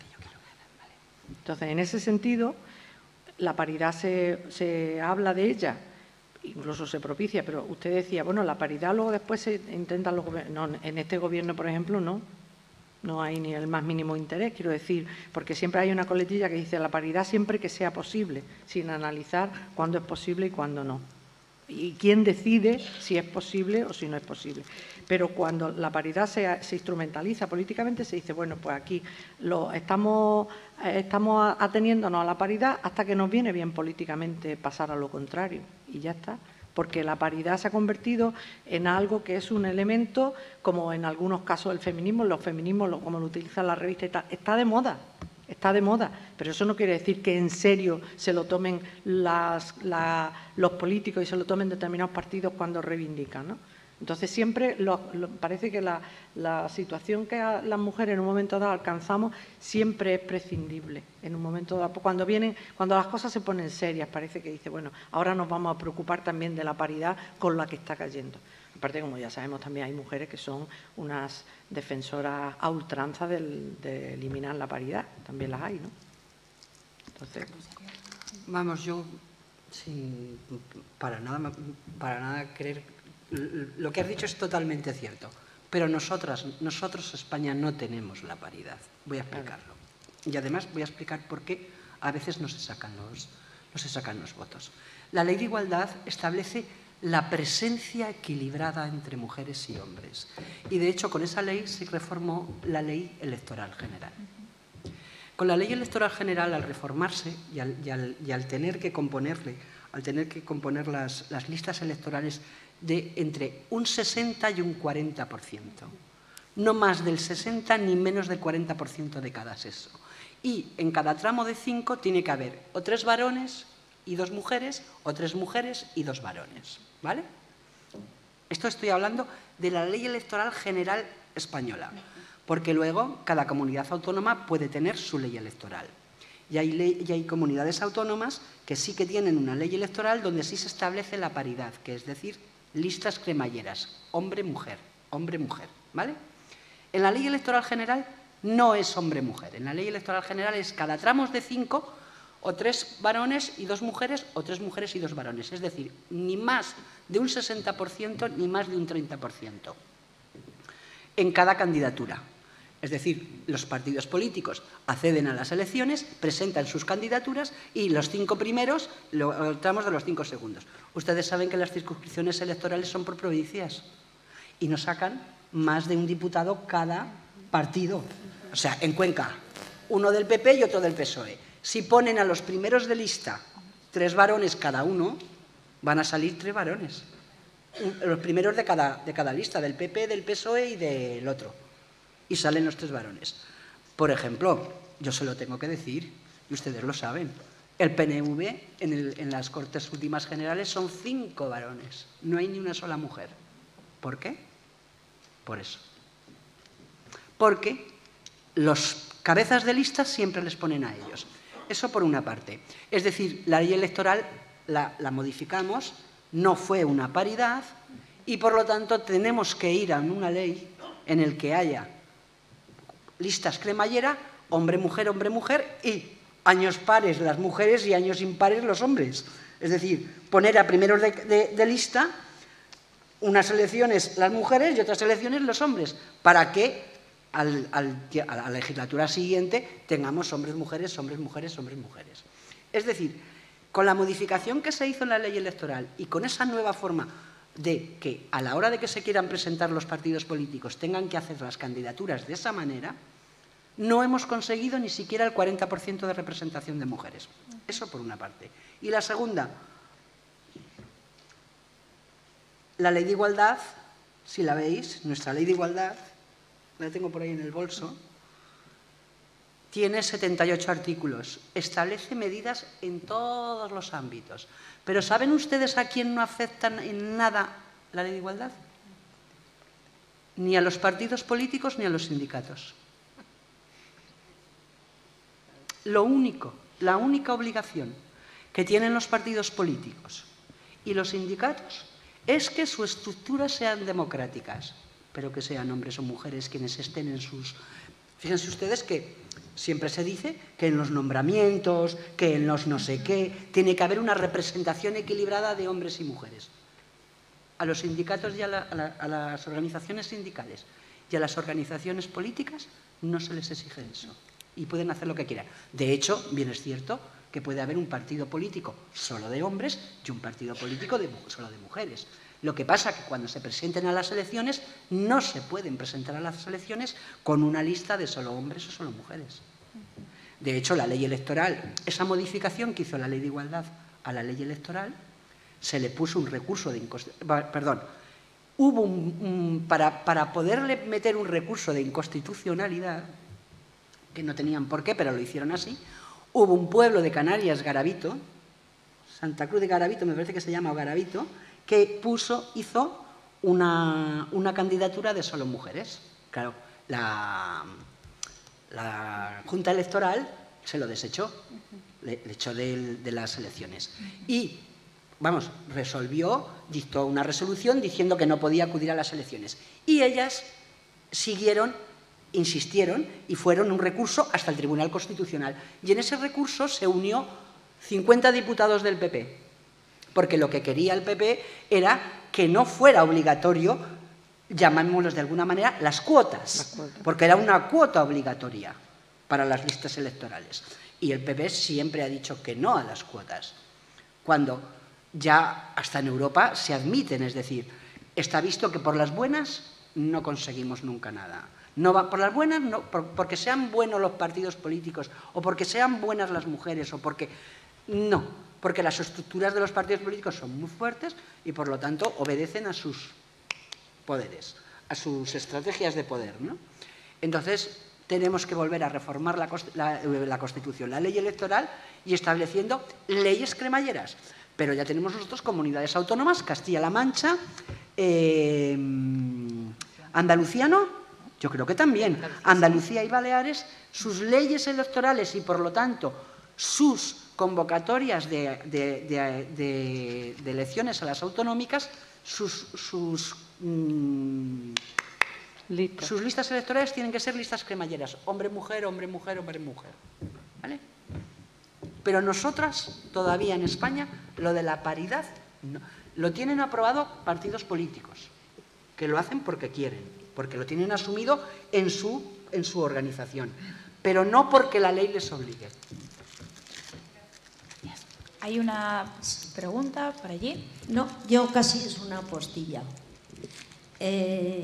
Yo soy hija de un socialista, pero era un pelín machista. No. Lo que ocurre es que fue evolucionando con el tiempo y de ahí salió una mujer abierta a todas las ideas feministas y pienso que el verdadero feminismo hay que infundirlo en nuestro hogar, en nuestros hijos, hacer siempre una igualdad entre ellos, que no nada de que el hermano tenga forzosamente que estudiar y la hija tenga que, o sea, la hermana tenga que fregar los platos, no. Si tiene que fregar uno los platos, para eso los ensucia y que los fregue. Y la chica, si es mejor estudiante que el chico, que vaya en prioridad a estudiar ella primero. Y yo creo que las convicciones estas, si se van mamando desde la niñez, aquella semilla va a fructificar. Y creo que ahí es donde está la verdadera revolución de la mujer. Nada más. Muchas gracias. Muy bien. Perdonar solo. Tenemos también a Ale si alguna persona le quiere hacer alguna cuestión sobre lo que nos ha trasladado él de la web.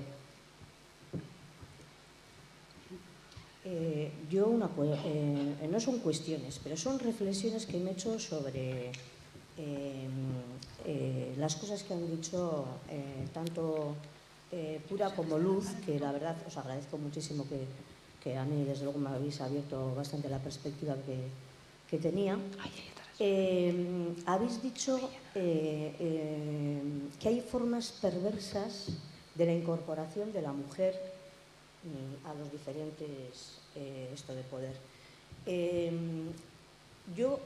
Vivimos en un mundo globalizado y quiero hacer referencia concretamente a la presidenta de Myanmar, que fue en el 2015 Premio Nobel de la Paz y está consintiendo un genocidio terrible contra los rohingyas y bueno, las mayores masacres que se están cometiendo contra las mujeres rohingya se están cometiendo desde agosto para acá.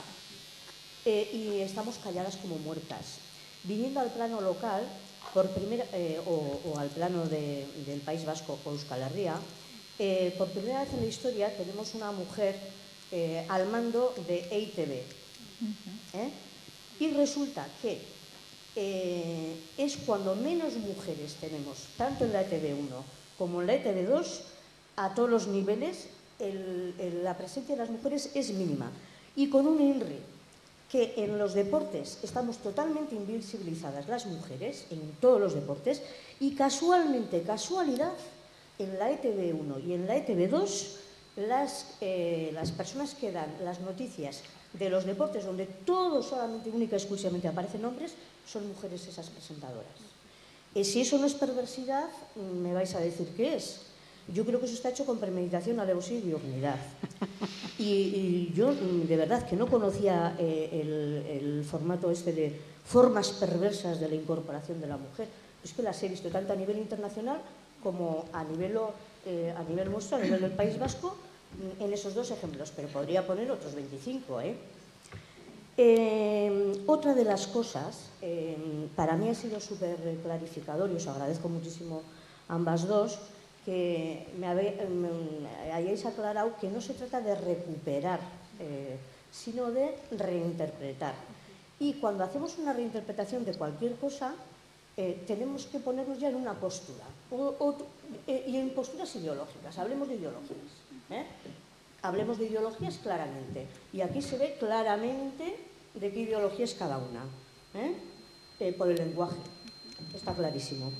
Entonces, siguiendo con este tema, está clarísimo que en los 5 continentes del mundo, en este momento, en todos los países de los 5 continentes del mundo, donde hay problemas bélicos, es decir, guerras, las mujeres están siendo machacadas, violadas, secuestradas y vendidas, como las kurdas en Raqqa y en Kobane, que las secuestraron y las han vendido a Arabia Saudí, en Líbano y en otros países que todavía no se sabe ni por dónde están esas pobres vendidas.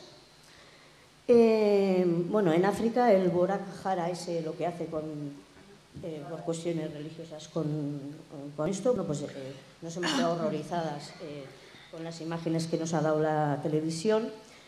Hemos sabido que nuestros maravillosos soldados de la OTAN, que van en misiones de paz, tanto en Mali como en otros sitios, los franceses en Mali y los otros en otros sitios donde estén, en Afganistán y por ahí, siguen violando a mujeres. Eso que van en son de paz. O sea, los pacíficos siguen violando y abusando y cometiendo atropellos sexuales contra las mujeres de los lugares a los que van en son de paz y establecer paces. No se sabe qué tipo de paces. Y eso también yo lo he leído en la prensa.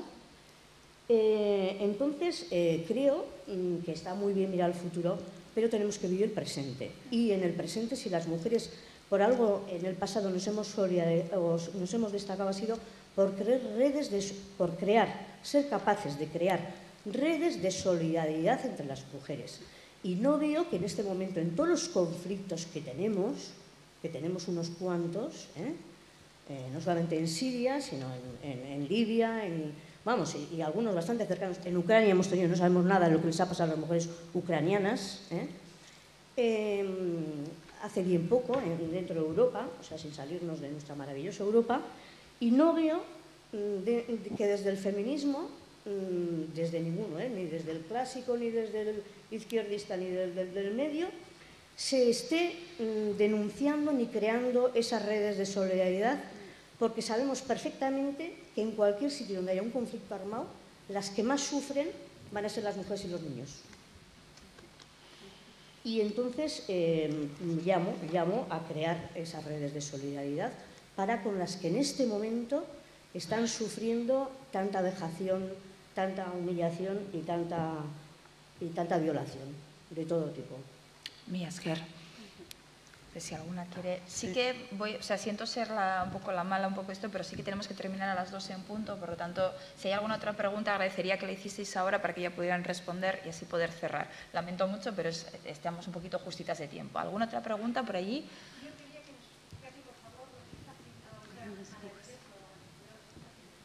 lo que está haciendo Miriam. Sí, en este caso, Barkatu. Gure da biesua, expliqueti, ez abisen egiten. Lo va a hacer mañana. Si yo, hasta donde yo sé, lo hace mañana. Entonces no sé si... La idea, yo estoy recogiendo todo lo que se está contando a lo largo de estos 2 días, de estas 2 mañanas, y mañana vamos a tener ahí los 3 o 4 paneles, ya veremos, y os daré al final, haré el cierre y haremos una lectura de todo lo que hemos vivido y hemos ido recogiendo a lo largo de estos 2 días. Yo creo que es más bonito hacerlo mañana, porque haremos como un clase, ¿vale? Vale. Pero yo estoy intentando recoger...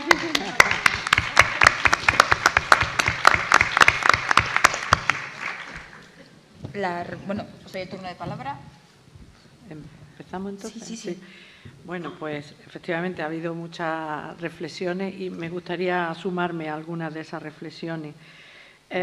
Vamos a ver, una de las cuestiones que se planteaban, yo la traducía en términos de la dialéctica que estamos viviendo en estos últimos meses, muy, muy evidente, de si las mujeres en política suponen una feminización de la política. Yo creo que esa es un poco la cuestión de fondo, ¿no? Si tenemos una vicepresidenta del Gobierno que hace una política diferente porque es una mujer, hemos tenido a otras mujeres que la han precedido en cargos significativos y relevantes, no digo que irrelevantes, y no hemos percibido que efectivamente hagan política diferente de la que harían los varones. Estoy pensando, por ejemplo, en la señora Lagarde del Fondo Monetario Internacional y el Banco Central Europeo y tal. Bueno, pues evidentemente hay mujeres que están en esos lugares. Entre otras cosas, yo pienso que porque se han asegurado los varones y los grupos de poder, los grupos mediáticos y los grupos económicos de poder que van a hacer una política acorde con los intereses de esos grupos. Y que esté una mujer, pues es una cuestión que beneficia en términos de imagen, pero que desde luego eso no supone, en modo alguno, en mi opinión, feminizar la política, ¿no? Eso sería otra cuestión. Después, el asunto de aclarar, como decía esta compañera, la ideología o los planteamientos intelectuales e ideológicos desde los que afrontamos, por ejemplo, en mi caso, la investigación. Yo lo he dicho al principio y yo lo que reivindico siempre es precisamente la honradez intelectual y abomino un poco de la gente que insiste en que a la hora de abordar un trabajo de investigación hay que ser objetiva. Yo con la objetividad tengo el mismo problema que con Dios, que como creo que no existe, pues es que creer en algo que una está persuadida de su inexistencia es muy dificultoso. A mí me parece que lo que hay que reivindicar en estos casos es la honradez intelectual, es decir, aclarar cuáles son los presupuestos de los que uno parte a la hora de abordar una investigación y luego y hacer muchas notas a pie de página, que la gente sepa de dónde están los textos, de dónde son las citas y que pueda tomar partido o sacar sus propias conclusiones. Después, respecto a lo que se hablaba antes del atropello de los ejércitos supuestamente liberadores, pues, ¿qué voy a decir? Yo ya me referí en mi intervención al hecho de que hay una especie de macabro y perverso hilo conductor en la actuación violenta de los ejércitos, porque, entre otras cosas, las guerras no son la forma de resolver ningún conflicto, como ya estamos viendo. Y entonces, en ese sentido, de lo que se trata es de otra cuestión y viene toda una larga línea genealógica de actuaciones patriarcales en las que las mujeres, sea cual sea la causa y sea cual sea el ejército, incluso el otro día decía un chico que hay guerras que son justas, una cosa que a mí me cuesta mucho trabajo entender, las mujeres siempre perdemos todas las guerras, porque hay vencedores y vencidos, pero las mujeres yo pienso que siempre somos vencidas, aunque con matices, evidentemente. Y por último, las redes de solidaridad yo sí creo que existen. Otra cosa es que la solidaridad se manifieste en términos de más o menos redes formalizadas, pero en España estamos viviendo una situación de crisis tremenda y las mujeres hacen ollas, vuelven a hacer ollas de posguerra. Esos son redes de solidaridad y las mujeres vuelven a apoyarse y a darse información para resistir la crisis y para sobrevivir y hacer sobrevivir a su familia.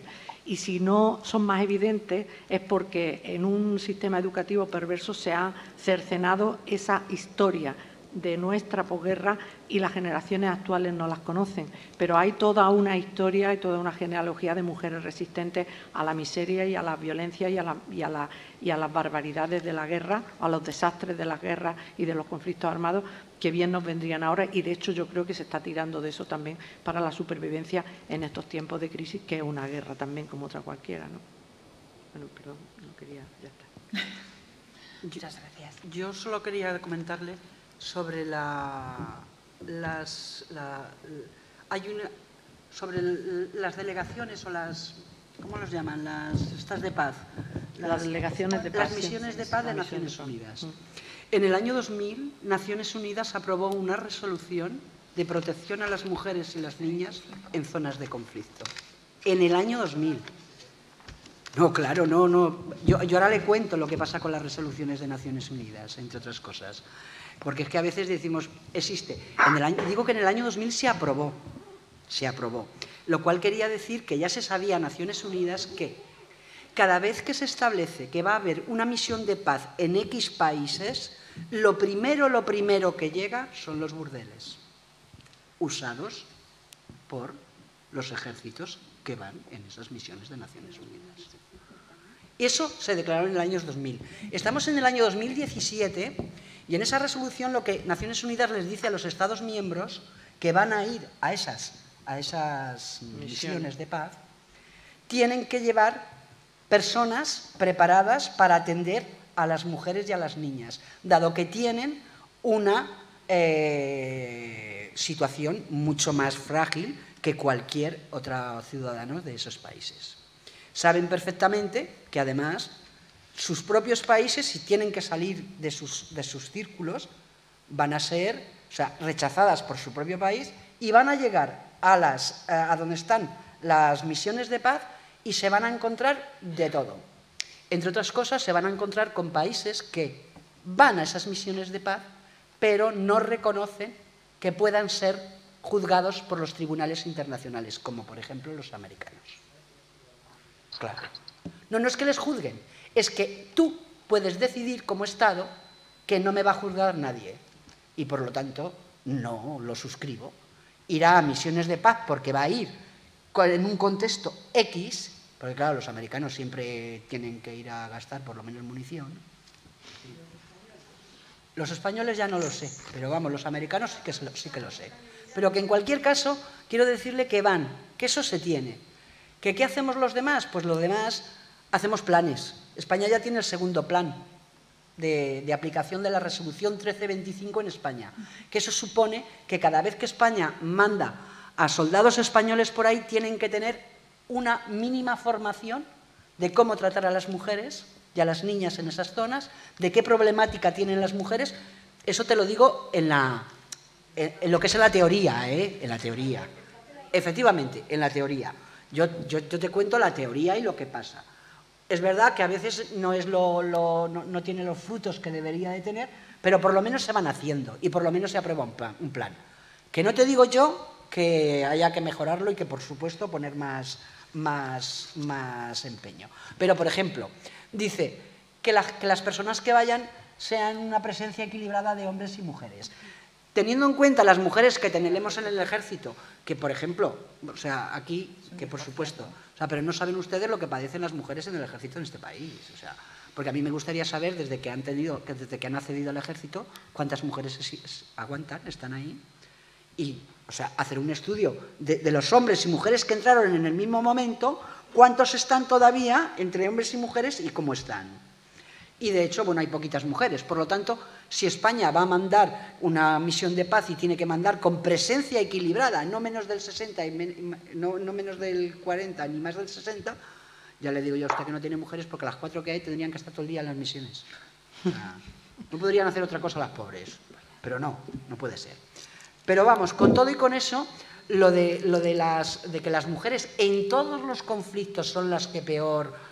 Claro, si es que hasta en la vida normal, en un país que va bien, que crece todo, que va todo muy bien, y seguimos con los salarios que tenemos las mujeres, y seguimos con la violencia que sufren las mujeres, y seguimos con la prostitución y con la trata de mujeres que tenemos en España, que es que parece que lo tenemos ahí, ¿eh? Aquí a la vuelta de la esquina hay edificios enteros que están tratando a mujeres. No nos tenemos que ir ni a África ni a nada. Tenemos que todas las semanas, menos mal también, aparecen que desarticulan una red de trata. Pero tenemos mujeres explotadas, bastantes, demasiadas, desde mi punto de vista, claro. Porque además de las que nos matan, claro. Quiero decirle que es que no debemos de mirar muy mucho aquí al ladito. Yo ya lo siento, pero ya. Así que muchísimas gracias a todo el mundo. Eskerrik asko guztioi. Eta gogoraztea bakarrik, arratzaldean, atzaldeko 7:00 da izango dela dokumentala, eta zeuen partaidetza eskatzen dugula. Mila esker eta arratzaldera arte. Hala, listo. Este papel jamia de... Sí, yo creo que sí. Pero esto va a hacer de la mala de la comunidad.